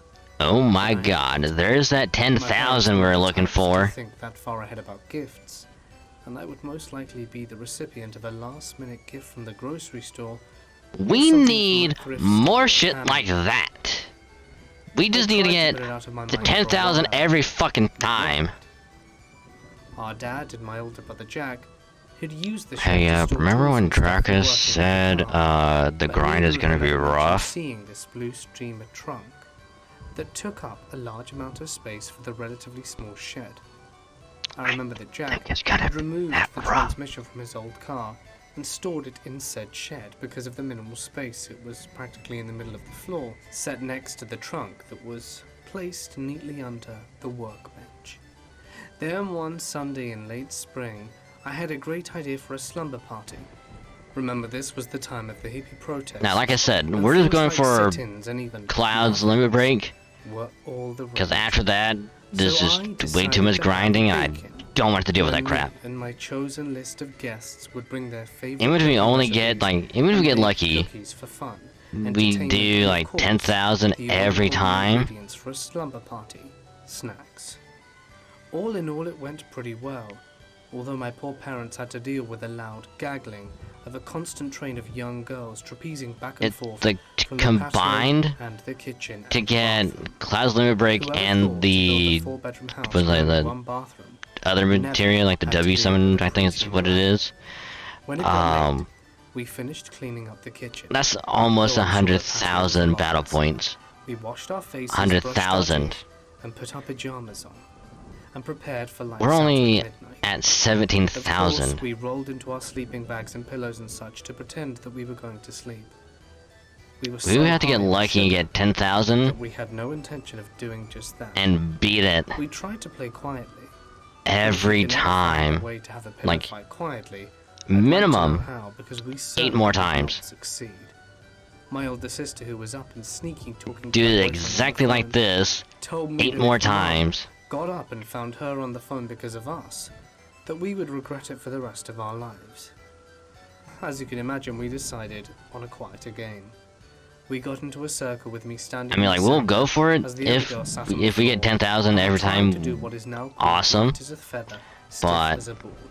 Although I wasn't lying down, I'm not sure what we chanted. It was dark. except for we'll the street light. definitely get I was Cloud's watching myself final in the limit break, reflection from the window, put it and to saw one myself save start slot, to rise. It freaked me out, so and I looked down then at the we'll other have the girls other to see save if they were slot seeing what was happening. Most of be them had their eyes closed and for were the saying something other like, "Rise in unison." materia It was then I noticed from that here, Eleanor Nichols had her eyes open with her because jaw that way gaping.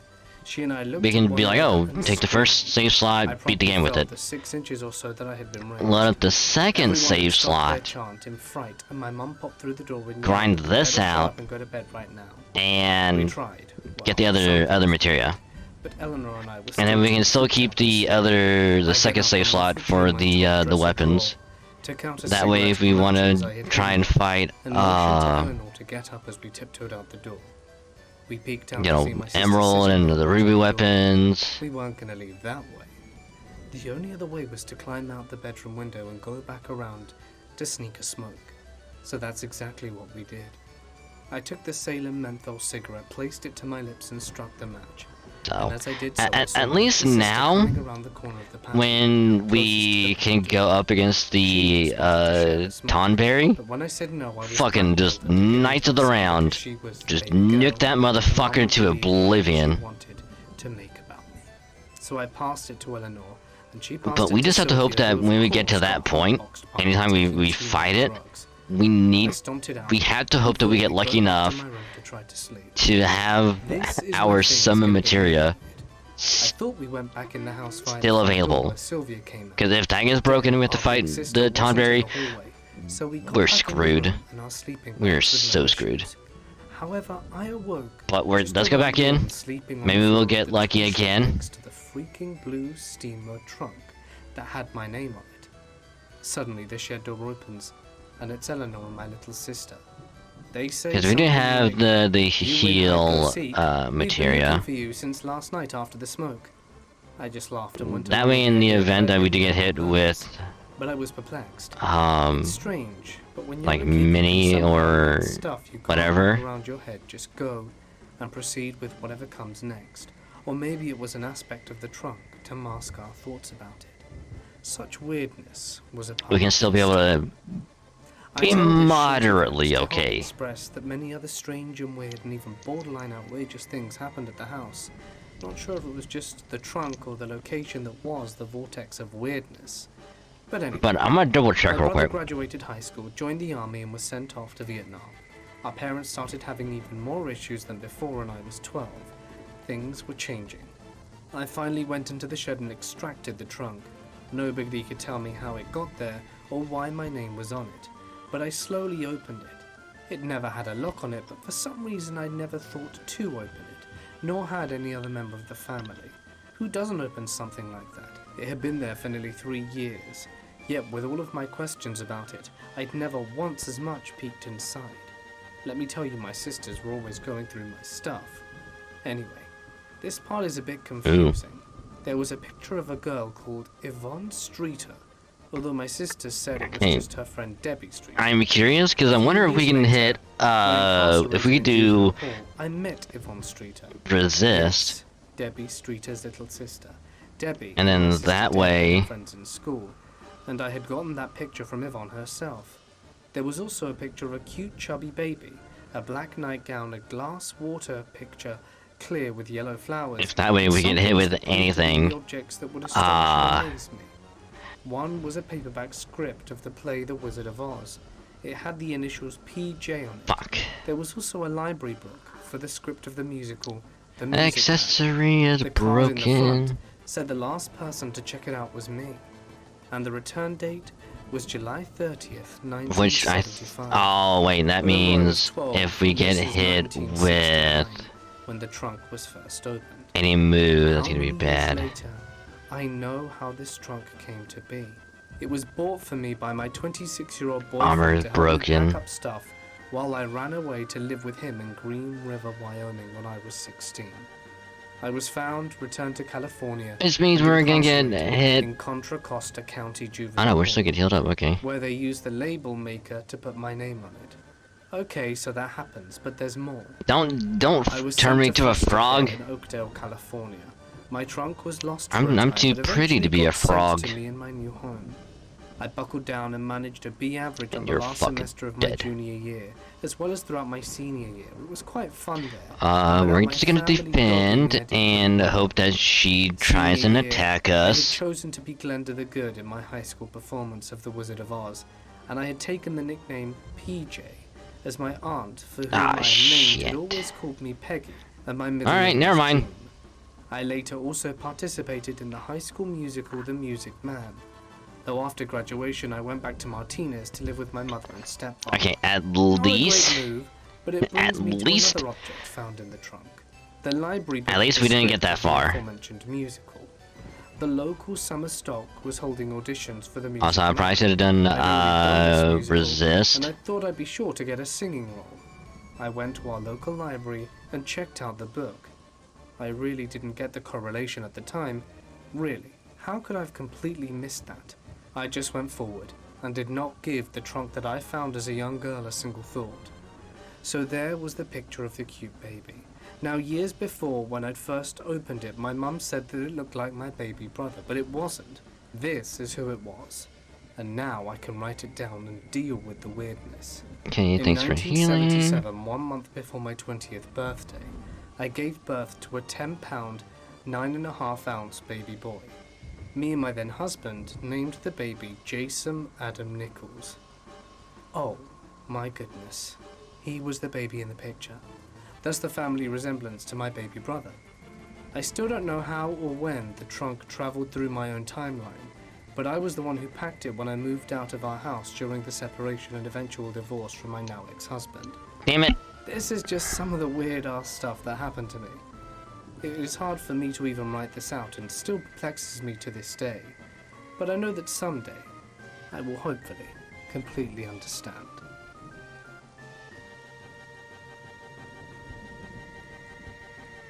I was home alone, where I am currently living with my mother, her small dog, and my 2 small dogs.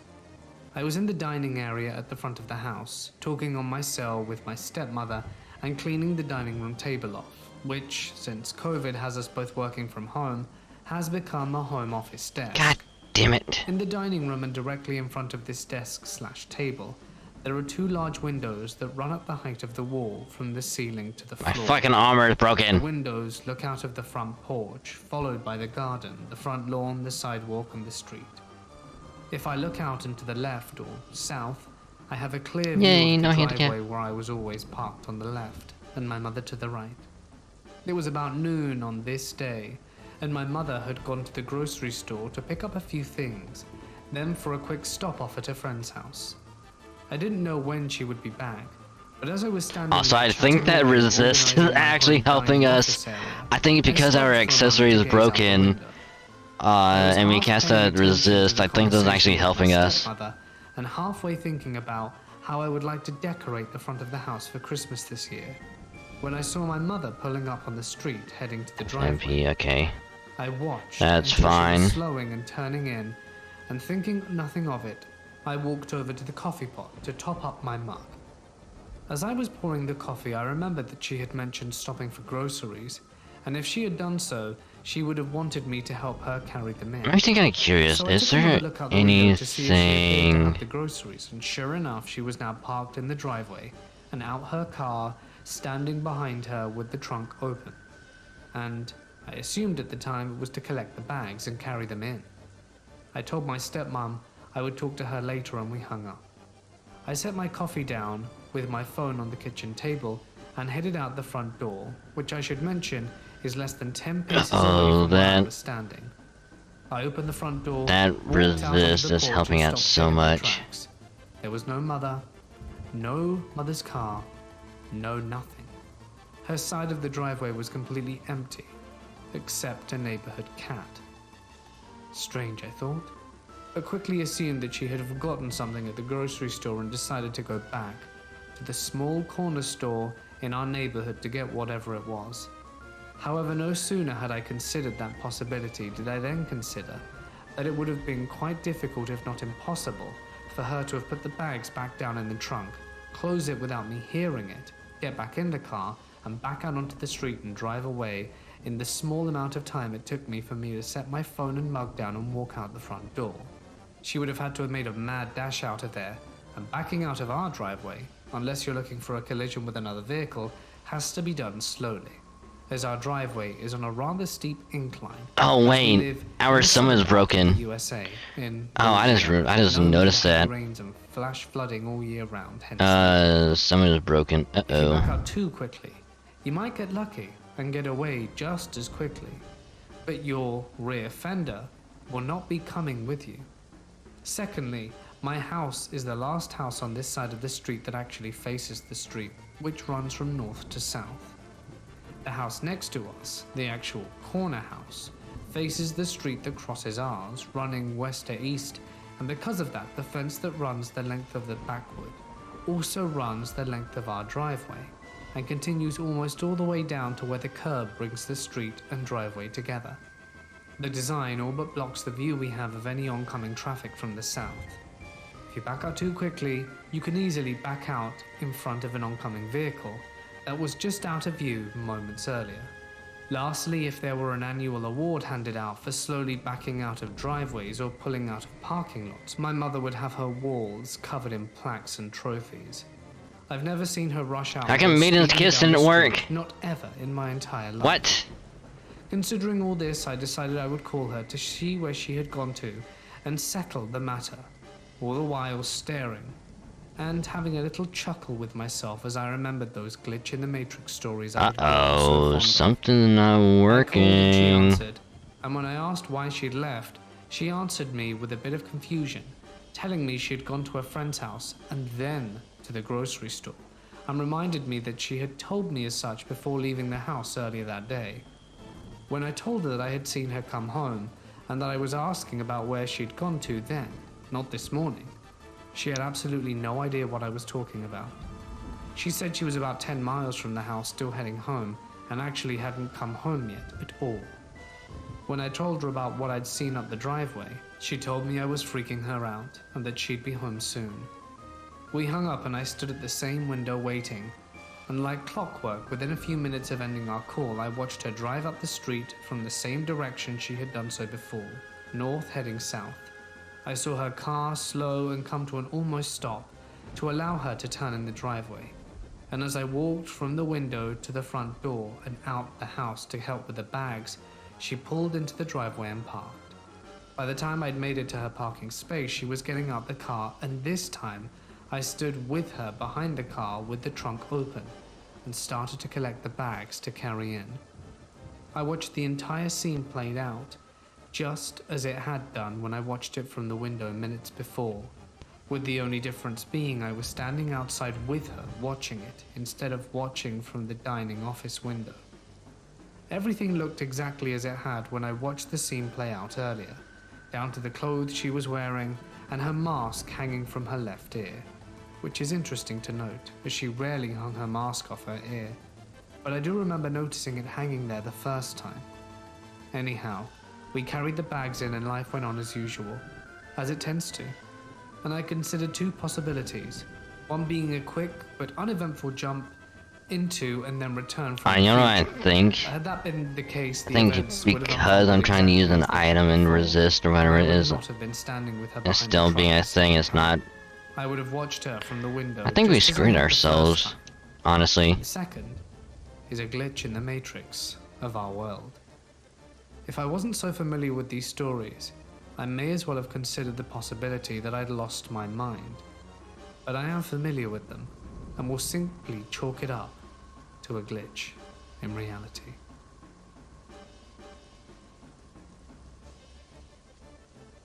I feel like I'm going crazy, but I think my house might be haunted. Let me give you some background. Midwest, USA.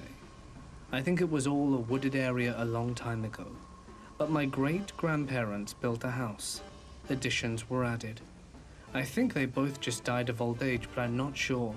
But they gave the house to my dad when he was younger, married my mum, had me and my brother, who's 5 years younger, tore down the house that was here before, and built the house that we're currently living in. That was 15 years ago. I don't know that much about my great-grandparents. Great-grandpa died before I was born, and great-grandma died before I was in school. But my parents had a rough marriage. They fought a lot, and I remember getting bad enough that I would get kicked out of the house and go next door to my aunts. They both did things to each other that were not cool. And of course, my brother and I got caught in the middle. They eventually divorced. Mom left. Dad met someone who moved in right away with her daughter. But apparently the daughter, who was 2 years younger than me, would try to summon demons and talk to spirits. She allegedly even tried turning the neighbor girl into a werewolf once, but that's a story for another day. Well, I was close with her mum, my dad's girlfriend. I struggled with mental illness and still do, but she helped me through a lot of it. In my freshman year of college, she ended her life within the house. A month later, Dad met someone again. They got married a year later. 2 years after that, and we're in the present day. And they are in the process of getting a divorce. But now that you've got the backstory, let me get into the experiences. My first night back from my first year of college, all my crap was in my room and on my bed. So where do I sleep? In the living room on the couch? At the time I had 2 cats, and there was, and still is, a rocking chair that the ex-girlfriend would occasionally sit and rock in. Well, I was laying on the couch trying to sleep. One cat would be sleeping on my chest, and the other would sleep on the floor next to me. And I heard the chair start creaking, like someone in it was rocking. I didn't feel threatened or anything, but I felt spooked the hell out and thought I was going crazy. I've been home for almost 2 months now since I graduated college. Dad and his wife were fighting, and she left about 3 weeks ago. After she left, I noticed something happen. We have a 2-story house. When I would be downstairs alone, the chandelier above the table would have a light that would flicker off when I wasn't looking, but come back on when I would look at it. Sometimes I would turn my head fast enough to catch it coming back on, and this happened several times. I didn't have to be home alone for it to happen, but I had to be the only person downstairs. My house also just felt off. I don't know how to describe it, but I always got these bad vibes. Even my fiancée feels it and notices it when she's over. It just doesn't feel like home. This next part isn't my experience, but apparently things would be moved around in a manner that my great-granddad, my dad's grandma, would move things in a way only she would.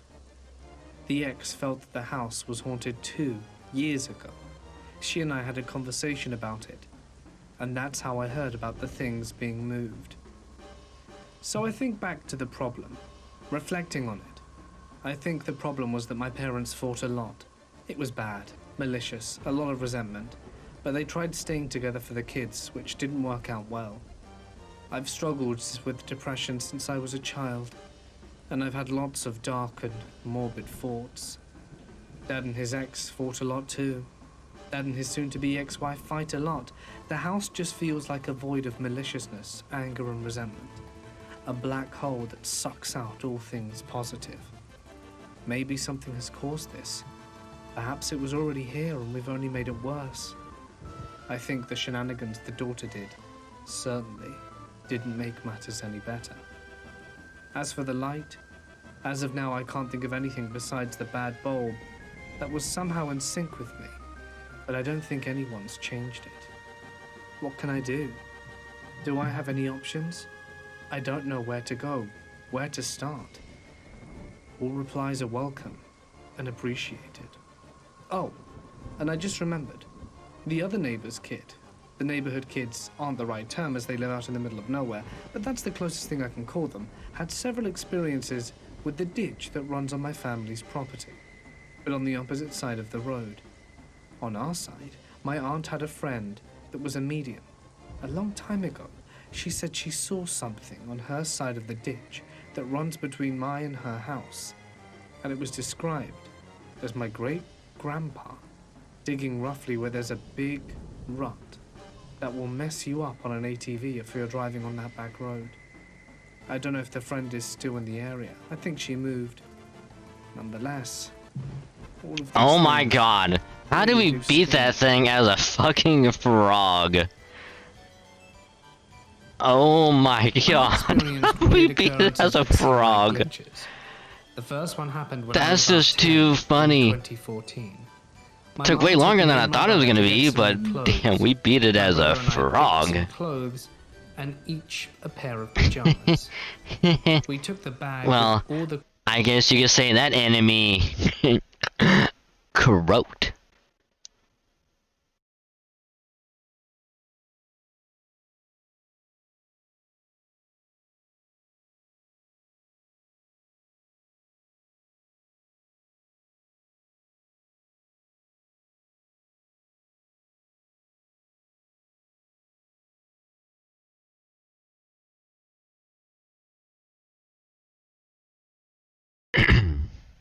clothes in it and put it in my room. Late that night, I went to take out my clothes and put them away, but my pajamas were different, but the same size and brand, just a different pattern. This confused the hell out of all of us. This was extremely weird, but life went on. Fast forward to 2017 to my second experience. I was around 13 and I had to walk my dogs. One of them doesn't require a leash and he just follows me. Okay, so we're at I walked to the backyard of 27,000 my apartment points. building, and We the just need backyard was around 5,000. 100 meters long. My dog ran We need around 40 5,000 yards battle down the points, yard, so and I we kept can my get eyes on Cloud's him final with my limit other break. dog on a leash. I saw my dog stop at a bush to pee, and when he was finished, he looked back at me. Also, and it's continued a to walk heckin' forward shame until he just faded away that and that disappeared. Dracus isn't here to witness this. Not 2 seconds after I saw him Man, fade that's away, a he was sitting behind me. that's All a of this happened damn within about shame, you 7 know. seconds. I know there's no possible way he could have run 40 yards right to me and sat behind me without That is me seeing. a heckin' That shame. same summer, I was staying at my dad's house, and I realized I left my headphones at my house. I found a pair of white Sony earbuds in a drawer and figured I'd use those. 2 days later, as I was leaving, I left those white ones in my desk. Because what we'll probably end up doing after this is we'll just do Chocobo racing with the other Chocobos. Stop leaving your earbuds in your pocket. I'm not buying you anymore. Now we can just get like a Pulled out the shit ones ton I knew of I left at my dad's. GP, And I even said and that, we I can figured it was get possible I accidentally brought the them home. Gil and But the pair of XP pants we found materia. them in were jeans. And the weekend I was at my dad's, I had sweatpants. This had me very confused, but I didn't think much of it after. I took those headphones and put them on my desk at my house. Which is actually good because The weekend we after, I can went back to my actually dad's, and this time I brought my we can do we can get left Goldie the white ones back home. to get all the way up to S class. Opened my drawer. And Get there a they bunch were, of GP that the way. White Sony earbuds, the same ones I'd just seen at my house 45 minutes excuse me. ago. Give me It again. was like all of a sudden I had 2 pairs and they were identical. Alright. Down to the faded white colored rubber wire with the same stains about an inch down from the left speaker. And it had me dumbfounded. Hey, I left those in the we need drawer and didn't use them. 5,000 And battle then when I points. I'll went home settle for again, the 3,000. duplicated pair was still on my desk. I used them for a bit, but 'Cause then sometime that during way, the whole week, those headphones vanished, and I hadn't realized for a while, and everyone in my house was certain that they didn't take them, and were convinced I'd left them at my dad's. That way we I can walked into my quickly room, get opened my drawer, and they were gone Cloud's as well. limit break, and then No we'll just one move has been in on. my room either, so I have no idea what happened. This is or gonna where hurt. those earbuds went. Ah. I'm still confused to this day. In December 2018, I got a brand new airsoft pistol, so I went to my friend's house, and we planned on shooting targets from his back deck. One of the magazines to my pistol I had lost. I had 2 of them, and one of them was gone. We had only walked about 20 Down square 5 levels feet of is his okay. back deck, and we searched every inch of it, but couldn't find the mag, and I was annoyed, but figured I'd buy a new one. The next day, we went back outside to continue shooting the airsoft guns, and my friend found my missing mag on the complete other side of the yard. We hadn't even been in that one, or remotely close to it. This again confused me. 6 months later in June, my friend and I were on the phone making plans to hang out later that night, when I told him I had to go feed my dogs, which took about 3 minutes. I got back to the phone when my friend asked me if I was okay, and I said yes, and asked what he meant. According to him, he heard static, and he heard me talking, but it wasn't me per se. It sounded like an older Damn it. version of me, much deeper. I'm trying to go for here, and we got that instead, which We'd is been on the phone for 9 not minutes, and the his best, said, but at "Hey, least it's I not remember it was around 6:30, but time went by fast. not the other I was thing. only gone for 3 minutes, but my friend said it was way longer. This was my last glitch, and I hope I don't have any more.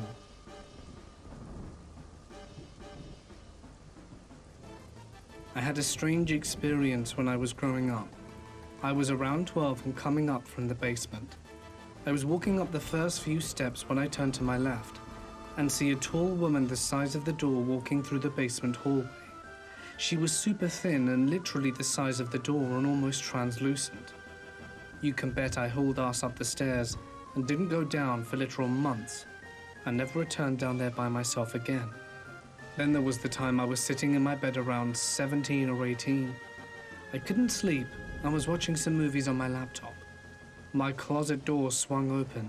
Didn't sway or anything, just quickly swung wide open and stopped immediately before hitting the wall. I threw my covers over my face and froze in fear until the morning, and couldn't sleep a wink. It was that traumatic. Then there was the white dog everyone in my family saw at least once running around on the main floor. As far as I knew, the dog was chill. Then there was the baby story. My niece was 2. We, my family and I, were Baby sitting story. in the living room when all of a sudden she gets a very serious look on her face and stares at the corner of the room where no one is and says, "Baby." She immediately makes a beeline into the corner of the room with a big smile on her face. Then the smile falls and she stops in her tracks and says, "Where'd baby go?" We all look at each other in disbelief and still talk about it to this day. That kid is also super connected to death. She used to remember how she died. My dad was watching Hindenburg footage on a documentary, and she saw it and said, "That's how I died. There was so much fire." She was 3 or 4, and then wouldn't answer any more about it. But back to the house. You could always hear doors slamming in the basement if you were quiet in the mornings. One morning, just my dad and I were home, and he said, "You ever just sit here and hear the doors slam downstairs?" So we sat up and listened, and before long we heard one slam. Lastly, my whole family went on Damn you, vacation one summer, fucking but I stayed because I had rabbits. to work. I was in the living room watching TV as I refused to sleep upstairs alone. There we It go. must have been around 2 a.m. One more to I hear the kill. shower turn on. I'm crapping myself as I'm walking very slowly to the bottom of the step to see if I'm hearing it right. Oh, come Then all of a sudden I hear the shower handle Come squeak and turn on. off. And then I ran out of that place so fast and stayed with friends until my family returned. It took Yay. me about a week to move out into my Yay. own place after they returned. It was starting to mess with me mentally. I know the house was haunted. Also, the neighbors level that down moved would in be after us, their great. kid got incredibly sick about a month after Fuck. moving into the house. The house had passed inspection with flying colors before selling, no mold anywhere, but now there was black mold all of a sudden, and it put the kid in the hospital for days. I mean, I'm not saying the house tried to kill the kid, but I'm not saying that it didn't. I'm not saying the house was trying to kill someone, but I think the house was trying to kill someone.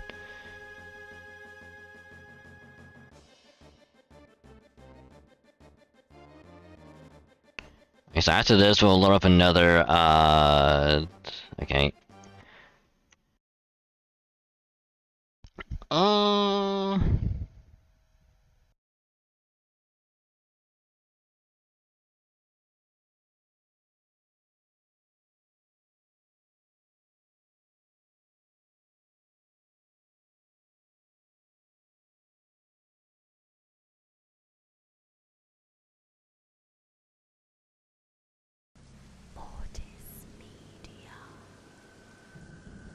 I work as a teletech while I'm in school, Alright, there we go. and when the unit secretary leaves for lunch, I will cover the desk for the time being, since it's right outside the tele room. I was sorting the heart rhythm strips and someone walks up to the desk and said he was looking for the exit. I pointed in the direction right as I looked up to acknowledge him standing there and saw he was in a gown with a wristband.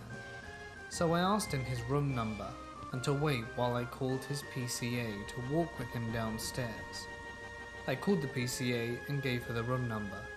She told me, "That can't be the right room. The patient died about 20 minutes ago." Was it his family? I told her he had a wristband on, or maybe I had heard or was given the wrong room number. She came to the desk to cover the monitors for me. Oh, we When I went to can't. peek in the room he told me to We sit can't see summon. if it was the wrong room No. and find out which room it No, was. how could you? Sure enough, laying dead in the bed was the same guy. I mean, who can you walked just up to the do, desk like... no longer than 10 minutes before I went in there. Can you just do, like, normal attacks so I can get the limit break up?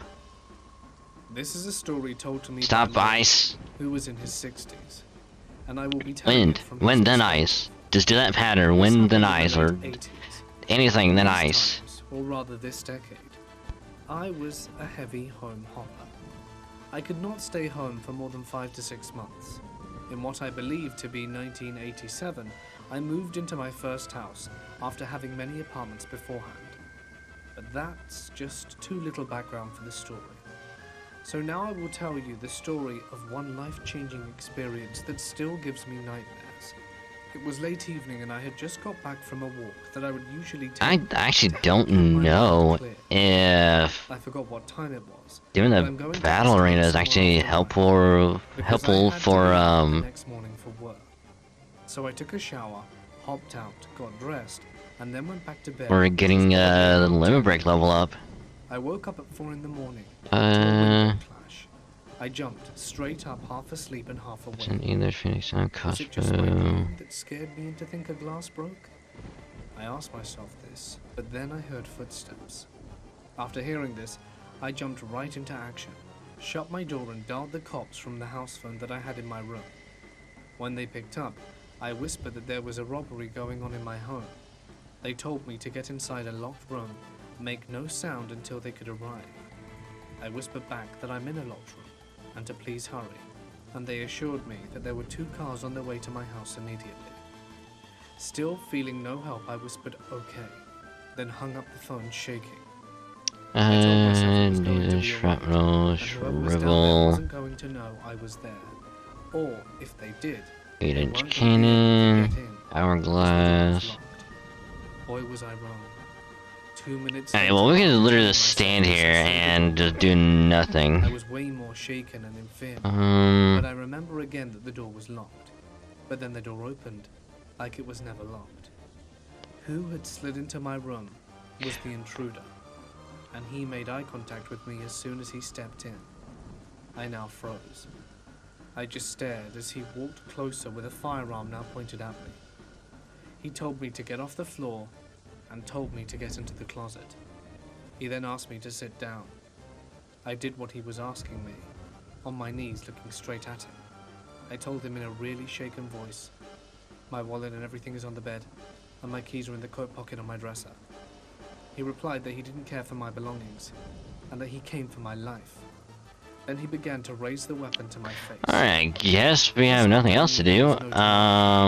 Or the next day, or any other day after that. I just closed my eyes to stop myself from looking at his pistol. There wasn't any fighting back either, because he was a little bit distant from me, so I knew I would be killed immediately. So I just sat there in shock. Wow, does this thing not have any like physical attacks? The last conversation I'd had with my mum, dad, and 3 siblings. I sat there with my eyes closed, thinking of all of this in a matter of seconds until I heard sirens outside. Hearing this, I opened my eyes, expecting the intruder to still be there, but no one at all. I still sat there frozen, thinking to myself, he's got to be lurking somewhere in the room, because I haven't heard any footsteps leave the room. I sat in the same spot until the cops came in. They asked if Hey yo, Vince, how you doing, buddy?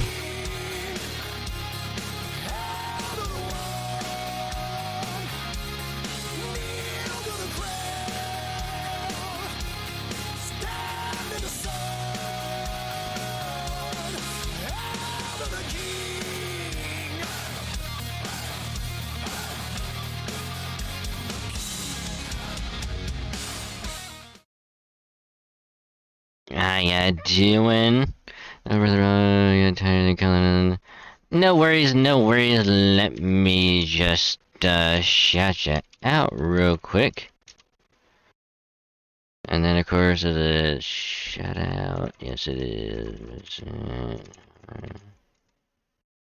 There we go. I'm glad to hear stream was well. Which of course, you know, much appreciated. But no worries, no worries. If you gotta go sleep, no worries. I appreciate the rain nonetheless. So, welcome Raiders. One and I am Dragon. So when you look at Dragon doing VStreamer. I am a variety streamer, play a wide variety of games, but main focus is Halo and Fate Order, though I do play other games from time to time, just to mix it up a little bit, because why not? It's fun, I like doing it, so, yeah. Welcome. We are grinding out the Battle Arena in good old original Final Fantasy VII, because we got the Gold Chocobo and the Knights of the Round materia. So all we're trying to get right now is Cloud's final limit break, and then we can just have some fun, just grinding out other spots, so we can get the final limit break for everyone. And yeah, so welcome.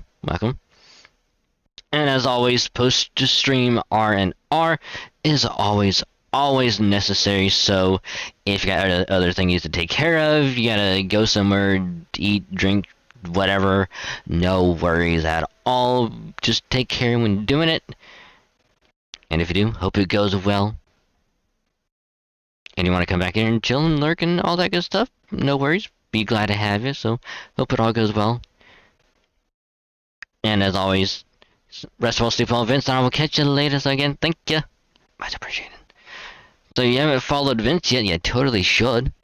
He's an awesome guy, really chill streams, awesome all around, and also voices the main character in an upcoming visual novel called Binary.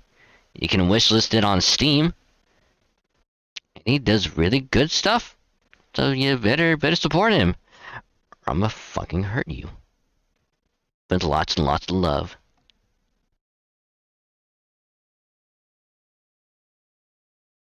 But yeah, so we are 27,000 battle points, and we just need 5,000 to get Cloud's limit break. But I'm trying to get it to where this damn thing will attack me.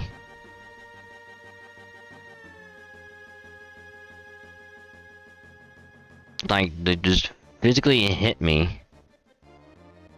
But all it's doing is ice attacks, and ice, it just heals me.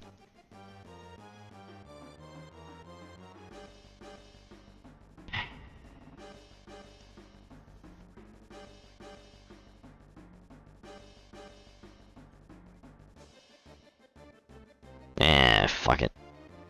Fuck it, what is kill this?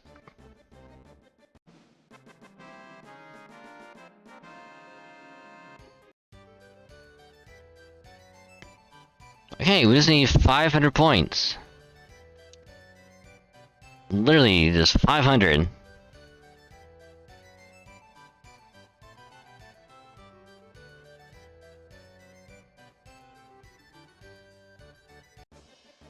Hopefully our summon materia won't get just outright destroyed. Oh, and I also forgot to say this. Because we're just kind of grinding out and just having a good time, just working on this, just chilling, all that. We are also listening to some spooky stories, as well, just kind of, you know, pass the time. So if anyone likes spooky stories and they want to listen to a lot of them, this is the one that we're currently listening to. I felt relief knowing that I was just And in real danger and seconds away this person does a lot of good ones, and they have a lot of them If I heard the door or window shut where before they came will in, collect and I shook my stories head from no, different people telling them and I just was kind face to of face with compile the man them I was together seeking and to read them kill off and and that I make this didn't hear stuff. anyone leave. So if you They like took my spooky statement, stories to listen to, and or after just want checking the something to house, kind they of came have in the out to tell me there background, was no just trace kind of a listen to. forced break-in This or a is broken glass or great. anything. Kind of And shaken all of by the these incident that stories, took place in my room, I began to so get more good, weirded and more so shaken. good. What the hell just happened? I asked myself. Which I would even go so I know far I to heard the window say, break, you which had know, woken me from my sleep. if you After like, this if you like, part, you know, there is kind of a blur, but I like remember ghost going hunting shows, downstairs and being in the living you know, room. it's The like cops Ghost had just Adventures left. is way better There than was no Ghost way I was Hunters, staying in the house after what in had my transpired. opinion. So I left not long after the cops did, leaving almost So like everyone anything in the else house. is like Ghost Hunter, and this is I like was Ghost horrified, Adventures. but there was no This way is I had way something better. right. I asked myself if it could have been in my head, but I knew it Like wasn't. way better. I remember going to my parents' house and taking a shower, and getting ready for work at that point since it was now 5 leading into 6. And I had But to yeah, leave at 6:30. we've been working I on knew trying to I get was the going gold be at late that day. I Chocobo. told myself I would give them a good Excuse me. explanation. Which I'm not even lying, for at least like a Only solid if 2 that part weeks. alone was true, I wouldn't be Because sure. we gotta get like But I was so freaked out that I didn't we bother gotta get like to tell them the truth. 2 regular Skip this part. Fast forward 2 weeks later, and I'm still 2 regular deciding if I want to go back. Chocobos, Just race call them them. up and tell him it was nice having this first house, but I found something bigger and better. I was leaning more on moving out. During the whole week deciding period, I would go home to grab some of my essentials that I needed for work and stuff. I remember right before coming out, hearing a knock on the door. I was on my way out, so I approached the door and saw an older man who appeared to be in his late 40s. Oh, this is bad. Is there anything I can help you with? Oh, this is real bad. He introduced himself as Bennett and tells me he's Hey, well this one's a wipe. hasn't had a good chance to introduce himself. This one is a major wipe. Because we are half speed and we are being petrified. Yeah, it's just a misunderstanding. I kind of thought my house got broken So into. yeah, this is a wipe. Seemed it was just a hallucination or a trick, I said, half chuckling while replying to him. Yeah, he started saying. You know, there's something I wanted to tell you. It's about your home. Back in the late 60s, there was another guy who lived there. One day there was a late robbery around 3 to 4 a.m. He was in his room, which happened to be the same room as mine, when I guessed he heard broken glass, because the window was broken, assuming the intruder had broken in through that way. He called the cops. They came in a heartbeat, but right as they were walking in, they heard gunshots. When they went up to the man's room, they saw the intruder. He tried to have a standoff with the cops, but it ended up with him being shot twice and dying before the ambulance even got there. He said the man who was being robbed was shot twice by the invader, Ow. but was only hit in his chest and shoulder, and he survived. After hearing the story, it made me sick to my stomach. Hey, thanks for healing. This told me everything I had witnessed that night, and the day right after. I negotiated. Also, I'm munching on Starburst as since well. I'd only lived there under a year, and explained to Because him about the boy, robbery are and what had Starburst happened. amazing. The what I want to call paranormal was up to him, and the next. You know what I should do at some point? I should do like a tier list of like different candy. My parents had me when they were in their early 20s, and they did not have their own place yet. When I was 4, they got married and we moved into our own house, but before that, I lived with my mum and grandparents at her house. Since I was very young, I used to sleep in the master bedroom, in a big bed sandwich between my mum and grandma. My grandpa used to sleep in the spare room. I'm not sure why grandma slept with us. My grandparents had a great relationship, but anyway, I vividly remember an elderly woman with curly red hair and a green dress talking to me every night. She would appear after my mum turned off all the lights and told me to sleep. This lady used to tell me to be quiet and to not make too much noise, because my grandma and mum were very tired and needed their sleep so that they could take care of me tomorrow. She was always nice to me. She kept me in check and made sure I didn't annoy my mum or Nan or woke them up. Sometimes she would sing to me. I was always in my own little world when she was talking to me, like she demanded all of my attention. My mum confirms that I used to tell her that I saw the woman with red hair again last night. She was a bit freaked out, but she assumed it was my own imagination, and when I grew up and still visited my grandmother, I was mashing on that button I too. lived with my grandma for a few months after my grandpa Cause died. like I was trying so At age hard 16, I was doing my to try and get the A-levels, level and one down. time my mum came with me to the A-level art to make sure I wouldn't get lost finding the school that was going to be Even the held. half MP would probably be There was good. this other girl who had been in my secondary school doing the same exam, and her father had driven her there. My mum and her dad recognized each other and were doing small talk. She was asking him where they lived. He told her that he lived in the same Which village kind my of grandma lived. sucks, And my mum cause told him the I specific think the number 5 because he way lived nearby. He told her to that try people and say they see a get woman with what we curly red hair want, there, and paranormal stuff happens frequently. The um, description matched the one of the it's like when we go to pause it, like right now it's like on frog. That If you want to get the level down, I think we have to go like as soon as like the frog shows up. My mother did Like all right her now, just start gynecological mashing on it appointments with just a so we can get doctor level in down. downtown Austin. He was on the 5th floor of this hospital building and had a long time. Because anything else is not ideal. I remember attending her appointments Fuck. when I was little and being in the waiting room, which was colorfully decorated with a forest scene. Allison was a super sweet woman who was half babysitter for us kids too. She would read us books, give us coloring books, and occasionally even listen to our dreadful knock-knock jokes. We'd all refer to her as Alice in Wonderland. Anyway, years down the road I got married and pregnant and started searching for an OB since I had moved back to Austin relatively recently before that. My mother suggested I go see if that doctor, who was super young, below 30s when I was born, was still in business. Well, I could not find his name in the hospital directory, so I figured I would just swing by the office and check. My mother happened to be in town as she had moved years ago and came with me. We both joked about being so familiar, but reverse situations now. As we reached the stairs, we ran into a problem. There was no 5th floor to the hospital office building. Odd. We both must have misremembered it.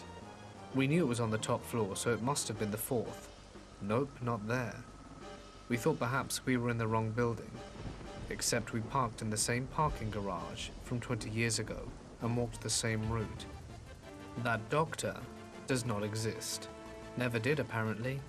My mother and my brother and I are the only ones who remember him in Alice in Wonderland. We've asked around, including amongst the hospital staff. We even looked up our birth certificates, which are new copies, and just list attending physician. One of my childhood memories is fake, but somehow shared with my brother and mother. What the hell is going on? When I was around 8 or 9, I was coming back from school with my grandmother. We were walking, as my grandmother's house was 100 meters from the school.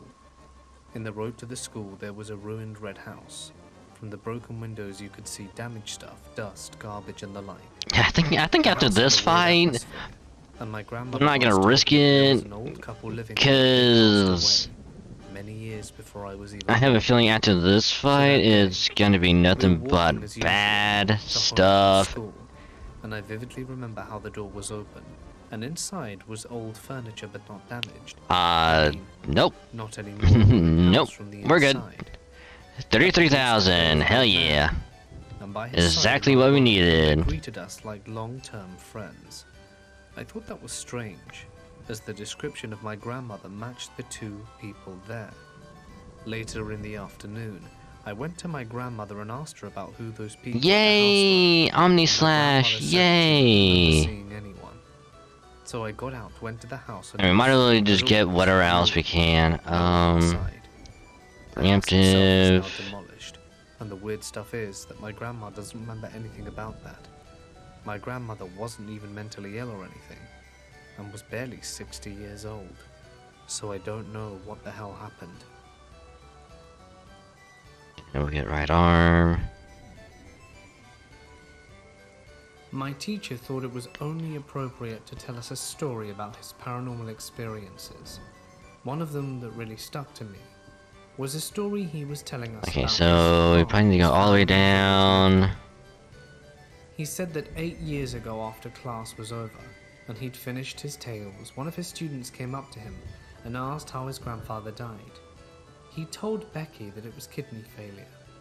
Becky said that that's what she'd suspected. Then Becky started asking about the grandfather's appearance. Did he wear overalls, have really long grey hair, and facial Okay. hair, wear glasses? At this point, the teacher is a bit creeped out and asks why she wants to know. Her response? Oh, because as you were telling the story about your grandpa, I saw him standing in the corner of the room. He wants you to call your grandma. This story happened to my friend's dad, and he isn't the guy to make stuff up, so I 100% believe him. My friend's dad, Jack, and his brother Tom lived with each other in the 80s. Do I have It was just the two of them another? living in the house and no one else. So this one night, Jack is coming home at night and walks into the living room to see a Do bunch of I old people sitting have around another? talking. Okay, I don't. So As he walks in, they replace it all with this quiet down restore. and openly look at him as he walks by. He doesn't see Tom anywhere, so he just assumes Tom will be back to tend to his guests.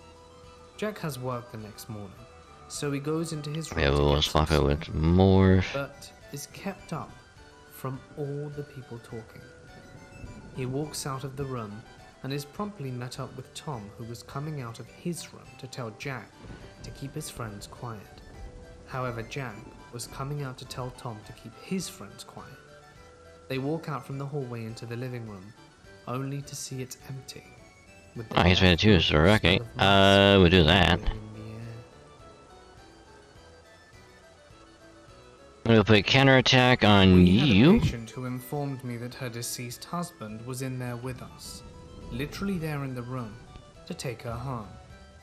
I tried to gently tell her Okay, that there was nobody in there with us, but she insisted that her husband was there, and that he'd be taking her home that afternoon after the kids' visit. Okay, fine, whatever. More I brushed it off as dementia talk, Chocobo and figured that racing. if she's happy in this delusion, I'm happy. But sure enough, her kids and grandkids come to visit, left, and she died very peacefully.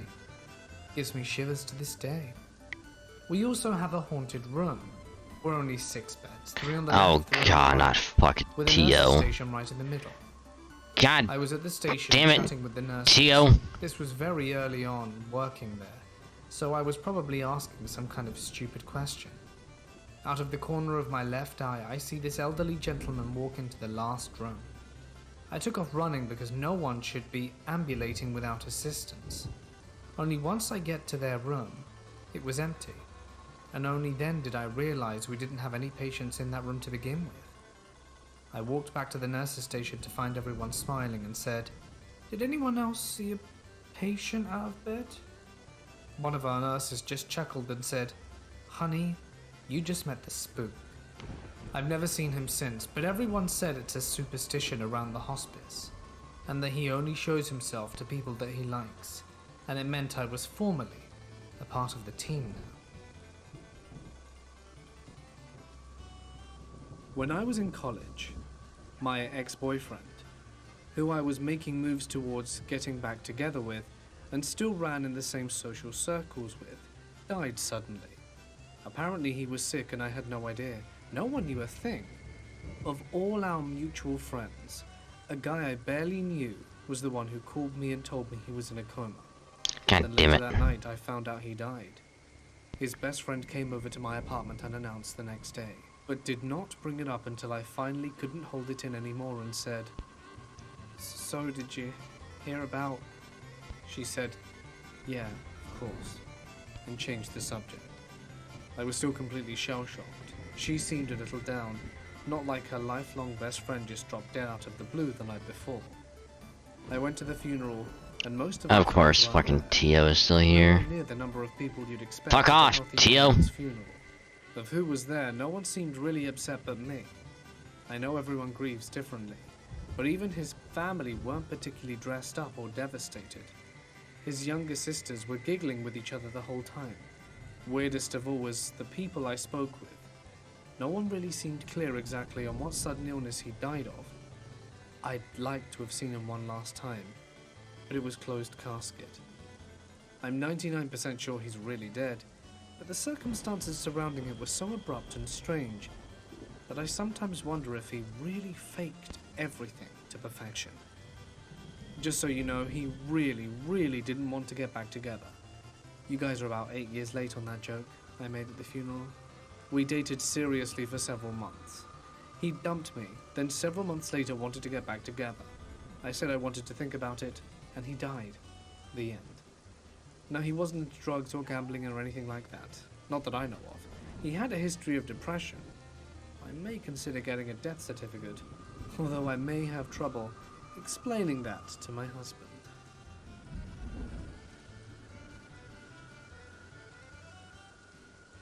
A few friends and I share a really big old Victorian-era house.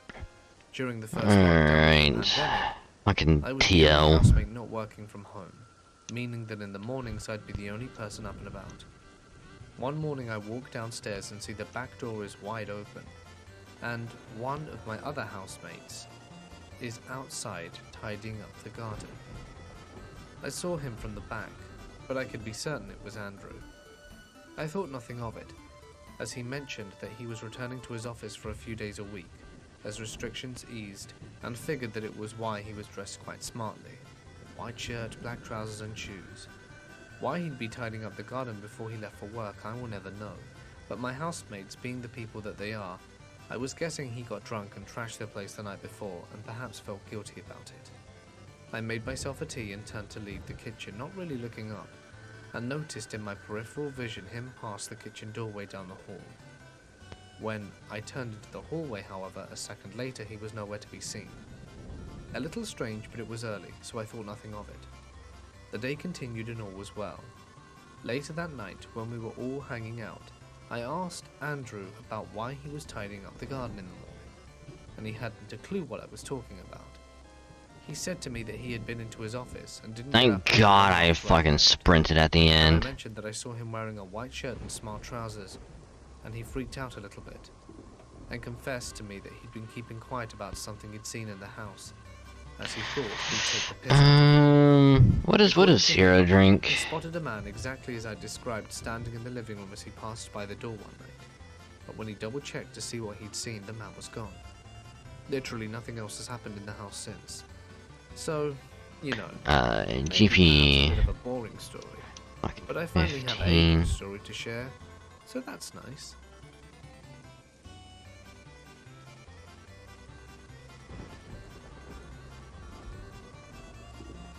To understand this story, you're going to need a bit of information about me. I'm a 38-year-old man from Philadelphia. Growing up, I was a real loner. I had a few close acquaintances, but nothing more than that. When I was about 11, a family from Japan moved next door, and I became fast friends with their two daughters, Ayumi and Shoko. They were my closest friends on the planet. They even helped me get my first girlfriend. But things started to come to an abrupt end during our senior year of high school. They broke the news that they were moving back to Japan after they graduated. There was no stopping it either. After they left, and with no real direction, I enlisted in the military. Fast forward 13 years and I'm stationed in Korea. During one of the nights out, I'm enjoying the sights and sounds when I see a familiar face. and based on the unique way he was smoking his cigarette, I quickly knew it was their father. He was there on some business trip, and we caught up and exchanged emails, and he promised to tell the family I said hello and sent my regards. God damn A it. few weeks later, he emailed me with a Back. job Welcome offer in Japan, back. and I jumped on it. I gave him my exit date from the military, and he got me a work visa. Things were looking up. Reunited with my best friends again. But this is where the curveball comes in. Choco picked me up from the airport in Tomaya, and she looked at me dead in the eyes. "You remember my sister Ayumi, right?" she asked. Emphatically, I replied, "Yeah, you are both my only real friends." She turned pale and hung her head, then told me she doesn't exist anymore. Confused and thinking perhaps her English was slipping after all these years of not using it, I asked, fearing she'd passed on. She said the following, and I can still remember it verbatim to this day. "I don't know what happened, but one day I woke up and she was gone. No one seems to remember her either." She took me to the apartment her family had set up for me and made me promise not to say anything to her family. I reluctantly agreed God based damn on it. how hard she was pleading. That night I called my family back in the US, and I asked if they remembered anything about her and her family. They all remembered the family and Choco, but not Ayumi. I had them send my things to me, knowing I had photos of the three of us in my family gatherings. Anyways, and parties for family events. I know, A few right? weeks go by and my I know, face right? There's so many good all the ones. photos were of me in Choco. There's Not a fucking single one with Shield Ayumi. Hero. Hold Now, I on. fully understand what Choco meant when she said she didn't exist. And I can load on my It Crunchyroll was real like quick. she was wiped completely from the face of the earth. So I did what any Okay, rational we person would got have Shield Hero, we got Started freaking Rurouni Kenshin, Me and Choco being the only Apothecary ones to remember her, Diaries, started researching things. Ancient related to that. Magus's Bride. Over time, we grew closer. I think and Undead keep up. Murder Farce We've been together 3 years was now, this Still season in as well, Japan. I think. and every day we look into this further. No, If no, there it was is last anyone season, out never there who mind. knows anything about this, or has any information that could be I useful, think. You've heard it last we season. have no But anyway, idea it's still good. how greatly we would appreciate it. Free Ren. Fucking amazing. I had to take care of my mentally handicapped cousin a few years back. I'd go so far as to say Free Ren is actually really good. And I'm watching it She had dubbed. to be watched and helped. And in it's the bath good. and stuff like that. I would go into her room in the morning, help her to a walker so that she could wee, and then make her breakfast. I've also heard Shangri-La Frontier is really And I went good. in to check on her. Which I think I'll wait until that's done before I watch it. I saw that she was in her rocking chair in the corner, her blanket over her head, and she was rocking back and forth. "Don't leave the water on, you're gonna flood the place." I went into the bathroom to shut the faucet off, and my cousin was in there washing her face. I immediately ran back into the room, but it was just her blanket. From what I've read, Tear Moon Empire is supposed to My be cousin wanted pretty to know why good. I undid her bed. I didn't stay long after that. When I was little, maybe 5, I would walk into my parents' bedroom to crawl into bed with them. Many times when walking into their room, I would see a young girl in a white dress standing at the foot of the bed. I would be paralyzed with fear. I don't think Even I'm young, forgetting I didn't anything understand what I was else. seeing. I mean, obviously I had to check to see what's airing this season because I don't Cover remember. myself completely in their blankets. She never moved, spoke, or acknowledged my presence. She was Oh, just the what is it? The I'm in love with the villainess or whatever. I annoyed a ghost at my old job. I was told the carousel was haunted and didn't believe them. One night, the maintenance door was open and I emptied the ride of guests, and my second insisted they hadn't opened it. I closed it, loaded guests, and it was open again. It has a turn latch that you put a padlock on, so it can only have been opened intentionally. I went inside the center of the carousel, mostly just the breaker and all the mechanical parts are in there, and switched on the light to check for a maintenance guy that hadn't talked to me. It was empty. I'm a little spooked, so I say loudly, "I'm not dealing with this crap tonight." I got an hour left to go, so get your act together. I do the safety I think that check, sucks start the that I ride, haven't really heard much of when I anything answer, there's no else. one on the other end. A few minutes later, it happens again, and after I hang up, I call Actually, base to that's tell what kind them of villain something's is. wrong with the phone. Oh yeah, because The it's. supervisor calls back I mean, and it's says literally in like the sometimes the phone synopsis of rings like, oh randomly yeah, and she not what I died, wanted. so she's I given recount like the a tale to second a chance at coworker, life and to she be looks like, at me funny. hey, Turn the go lights back, off before do you whatever leave. over again, so No, you I need the lights on you to get the you do switch. good, everyone's Oh, good, well, make sure you never do that, and and if the phone rings we don't have to after, kill you don't again. answer, just leave. I figure it's some kind of electrical shortage that causes it, and I go home. In the following days, I keep thinking I see it move out the corner of my eye, or hear it running after I've closed for the night, but shake it off. I was working 15-hour days continuously. The next time I open the carousel, as we took turns, I go take a potty break and come back to the security guard standing next to my ride. I saw him while you were gone. Just be careful, he says to me. What are you talking about? The ride-op, the one that tries to grab operators. I try and think which of my co-workers is that rude. He then goes on to explain that one of the 3 park ghosts is attached to the carousel, and he is the only mean one and tries to grab operators and causes bad luck and rides to malfunction. Apparently I made him mad by yelling at him, and he decided to haunt the hell out of me. I work on an adult oncology unit where unfortunately we have a lot of comfort care patients. The majority of them transition to hospice. How in where the they live out their hell? final days.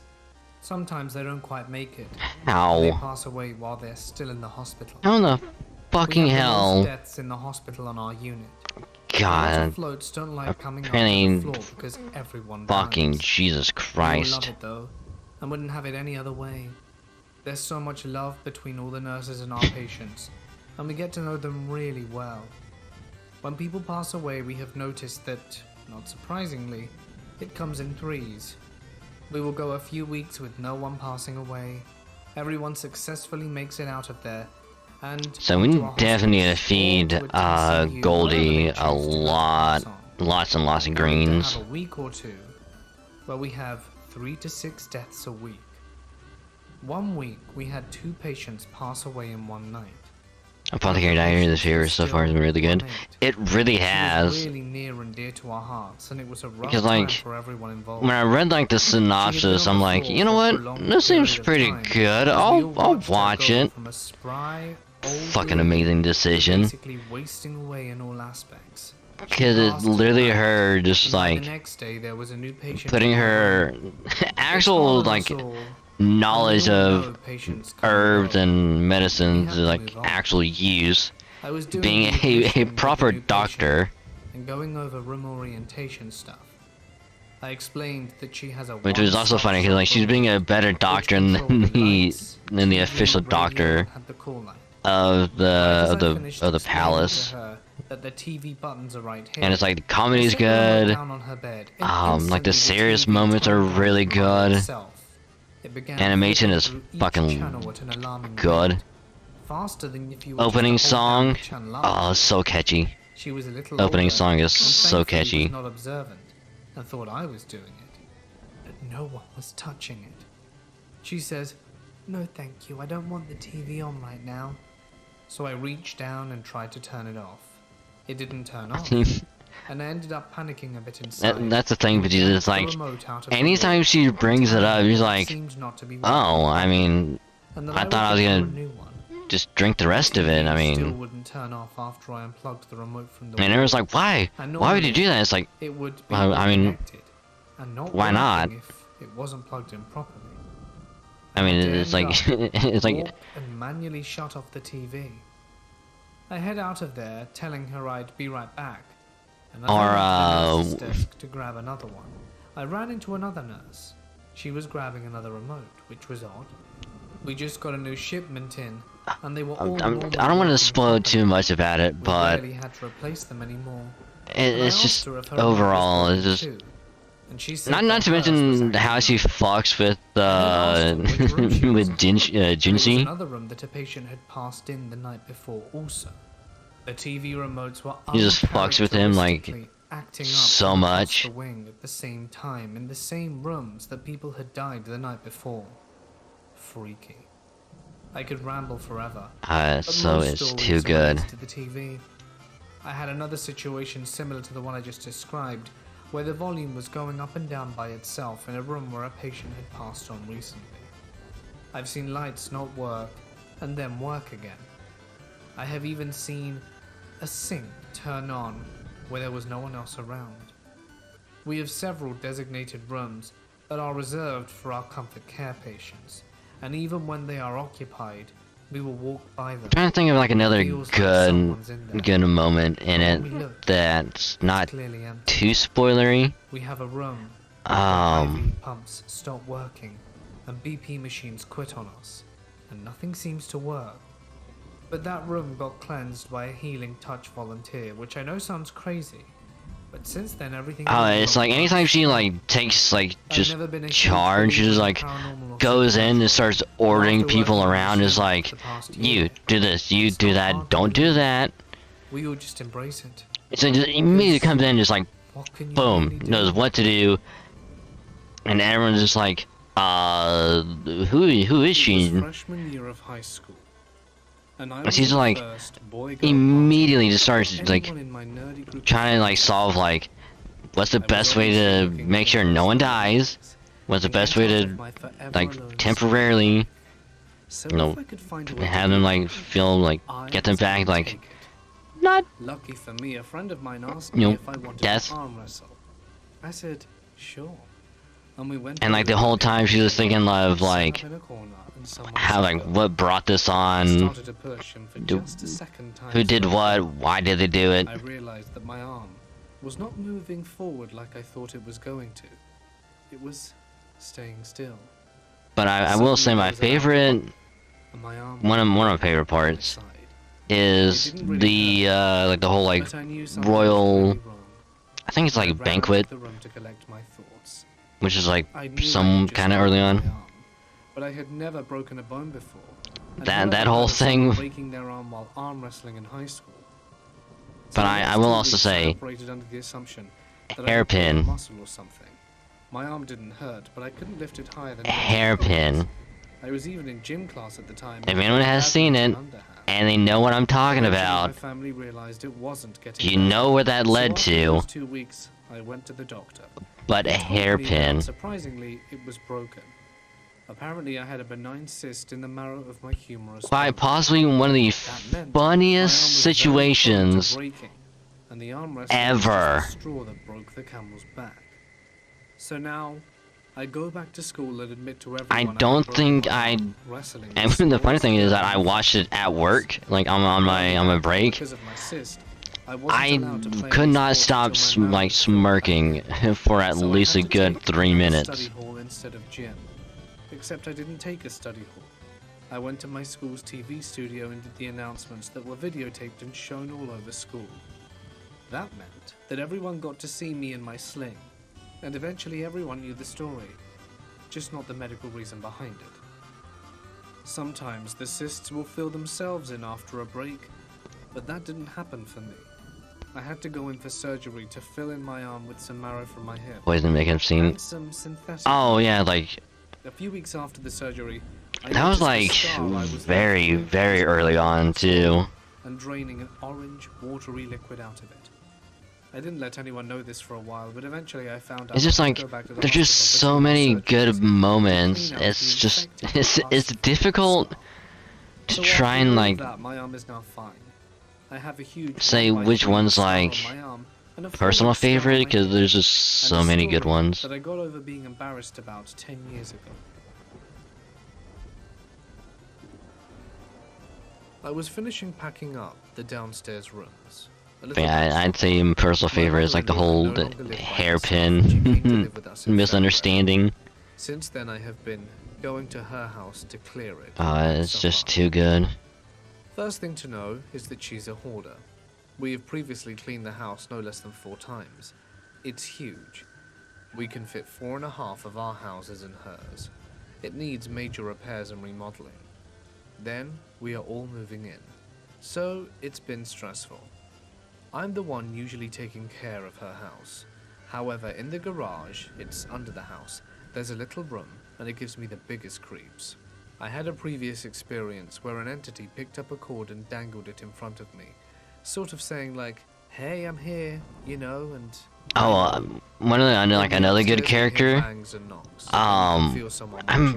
I keep on forgetting her name, but anytime she comes up, it's the other, it's like maidservant girl. I had gone to put the donation boxes in the garage and got the biggest chill up the back of my neck. Now I have been in and out of there most of the day and nothing like that Mao Mao kind of became friends with, like, as I get out to the game room, at the very beginning. It doesn't work, and I ignore it because I want to get stuff done. It's like anytime like she's there, it's just like, oh, they're best, like they're being good friends. There's no one except Donna the cat looking down at me. It's a stray because the windows are high up. I can see the door and the doorbell is still ringing. She gives her food, she gives her information about like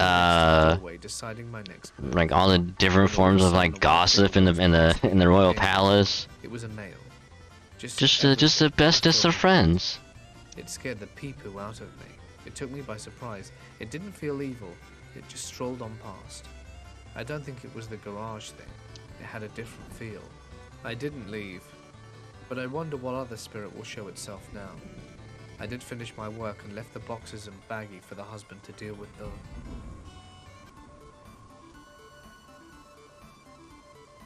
In college, I frequented a trail in the Appalachian Mountains near my college. Each time I would trek further and further, I never saw anyone on it, no matter how good the weather was. So, I just saw it as my own personal trail. For a while, I would walk to a large stream and turn back since it was wide and deep, and I didn't want to get my boots soaking wet. One day I was determined to cross the stream, so I moved several planks of sturdy dead trees. But yeah, I would say in the other good anime felt subtly different. The air was that I'm probably enjoying immensely is Free Run. As I kept walking, I was noticing a lot of old soda cans. Everything about it is the ones that are more perfectly cylindrical. It's also like so good. I wasn't seeing any of the modern looking soda can designs. Because it's literally her just it was occupied, trying to get to know I kept walking until I got to a wide like the party that she traveled with, other new people, and it's just like, I distinctly remember the sky turning overcast, and it has like so many flashbacks. Well, not flashback, but it has like her like recalling moments like from the past, and it's like, and it just shows like the sky was completely different. How much like, because they even say like early on like, oh, she's an elf, she's been alive for hundreds of years. Nothing but the remains of the cabin. And then it's like all of a sudden it's like, oh, she's kind of taking everything for granted, and now she wants to like better understand people. It's like, damn, they're off to another journey. Like, Spy Family has been good too. I still need to finish season 1. The bridge I had built was gone. I need to watch season 1. The rest of the trail was just as I had remembered it. I walked the last mile or so of the trail in darkness and rain, guided by my phone. Because I heard that's like a really, really good anime as well. So that's my weird time traveling story. Which is funny, because I actually started to watch season 1 when it was airing. And see what's on the but for some reason I stopped watching. If anyone lives nearby, I'd love to hear what you can find in the rest of the Cause I think I was watching other stuff and doing other things, and just like, we joke about the little it's something I got put way on the back burner, but I need to resume it. In the schoolhouse in the 1870s that was on our property before the house was built. We've never seen her, Here goes this. but there is the occasional door locked. Oh button, yeah, or the I keep on forgetting that anti-light the on Spy an Family sofa. has a movie coming Not a out. presence that's very strong nor I overbearing. keep forgetting about This that. was one time though, when my wife was in the kitchen, and I was coming down the stairs, and we both heard. "You're a good Unfortunately, I don't think I'll be little watching it coming from the living room. when it comes Dottie out, is our dog. Trouble, but a good girl to be sure. because I'll Apparently probably there's one more person in the working, house besides my wife and we'll probably also be having Christmas with family anyway, so I don't think we'll be able to go, New England town, which sucks, halfway between the sites of the but massacre of the it is what it is. Nagorsets and the site of the Pequots. So although there are probably countless ghosts of native folks throughout our land, we are not apt to listen to them. The girl in our house is probably just one of the settlers in our town, of one of their descendants. My mum thought she saw a ghost. She went outside around 10 p.m. for a cig years ago and saw a Oh, very have you elderly seen woman the looking up Spy our neighbor's Family back stairs to her and Street veranda. Fighter little Mum says she wanted to ask if she was crossover alright, special? as it was very rare for our neighbors to have visitors that late. They were also elderly, but Mum said she completely lost her voice and felt stunned, though she couldn't look away. She ended up getting out Yeah, her yeah. There's hello, a and the voice disappeared. see if I can't The find next it. There's morning, Mum made a joke to our neighbors asking why she wasn't invited over for their nightcap with their visitor, and they very casually replied, "Oh, so you've seen our ghost too?" They were excited over it and not remotely scared. Barry, the neighbor, says an elderly lady follows his wife, Elwyn, everywhere, and they feel pure comfort around her. But their own children and grandchildren are frightened by the lady on the stairs when they stay. this is the YouTube one. The lady in 606 hated the TV on in her room. She lived there for years and would yell at roomies that turned their TV on. She would also fall asleep holding the button on her call bell to just annoy us. One day she dies in the middle of the night while I'm not there, and the nurse on duty at the other station reported yeah, the there's automatic front that. doors opening for no reason. It was later discovered It's only like a minute long, but even then, it's done pretty well. Empty.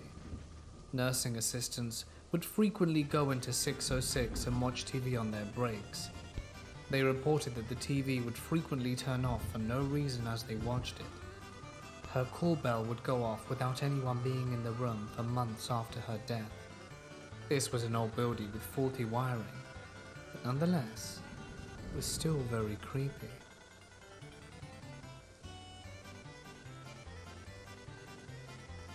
I was in the 4th grade when I was riding my scooter to my neighbor's house where my sister was. One house down from my destination, 2 pit bulls who were not leashed or fenced decided they were hungry. They attacked me and gave me wounds on both my arms. Which after watching that, my neighbor decided I was to like, come out to man, make sure I arrived safely.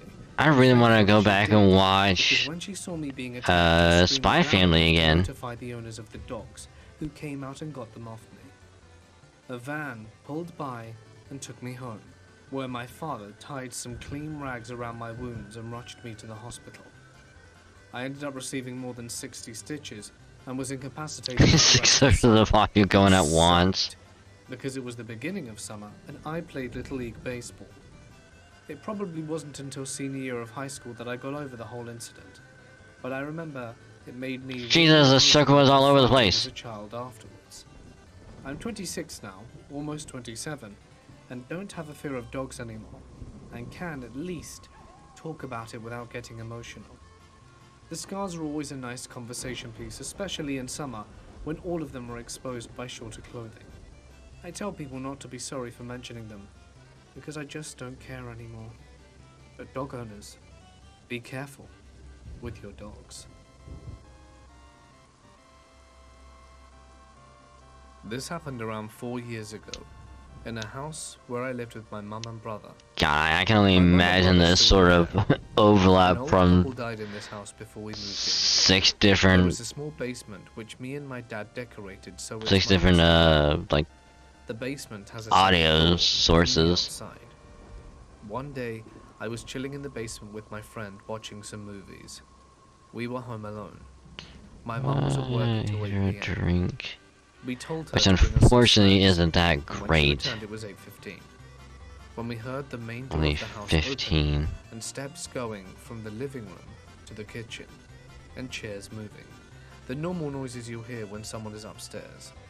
We both heard it and I was like, my mum came home. And he said, yeah, I hear it, snacks are here. A few minutes later my phone rings. It's my mum and I was like, okay, probably she's calling so that we can come and get the snacks. I answer and she says, I'm stuck at work, probably be home at 10, problems of security. I was speechless. I looked at my friend and he was shaking. He heard my mum through the phone. I had one key to the house, my mum had the other. My brother was at my grandparents' place, no one else had a key and there were only two. So we went upstairs to the main door. It was locked. The lights were out. I opened and we searched the house. Nothing. That's weird. We just left it as it was. There were no chairs moved even though we both heard them moving. And it still gives me chills even thinking about it. I heard a lot of steps and movement upstairs when I was alone in the basement, but didn't think much of it since only I heard it. But as my friend heard it too, I'm starting to think that everything else I heard was also true, and not just a figment of my imagination.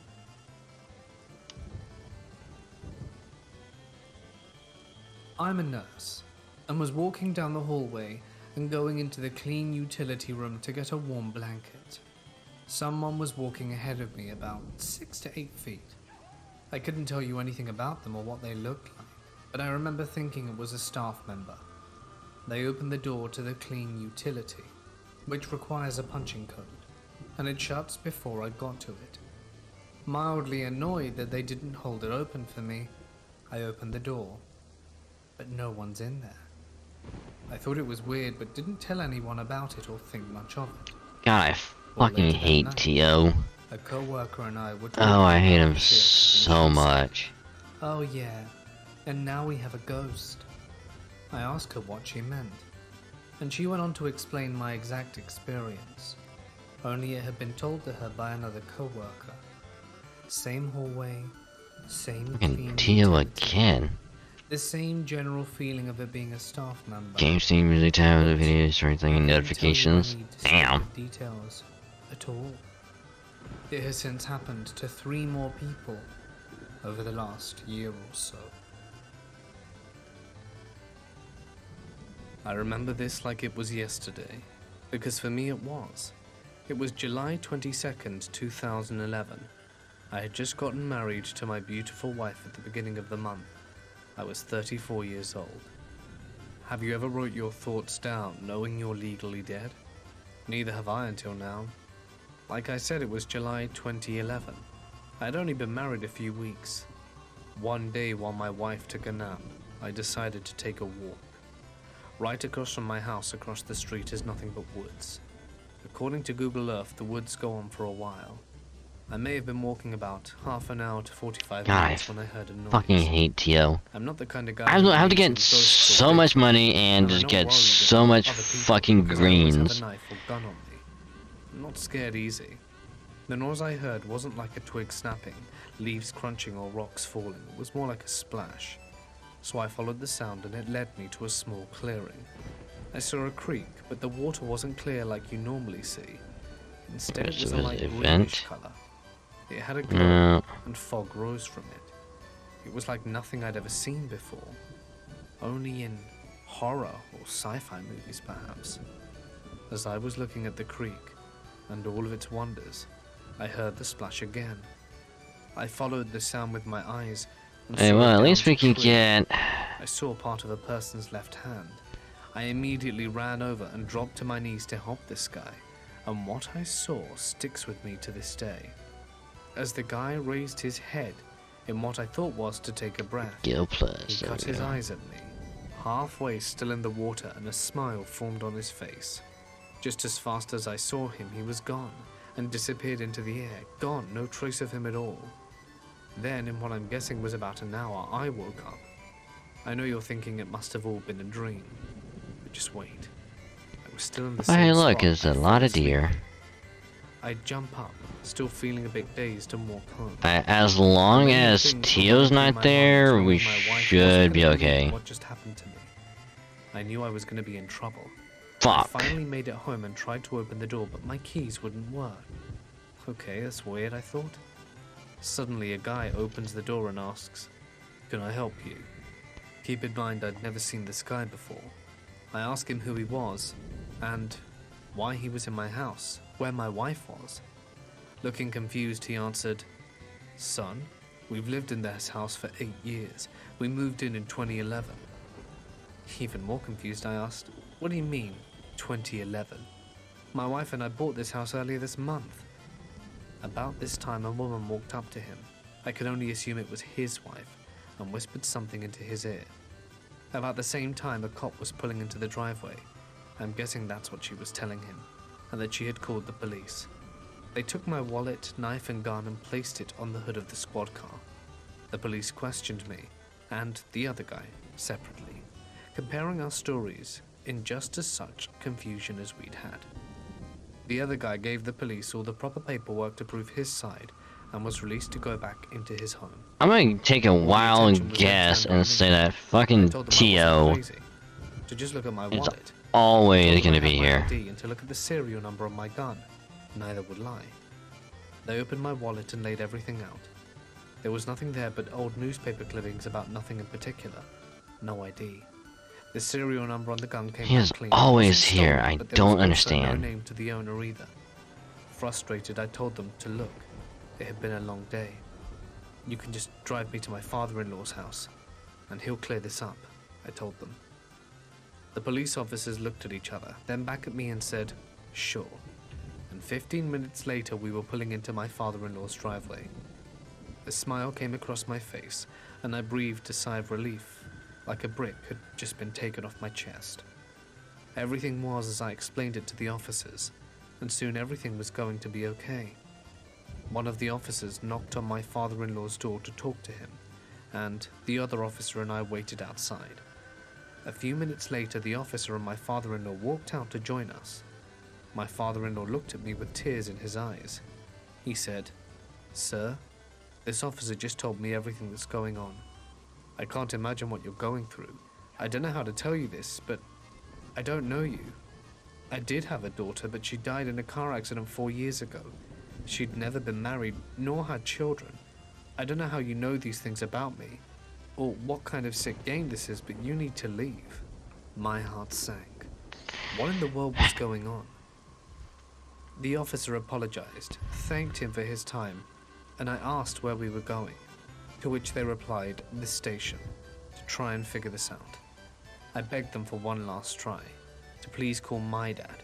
If anyone could make sense of this, it would be him. I gave him my dad's information, his name and number, the whole 9 yards. They pulled over, called him, and told him everything. I could hear my dad yelling. He definitely wasn't happy, and he too thought this was nothing but a sick joke. He screamed, "I have no idea who this guy is or how he knows me. The only son I ever had, my ex miscarried over 30 years ago. I suffered with that loss daily, and this is just sick and twisted."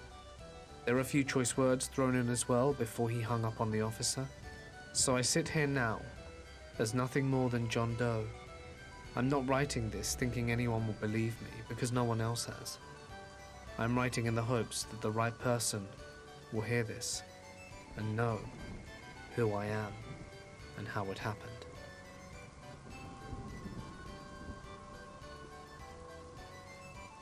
What I'm about to tell you took place when I was 11 years old. I'm currently 48, but the memory never faded.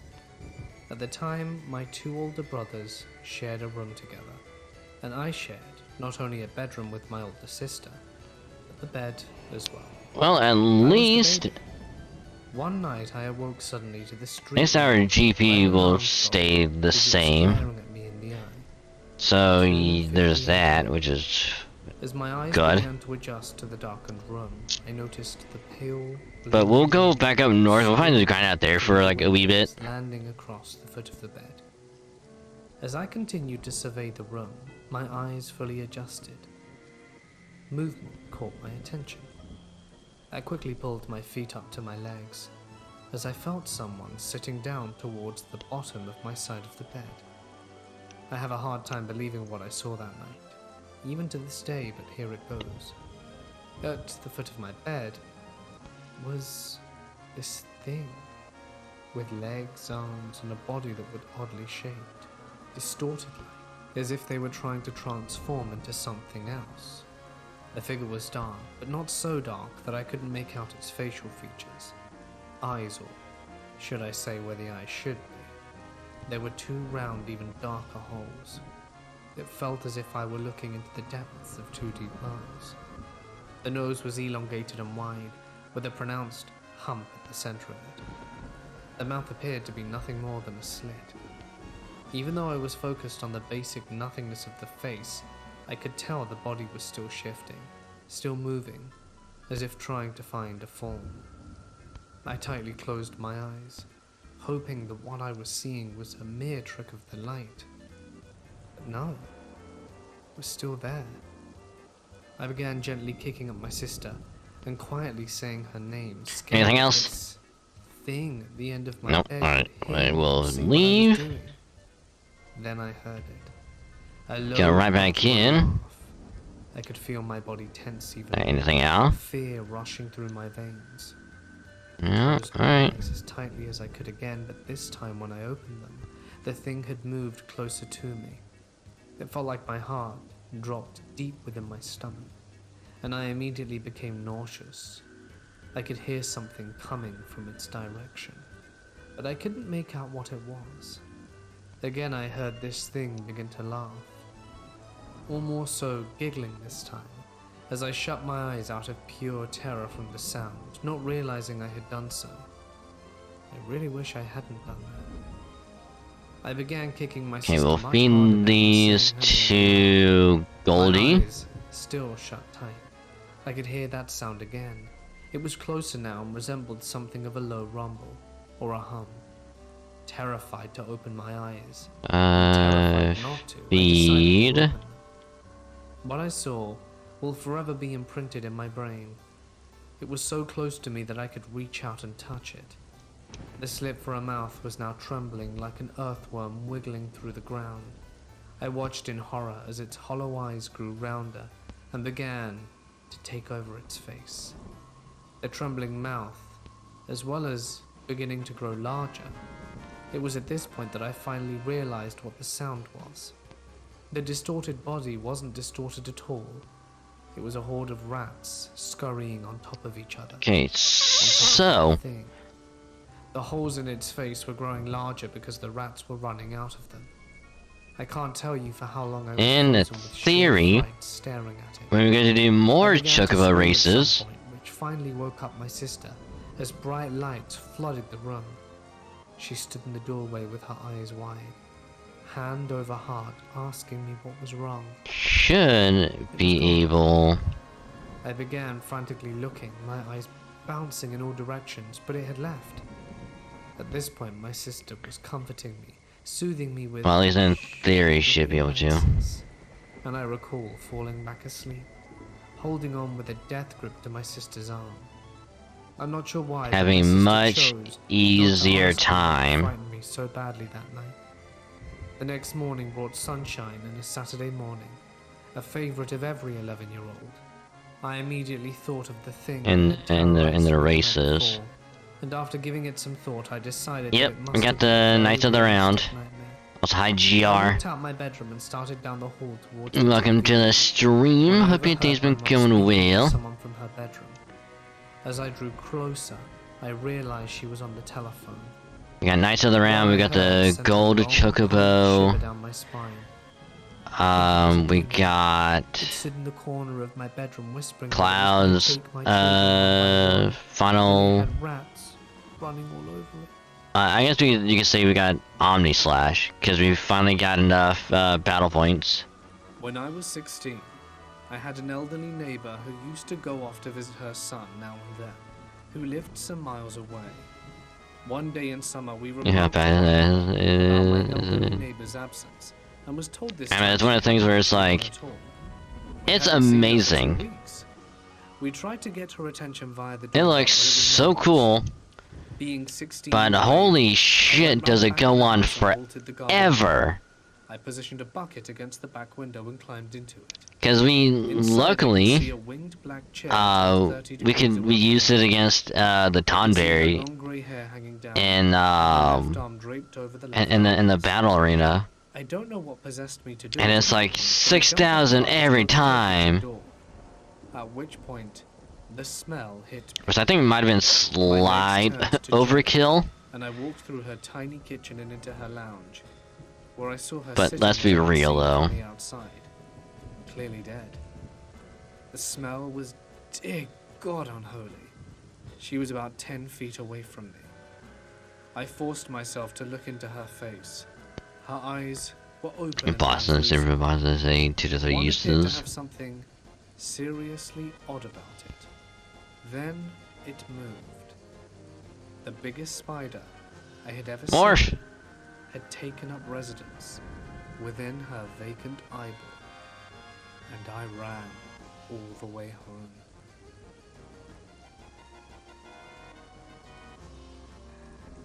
I'm a nurse. My orientation tonight included all the spooky stories. There were 2 travel nurses that worked in L&D that decided to drive out of town to Vegas or Austin. Unfortunately, they had a really bad accident, and one of them died. The night she died, there was a loud scream heard through the hospital. It was so loud that the nurses checked room by room in Alright, multiple cool. units to see where it came from. A day or 2 later, everyone found out about the death. The Oh, time of the and accident. thanks It's the same to, time that everyone heard the Traxxas's scream. help. Another story Or at least, was our PEDS floor. We overflow there when P&P and L&D is full. Every department has yeah, the I mean, yeah, isolation, he did which has the let us know anteroom that, separated by the solid door and then a door with a window. A the patient reported to Gil her and nurse that there was a XP young materia girl were in the, staring gold saucer. through the door window. She even entered and went to the bathroom to sit in the tub. Finally, the last story. Doing stairs is a good way to get some exercise and keep you awake. We have 7 floors, so not too bad. So now we have the Unfortunately, Gil, sometimes you just get the materia. bad feeling when using the stairs in the middle of the night. Sometimes it feels like someone is in the stairs with you. You could even occasionally hear noises. So stairs are avoided now at night. In that same vein, sometimes the elevator will stop on our floor and open if someone pressed the button, but there's no one inside, and no one pressed the button. Wake up, damn you. My husband and I moved into a new house last year. COVID really did us dirty, and various less than ideal scenarios meant our savings took a huge hit. So we made the decision to move outside of the city. Cheaper rent, bigger space, a garden for the first time, all the good stuff. Since we moved in, there has been a really weird feeling, and I believe that, looking back, I have experienced a few odd things already. I have overlooked and tried to rationalize them away. The only thing I can't deny, though, happened earlier this week. I am still working from home while my husband is back in the office, so I am at home most of the day on my own. I have gotten used to this new routine over time, and honestly, I'm pretty happy with working at home and the peace and quiet.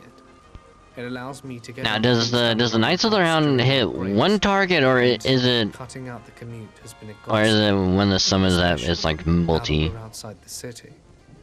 Because of this new routine, I've gotten used to having a new sixth sense around timings of the day and when I can expect my husband to come home, usually around 7:30. The night this happened, I clocked off work early and decided to take a shower since Multi it's hit. hair wash Ooh. day. Thick hair friends know how much prep this takes. My husband often comes home when I'm showering and usually announces himself as to not scare me. For a bit of context, our house is super old, English terraced, which means it's long and thin and tall. When we moved in, the landlord had just renovated the bathroom that's located right at the top of the stairs by adding a new freestanding shower ensuite. Basically, if you're standing in the shower with the door open, you can look right down the stairs and down the hallway with a clear view of the front door. When I'm home alone, I often shower with the door open to mitigate the scare I will inevitably get when my husband comes home and bumbles up the stairs. When my husband gets home, he always announces himself as he comes through the front door, usually something along the lines of, "It's just me."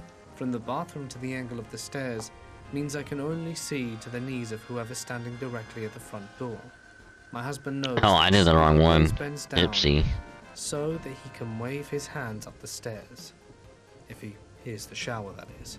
It's funny interacting with you pair with Steel, because in each of the thing you hit the cast as one Steel I'm attempt. consciously aware that it's much too early for him to be home. I Since I'd mean, clocked off work early and it was only 4:30. While I'm freaking out and staring wide-eyed down the stairs, my husband comes through the door.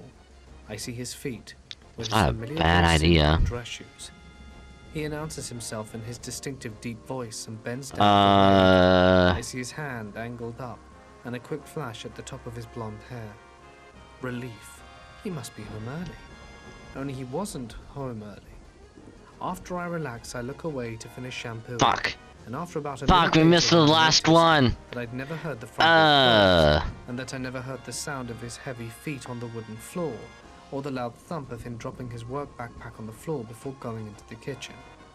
I peeked back down the stairs and everything was as I'd left it before fucking the shower. suplex a goddamn No bag, dragon. No work shoes, nothing. Everything was normal, except that my husband hadn't come home, despite the fact I'd seen him do it. Naturally, I freaked. Even though I checked the Jesus door, it was locked Christ, you're I just still went through the fucking. whole house with a kitchen knife in case. Yeah, let's just suplex a fucking dragon, okay? Let's just pick up the bastard and just fucking just pile drive The him. very routine that I'd already seen him do that evening. I never told him about this, and the other goings on that I've remembered with the gift of hindsight. But yeah, we got Knights of the Round on a He's as cloud. skeptical as they come, and I don't want him to freak out that I'm suddenly seeing things.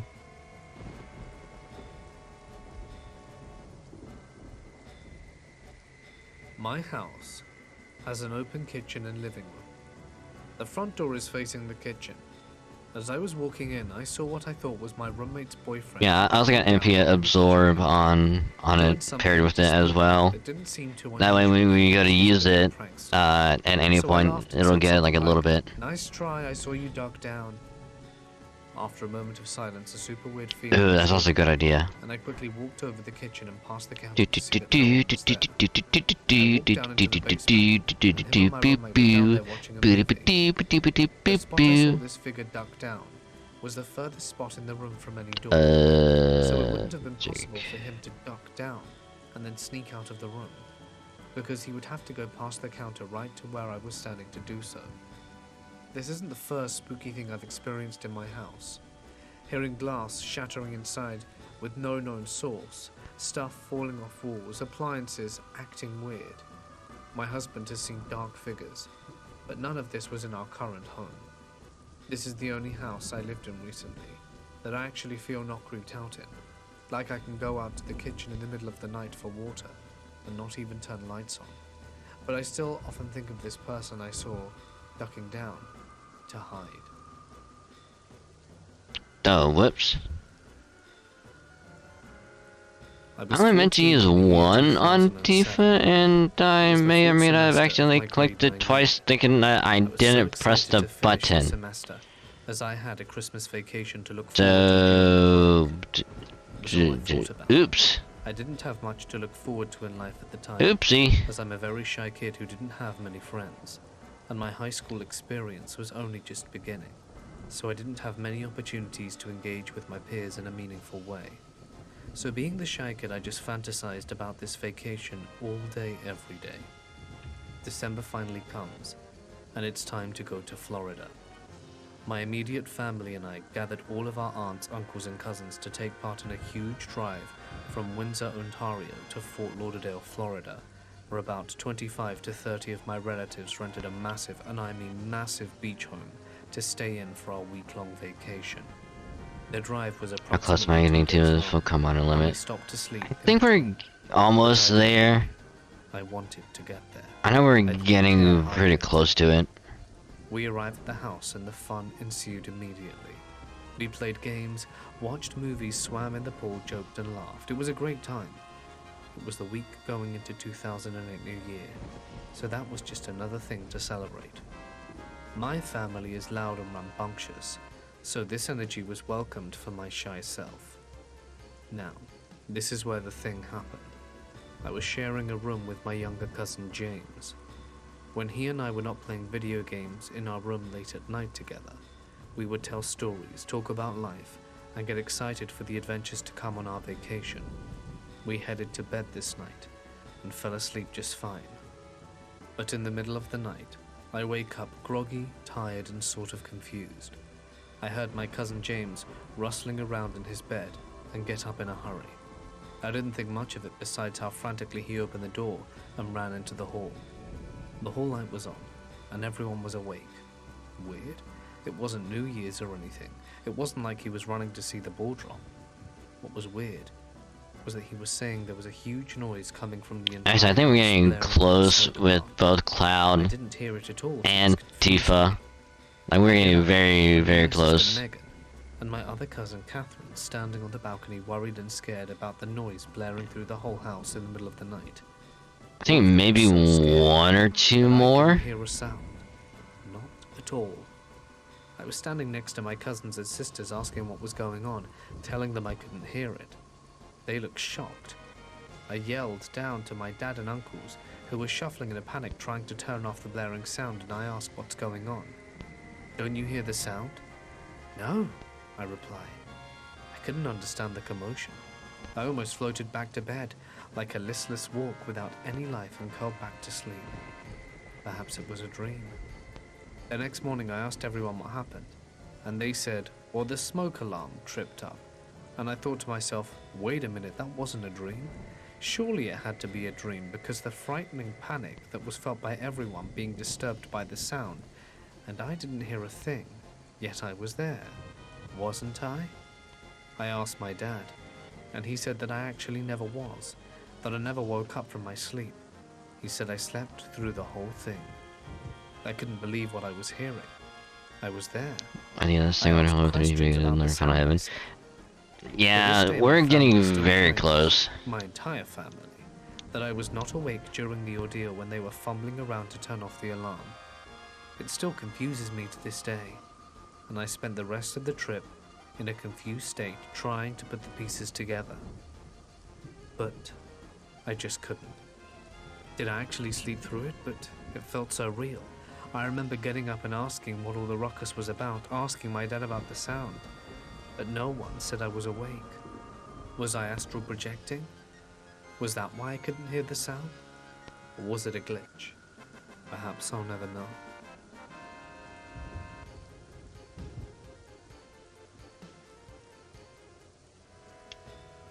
The days when I used to play with the man in the Magic. closet. They go back to a time where everything was unclear, yet out of all the things to remember, Damn it. that man has always been in my memories. Always has, and always will be. My first encounter with this man I remember clear as day.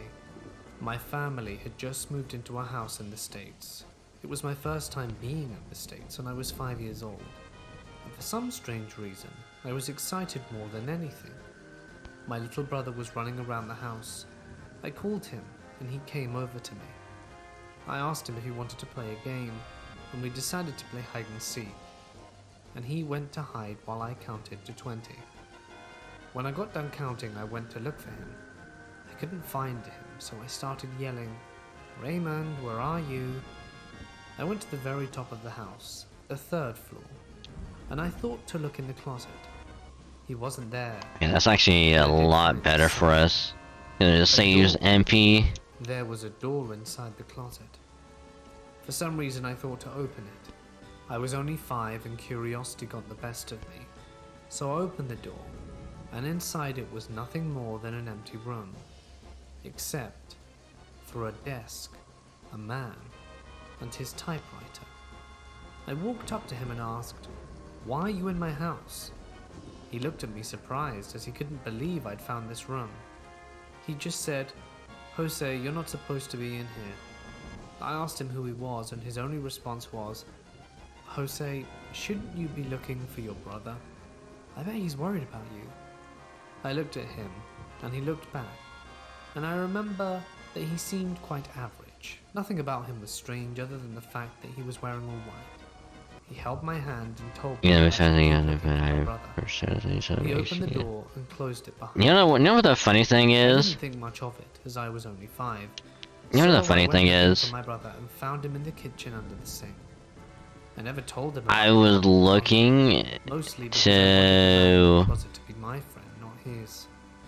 My little brother did not know about this man till I was about 12, and he 11. Anyway, that was the first time I met him, although it was not the last. I remember there were 2 other occasions. The second time I met him, I remember quite clearly. I was looking I remember it to... because my mother was I was fighting like, with surely my there's I couldn't a... leave the house, so I hid inside the closet. Just It's so I like, wouldn't have to surely hear this. there's... My little brother was at like my an aunt's item house, or and my something only guess is that they forgot I was so in where the we house can get too. our limit break a It had lot been quicker. weeks, and I had tried to visit the man in the closet, but time after time I would look and the door wouldn't be there. But this time was different. This time he opened the door and I saw the light from the floor. He told me to get inside quick and I did. I have no idea how long I was in there for, and for some strange reason I trusted him. I never questioned how he knew my name without telling him. I never asked him for his. Maybe I It's did. just a, yeah. Perhaps it's one of the few things I don't remember of him. The only Man, this is a personal thing I great know little about this farming man spot right is here. that he was from Germany. After talking for We what just, felt like kind of hours, stay in he this told little me it was time to spot, leave. find all the He held enemy, my get a lot hand of and opened the door. gil. Everything's gonna be fine, Jose. It might look like it's always gonna be like this, but don't worry. Keep your chin up, okay? As soon as he let me out, he closed the door behind me, and when I looked back, the door was gone. I walked out of my closet, and it turns out I was in the closet for almost 3 hours, and my mother had been looking for me. I told her I'd been in the closet the whole time, but she said she'd already looked in there, and I wasn't.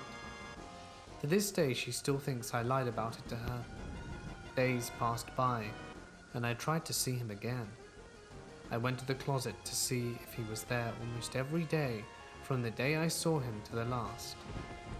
The Well, door there behind goes the closet Cloud. just seemed to never show up anymore. Until the very last day of the house Oh, we we're were going to moving. get you My little brother was downstairs reset. with my mother, and I just wanted to check one last time. I told my mum that I'd be back. I'd left a toy in my room, and I went to my room and checked the closet. I saw the door behind the clothes in the closet, so I went to open it. And when I walked in, he was typing away on his typewriter. I asked him why he hadn't been around, and he just looked at me with a face that said, "It hurts inside." I looked at him and said, "I thought you were going to be here for me." He kept looking right back at me with a face and just said, "I'm sorry." He didn't have to say anything, but he did stand up and uttered a few words. It wasn't in English. In fact, if I really think about it, it probably was German. Then he held out his hand and walked me out the room. When I finally got out the closet, my mum had gone crazy looking for me. Turns out I was in that closet for a long time. Ooh, got HP plus bone. Hell yeah, let's go. Okay, well, we need to get more... Except this time was different. More hyper! This time was the last time I saw him. The man in the closet. The man in all white. The man, for whatever reason, I could only see. I wish I could find out who he was. I still think about him every now and then, mostly because deep down in my heart, no matter how hard I try to deny it, I know this man was real.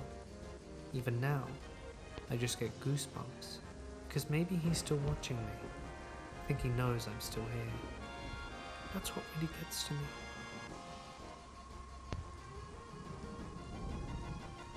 These all happened at the same house, which was an old farmhouse that was also a part of the Underground Railroad. And the drawback is actually We not no really good longer live strat, there. yeah. The house isn't there anymore.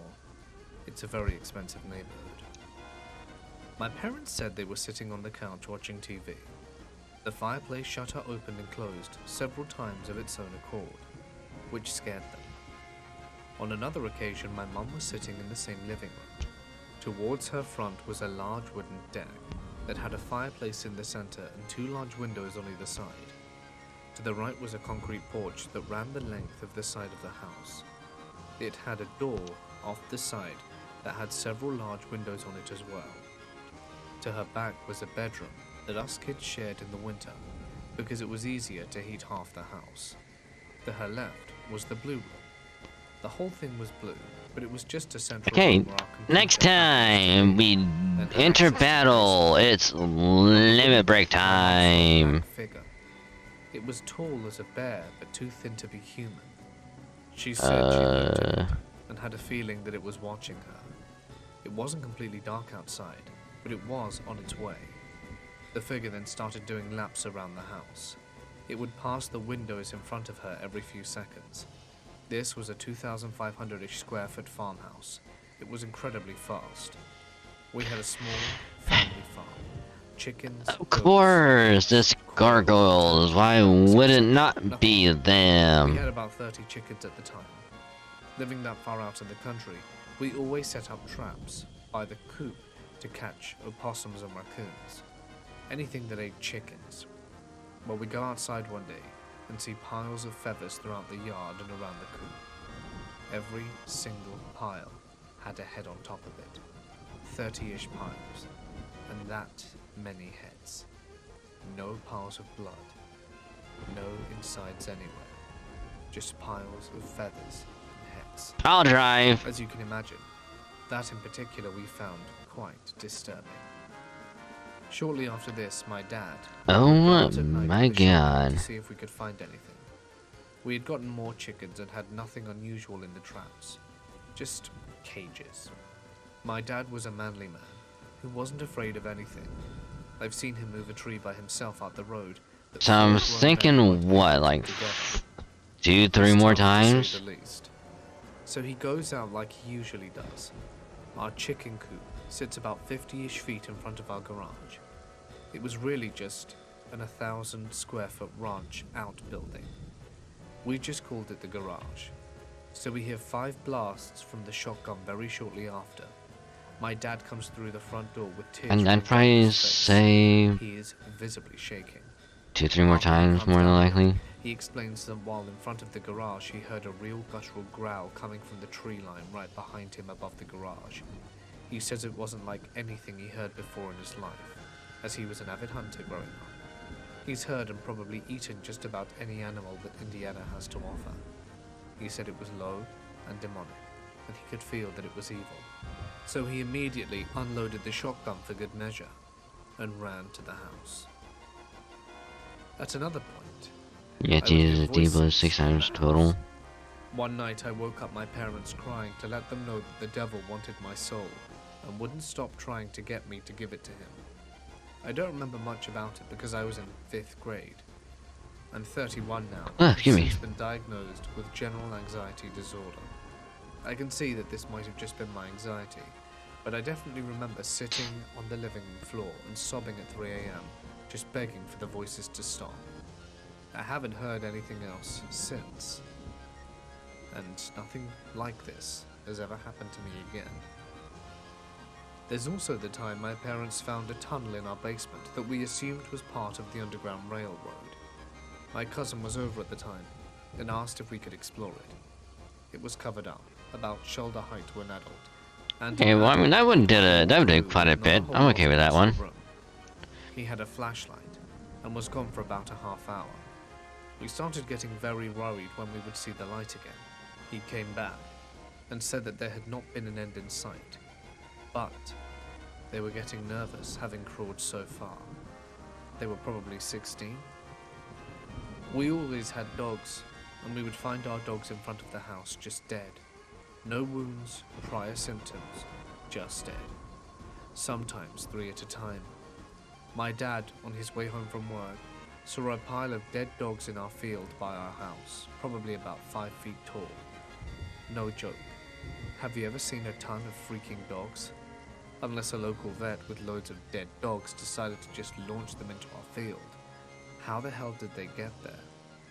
My 2 brothers and I were in the house, and things started to fall off the walls. We ran outside into the field in front of our house, and looking across the street to the other cornfields. There were hundreds of deer just I mean, running. so far It this filled the field for is several minutes. actually good Enough strat. disruption caused by them made it look like we were experiencing a small earthquake.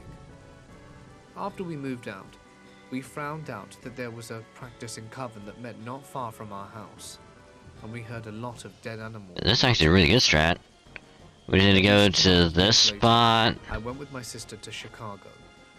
Her fiance had graduated boot camp and was going to A school. They do a ceremony thing for the family with their group flag and such. They hang out for a bit and then they leave for A school. On the way home, I was asleep in the car and my sister had gotten lost. I shot up out of sleeping and told my sister to pull over. She did, and I told her to turn. She asked me what's wrong, and I said that I woke up because we were by our old house. She made me turn, and we passed the front gate of the cemetery that was right by the house. Had she kept Die, by you that direction, fucks. she would have passed right by it. What was at the start of all of this was a dream that my sister had. I think we had some Just dogs one more there. before this, So she but we had didn't tracked find out down about the 20 covenant until limit several healing years in the after. beginning of the game. I Jesus. didn't find out about the dream until I was in high school. Surrounding the end of the property, there was a tree line that separated where the coven met and our house. My sister said that in her dream, there were monsters tearing down the tree line, and that she knew if they tore it down, they were coming for me. Like, me. Not my sister, or any other of the 5 people in my family. Me specifically. But not long after, in preparation of turning the property into a subdivision, they tore down the tree line. All of the stuff happened. My parents decided one day that enough was enough. We were moving, and we had a house purchase on contract, and were completely moved out in 2 weeks' time. And now I bring you to the Pied de Resistance. I was in Boy Scouts. It's the Dead. time of year for popcorn. I sold enough popcorn to be the top in the state. That's what my And we parents got our we did. I got just full knocked on MP doors, back. pushed the popcorn. My parents Nice. had just loaded up the van with all the popcorn we were going to deliver for the following morning. It was an old brown/tan Astro van, the ones with the weird curtain in the windows. This thing was completely stuffed with popcorn. We all go to sleep, and I remember being outside with my family, looking at our van on fire. The fire department came and everything. The thing burned completely. While my dad had a Polaroid camera and took a picture. My dad takes the picture with him and shows people because it's crazy. My dad's showing a guy the picture and the dude asks him if he sees the face. My dad looks at the picture and sees a face. To summarize this, because I don't want to make up details I don't remember, things started appearing in the picture, like in the flames. It started with a face that turned into a demonic-looking Grim Reaper type of figure. Then people started to notice more things as my dad showed it to others. My dad would hand the picture around and ask people what they saw. Everyone saw it. Then people noticed that the figure was holding what appeared to be a chain attached to a torn-apart dog, and a burning cross behind it. As soon as people started seeing that, my dad stuffed the picture in a Bible. It was a Bible that had a built-in zipper, and he didn't tell any of us about him stuffing it in a Bible until after we moved. He pulls out the Bible while we're moving, and the picture is simply gone. God, It was really son of a. I remember my dad always God handling the picture damn it. with people, and then being creeped out, and I remember seeing the fire. I saw the picture once right after he'd taken it, and I remember playing on the So ground close. because it was So something very, really very close. The rest of it is what my parents have talked about. My dad was a server at the same restaurant for about 25 years, so he showed it to a ton of people. This wasn't just a few buddies. He literally began handing it out to customers. Everyone saw the same thing. This is everything I can remember. I tried to be as detailed as I could, and I'm aware that some of it isn't very believable, but it's true. The address of the house was 18401 SR 238 Fortville, IN. I don't remember the zip code. The house is no longer there, and it's now a subdivision of houses that are 750k plus houses. They didn't end up tearing it down until after we'd been gone 4 to 5 years, but that's just a guess. Well, I was hoping She that. was asleep and it was 3 a.m. in the middle of summer when she wakes up to banging on the metal screen door up front. She goes to check it out and it's a child, maybe 9. This kid is in some underwear banging on the door. How? My wife How answers it. does and it he asks fucking me to miss come in. Tifa but There is a not tweaker lady comes walking Clown? down the street and calls How? this kid's name, sees him, and calls him out. He just walks down the stairs and they keep walking down the street. She was really mad that I didn't wake up. I hope it wasn't a kid escaping from his kidnappers, or some sort of abusive family. Every time. I'm a 19-year-old male, and I live in a small college town. I'm very exceptionally small for a guy. I look about 16, and am gay, have pink hair, piercings, and usually wear painted So I nails. think one more limit break. Because I'm assuming it's the reason this happened to me. Why this man even noticed. Let me take you back. A few days ago, about 7 in the morning, Okay, I so was at the grocery note to store self: trying to avoid Gargoyle, the crowds. Knights of the Round, COVID. anything The else, store was mostly attack empty, and I normal. was just wandering up and down the aisles doing my shopping. While I was doing so, a man who appeared to be about the age of my dad walked up behind me. He grabbed me by the shoulder with one hand and by the butt in the other. I was wearing a slightly cropped shirt and a slightly small pair of shorts, which I maybe wouldn't have worn in a lot of places, but I felt like my town was safe, given it was mostly other college kids who were fairly progressive.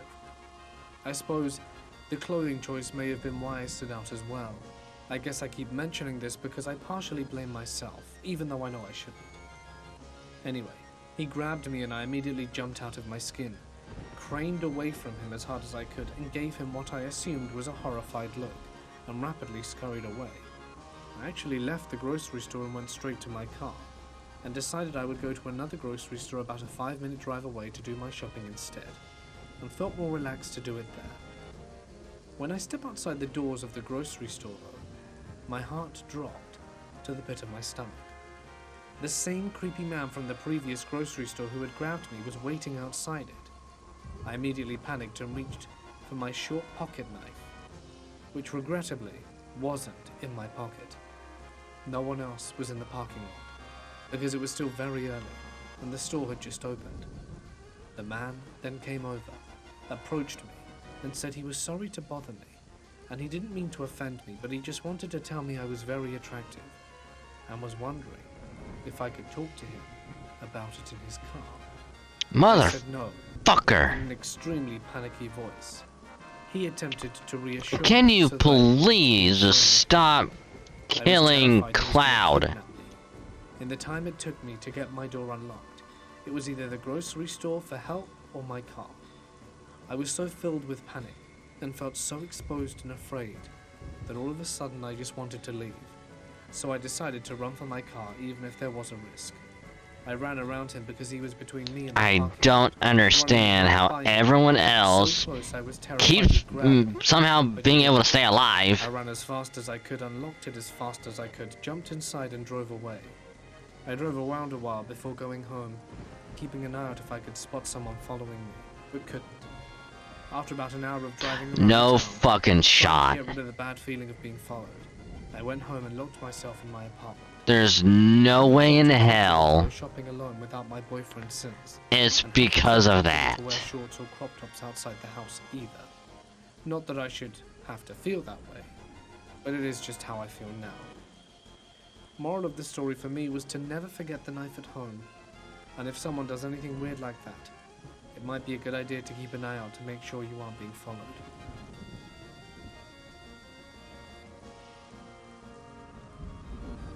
My parents' house has a ghost.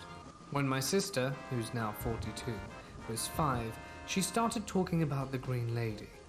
Of course, us older 3 sisters made fun of her a lot.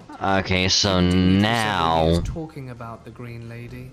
Then one day when I was 48 in middle school, I went upstairs and heard a swooshing and now sound. if they go to use I it, turned to see what it was, and there was this lady both with a Cloud long and green Tifa dress are from gonna go the down. 1800s, and dark hair tied up very pretty. Then, just like that, she was gone. I never saw her again after that. But my mum took in a little boy for a while for a family that needed us when I was in high school, and he always talked to a lady upstairs when he was alone. He was only 3 when he stayed with us. Also, lots of weird things happened in my parents' house. Cupboards would This open is and shut by on their own, far. and the water faucets would turn on and off by themselves. I don't know the history of our house before it was built, but it would have been newly claimed land in the 1800s. Not to mention the fact that my sister, when she was 5 or 6, shared a bedroom with me. She would wake up screaming, saying there was a dark man in our closet. My parents would have to come So in now I'm gonna and dread having to I never fight saw that. goddamn She saw gargoyles. the dark figure. She was petrified of the dark figure, but perfectly fine with the green lady. I don't tell this story often because at 48 it still sends chills down my spine. I often wonder if the dark figure in the closet isn't responsible for the death of the green lady. My facility is fairly new, but has plenty of quirks. 95% of the paranormal or creepy things are just normal part of the building's function. The other 5% though, have no explanation that I've been able to find in our 4 years of employment, and no one in maintenance or exhibits can give a good answer for either, and they've tried. It was built in a formerly economically depressed part of the city before the area was gentrified, and some of that shows through in the weirdest ways. So occasionally we get this weird cloud of odor that just pops up and sticks around for a bit and then leaves. It could be anywhere in the building at any time. Okay, well, lasts now for that any length, cloud is and it 73. smells like weed. Don't have to worry I about thought that. someone had dumped their stash next to an intake vent at first. But the first time I knew something was up, I was working second shift with a co-worker at about 10:30 at night. He's on a catwalk about 80 feet above the ground and reports a smell like someone smoking had just walked past him. We followed the smell for 2 hours before it vanished. What we determined was this: a sphere odor about 2.5 to 3 feet in diameter, hovering about 5 feet in the air, was moving back Yeah, and forth I across the got catwalk the at a leisurely walking pace, not like air currents. It was like a dude was I got the basically cover enjoying on a her. smoke break for 2 hours. We chalked it up to a ghost and left and went about our night. 14 months later, I was working alone in our command center at 4 a.m. It was the dead of night, raining outside, and there had been no one around the building since midnight. In the span of about 6 to 7 seconds, the air went from normal office smell to hotboxing with a hippie for 3 days smell. It was so strong that it made me gag, and I was legit worried about catching a high contact off it. After 2 minutes of me checking cameras and videos around any intake vents, it just disappeared.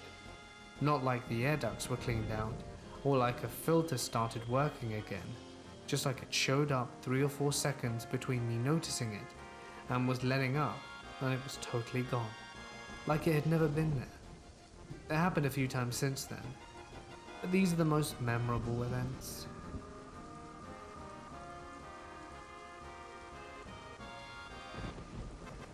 When I was around 13 or 14, I had a dream that me and my mum were in Holland in a hotel to see my stepdad's daughter.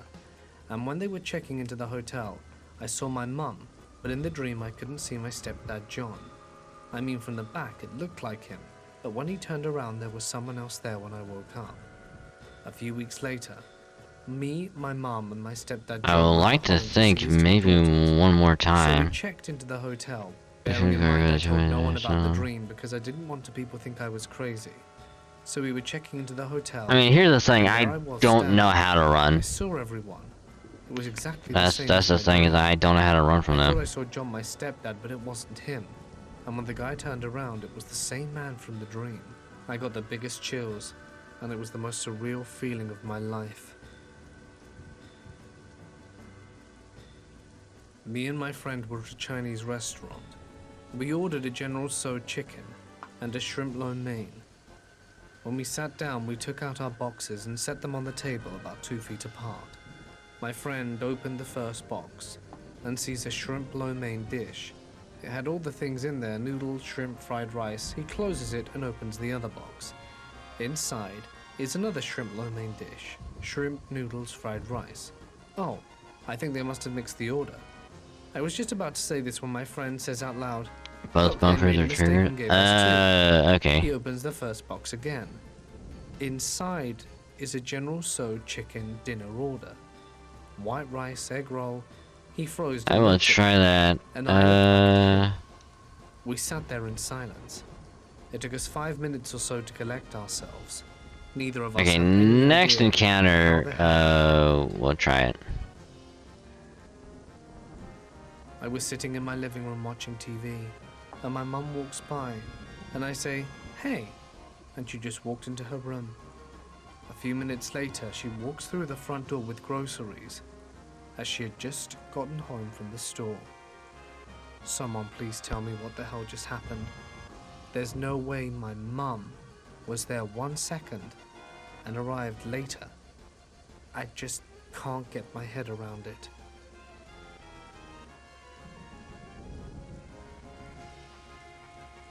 I work Yeah. in long-term care, and we have tons of stories. Gargoyles I'll ain't give you worth two of it. My favorite one. Um, We had a woman in our assisted Tonberries just aren't worth She was a it, very but sweet lady since with we have dementia Knights of the who could Realm, never we understand how can to just use her call light for we can assistance. safely deal with So every them. night she would meander over to her neighbor's apartment and ask him to get someone to help her get ready for bed. He would then put on his call light and tell whomever Yeah, came this that is the lady realistically needed like the help. only The place we man is can still with farm, us, and he has no cognitive deficits or memory problems. He's since here because of everywhere severe kidney else is issues just and too can't manage weak. all of his tubes and medication. The lady became ill with pancreas issues and stopped knocking on the man's door for about a month. She sadly passed away one evening at 4 p.m. And at approximately 7 that night, while the family was still in the lady's room with her, the man put on his call light and said that the lady was ready for bed. Creepy, right? The CNA figured he was just picking up an old routine, so she asked him, "She came here?" He went on to explain that she must have snuck in the door because he didn't hear her knock. She was wearing a white robe and holding her rosary beads. The CNA told me all of this, and I, being a huge skeptic, didn't believe it. He must have been dreaming. At least The for family finally missing, left, which is and when good. the funeral home director arrived to take the body, I went out with him to help move her on. Alright, that's also missing, but We walk into the room, and there she was laying in bed. White gown. rosary wait, does beads in the hand. Master Tonberry have neighbor the so occasionally puts on his star thing on his head? Second story. The building I work in sits on the same site as the old nursing home in town. It was bought out by a non-profit, torn down, and rebuilt. So we into the have building fought I it work in before, now. okay. The old building had a very friendly lady that worked in the kitchen as a cook. She worked there until she retired, and a few years later she had a stroke and came to live in the new building. She had vascular dementia pretty badly and would find her way into the kitchen all the time. We had to guide her back to her room. She died about a year ago. Ever since she passed, strange things would happen in this kitchen. You can hear Ooh, fridge Yuffie doors might open get and her slam limit and break as close. well. You can hear water running and things falling. I've watched the light turn on and off, and there were always cold spots in the kitchen, in different spots every night. One night took the cake though. A CNA was in the kitchen getting chips to stop when she said the walk-in freezer door came open and she watched a dark, smoke-like outline walk out, stop, turn to her, wave, and disappear. She didn't go back into the kitchen after that. I offered her $100 once, and she point-blank refused. Bonus story. My wife was pregnant, and we had our C-section scheduled early because she has polyhydramnios, and our son was measuring 11 pounds at 36 weeks.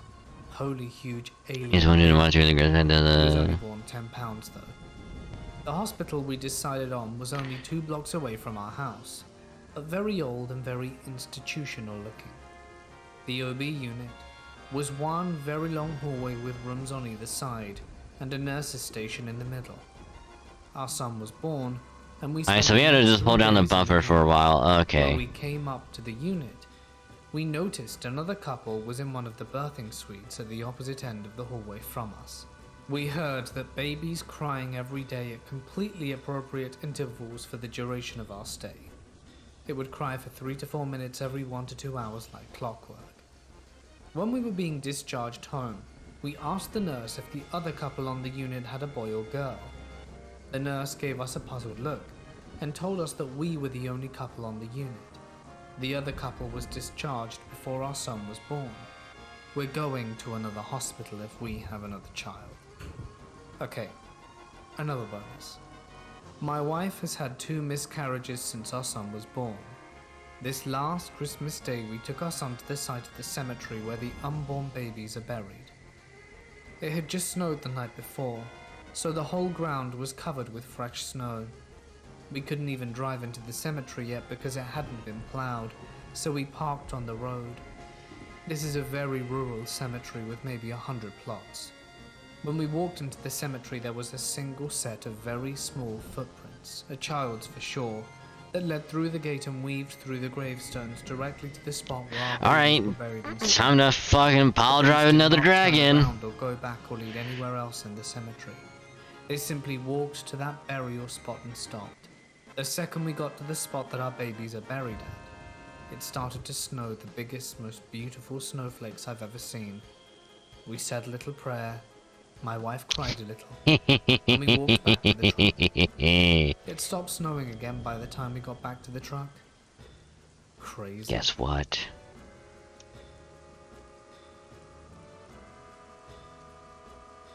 In order to tell you this story, Alright, let's go all the way down till we find it. Final Her heaven. and my grandpa had their first child together, and she believes the home had been haunted since day one. She says that even though it was clear early on that something was in the house, she never Okay, felt that now she we're needed gonna to leave. take She said it was her home now, and that whoever was there was welcome cover to stay as and long as they counterattack. appreciated the rules. Other than one story, it appears that all ghostly Can we put residents Go around Plus the house on gave her a reason to evict them. on Over the years, Tifa? Grandma welcomed more children to the home, and it became a safe haven for my entire family. The home is a 1-story home with a downstairs living area. The upstairs has a living room, bathroom, and 2 bedrooms. The kitchen leads to a I think we leading should to probably the take basement Look with Plus 3 or off. 4 rooms. We use the home for most family gatherings, and many of us have used it as a temporary residence once or twice. Much of the family has experienced something unusual in the home, and it's commonly blamed on the ghosts. 2 of my grandma's stories are the reason that I have one of my own. My grandpa died in 1999. Several months after his death, my grandma was in her kitchen doing the dishes. She felt a strange feeling come over her, like she needed to leave the house. She later attributed the feeling to my grandpa warning her of danger. Before she could even finish her thought, she had a sensation that something very strong was grabbing her from behind and trying to force her downstairs. Oh yeah, you're right. But she felt something powerful try to force her. She states she fought the power very hard and managed to make it to her kitchen table. She sat at the table and held onto it, while this violent entity pulled and groped her, but she would not let go. Finally it stopped and no one was there. The house was again silent and peaceful. She said she'd never been so scared in all her life. My grandma is a tough old lady, but you could tell this really shook her deeply. While telling me this story at the same kitchen table, she told me of a little ghost girl that lives in her basement, or she may not. She said the little girl likes Yeah, to we'll leave it on because we still gotta get. while people are sleeping or hiding things in the house. We still gotta Grandma says she knew get it was the girl because of the laughter. She would giggle mischievously, so she knew it was her. We're still gonna try and grind all this other stuff out Like anyway. she just wanted someone to play with. One day my mum was doing laundry downstairs while she was living there during her separation from my dad, and she says that she saw what appeared to be the hazy outline of a tiny person. Yeah, She you're right. says that she said hello with a nervous laugh, and then the haze disappeared. At this point, I had never experienced anything scary or ghostly in the home. After hearing the stories, I was creeped out, being in any room alone. Honestly, I think Still, we're nothing very more close to than a stinging getting, feeling and um, an embarrassing sprint up the stairs every time it happened. Again to that point now. Flash forward a few years to the exact same kitchen table. Only subtract my grandma and add my mother and two of my friends, Brad and Ashley.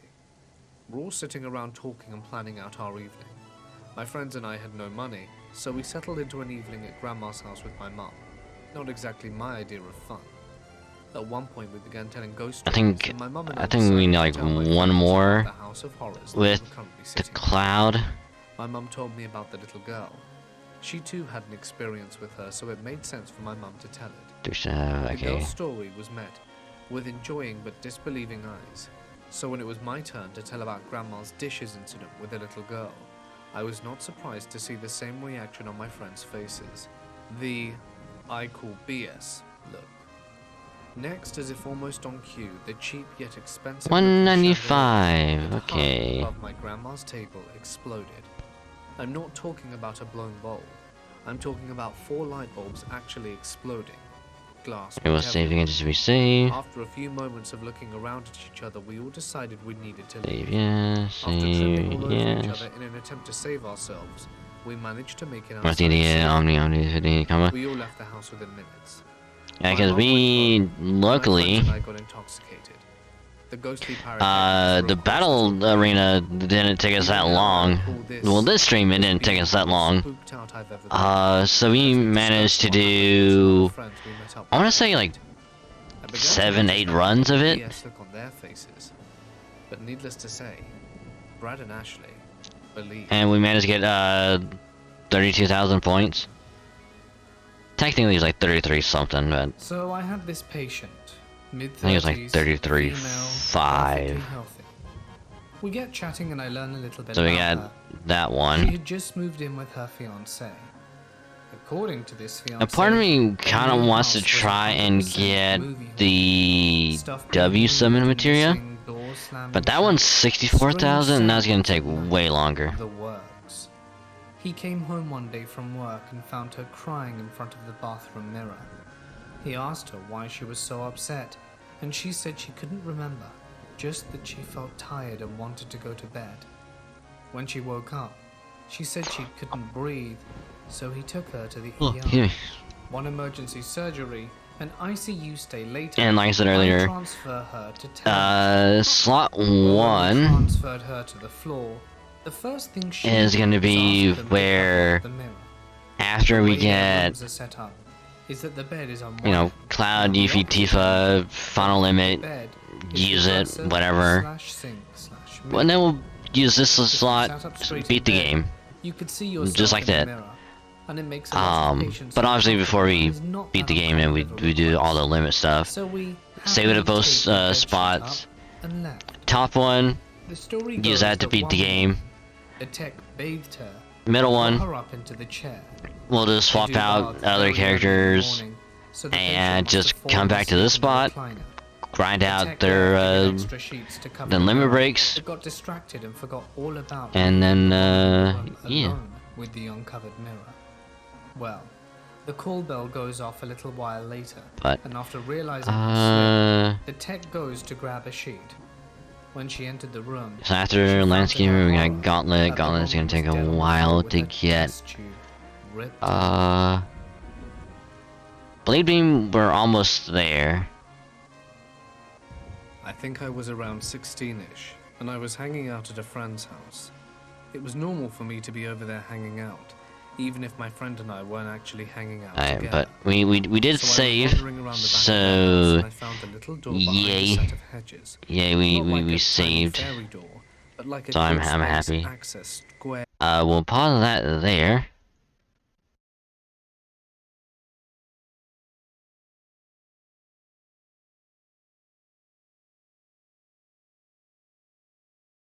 What do you mean, thank goodness? Wait, what do you mean, thank goodness? Were the stories too spooky for you? It's okay, Theater. We're not gonna tell anyone if you got scared.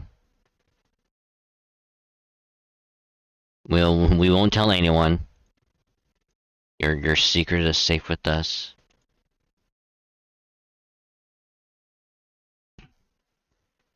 Yeah, that is a safe spot. Oh yeah. I made sure to double save just in case. Cause if we have to do all of that over again, I'm gonna be very fucking pissed.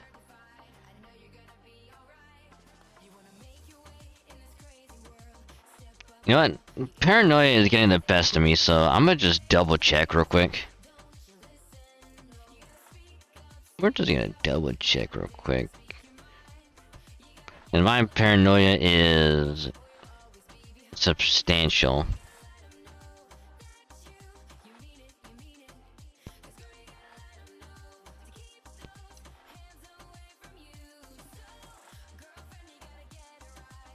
Okay, saved.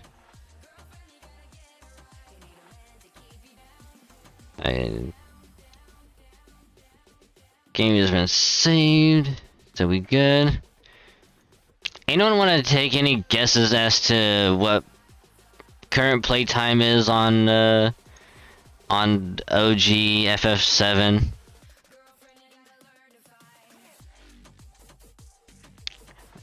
The answer might surprise you.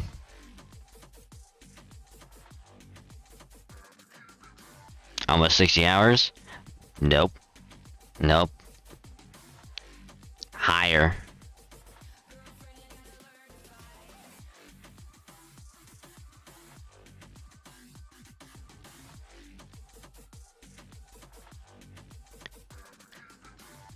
$73.8. 73.8.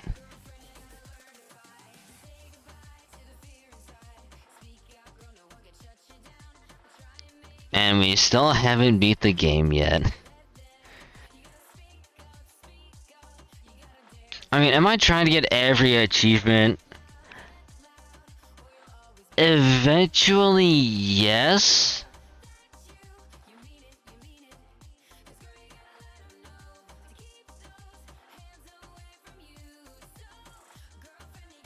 Because before we actually beat the game, I do at least want to beat Emerald and Ruby Weapon. And get Clouds and Yuffie's last limit break. I at least want to do that before we beat the game. Because in that way, we load up, middle save, just grind out everyone else to get their last stuff.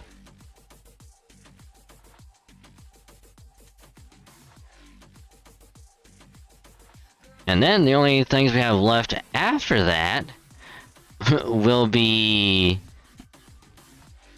reach level 99 with any character and get 99,999,999 gil.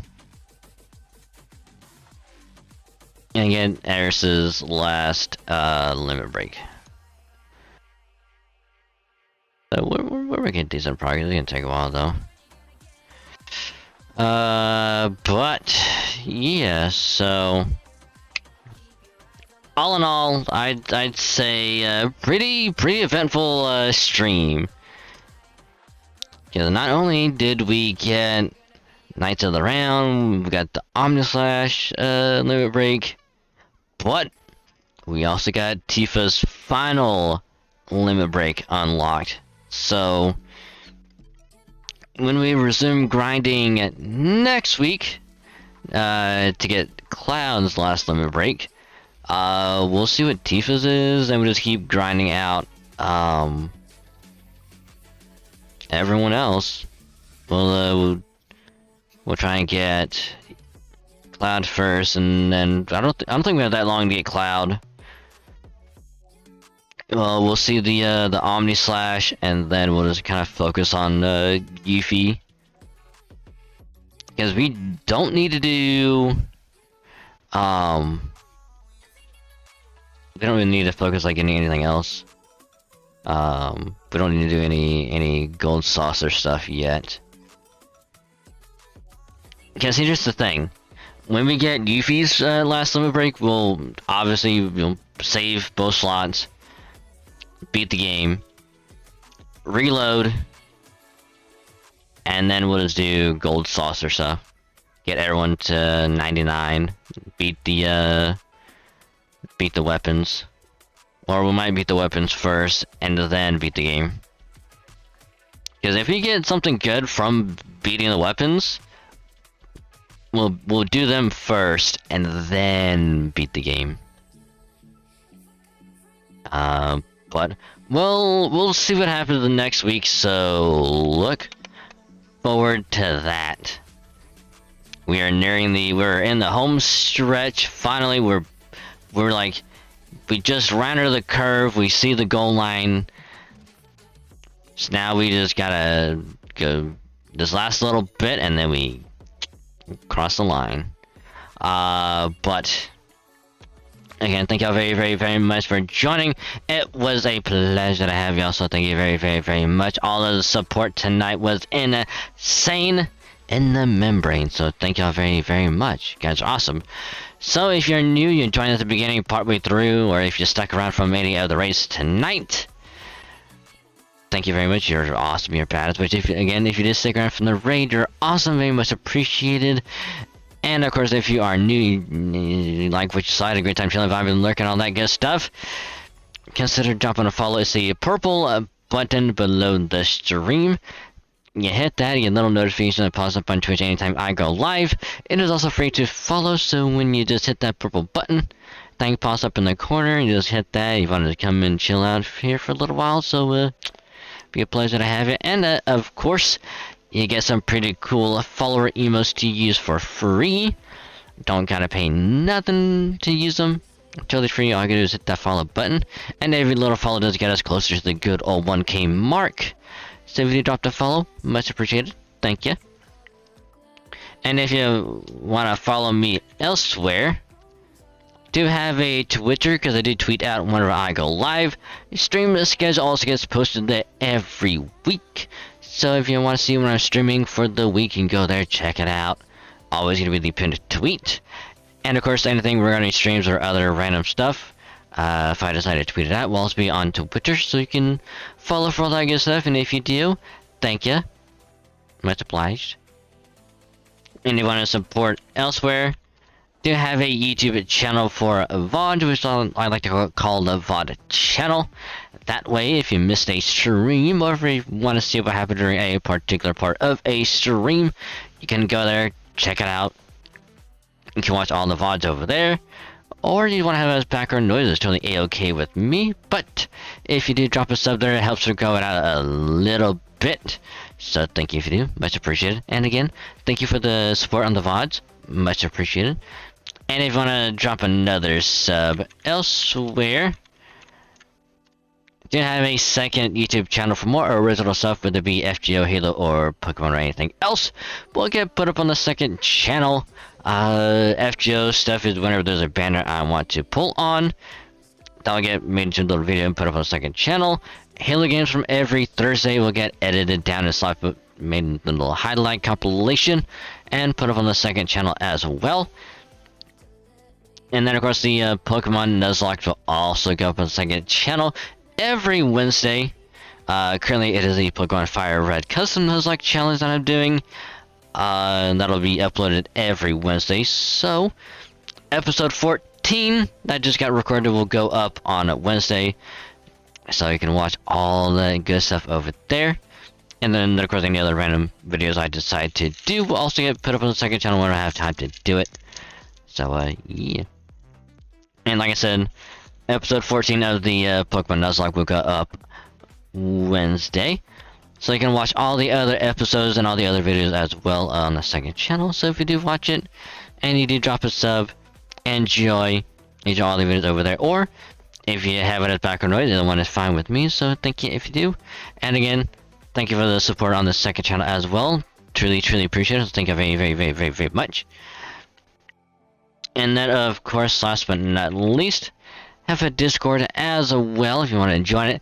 Get to hang out some awesome people, be chill, come vibe, just have an all-around good time. And they're pretty good people, to say so myself. And you also get notified whenever a tweet goes out, video or VOD gets uploaded to either YouTube channel and whenever I go live on Twitch. Because I do notify in the server in case you missed it anywhere else. Be all in one place if you join it. Link right there. And join the... Welcome to the cave. It's called the wonderful place, so much appreciated.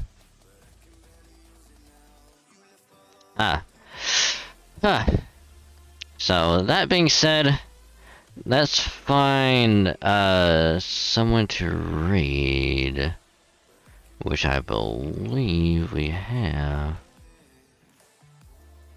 Alright, never mind. I just found someone as well. Someone that we hadn't rated in a while, but never mind. Oh, also, I actually meant to show this off earlier, but I kind of almost forgot about it.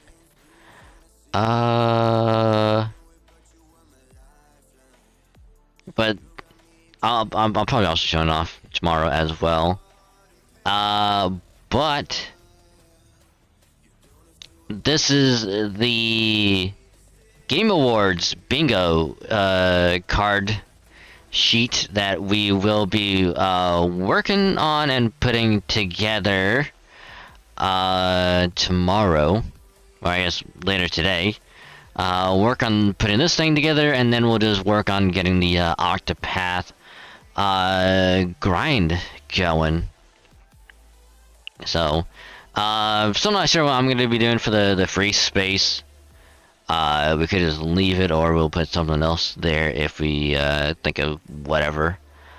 But yeah, we're going to do that later as well. So, hope y'all are ready for that.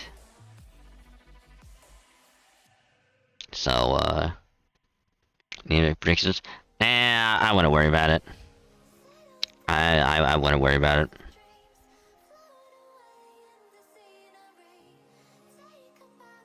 I mean, we can do personal predictions. Between, like, those of us that are gonna be watching. You know, we can make personal predictions of what we think, will be there. What we hope to be there, what probably won't be there. You know, just stuff like that.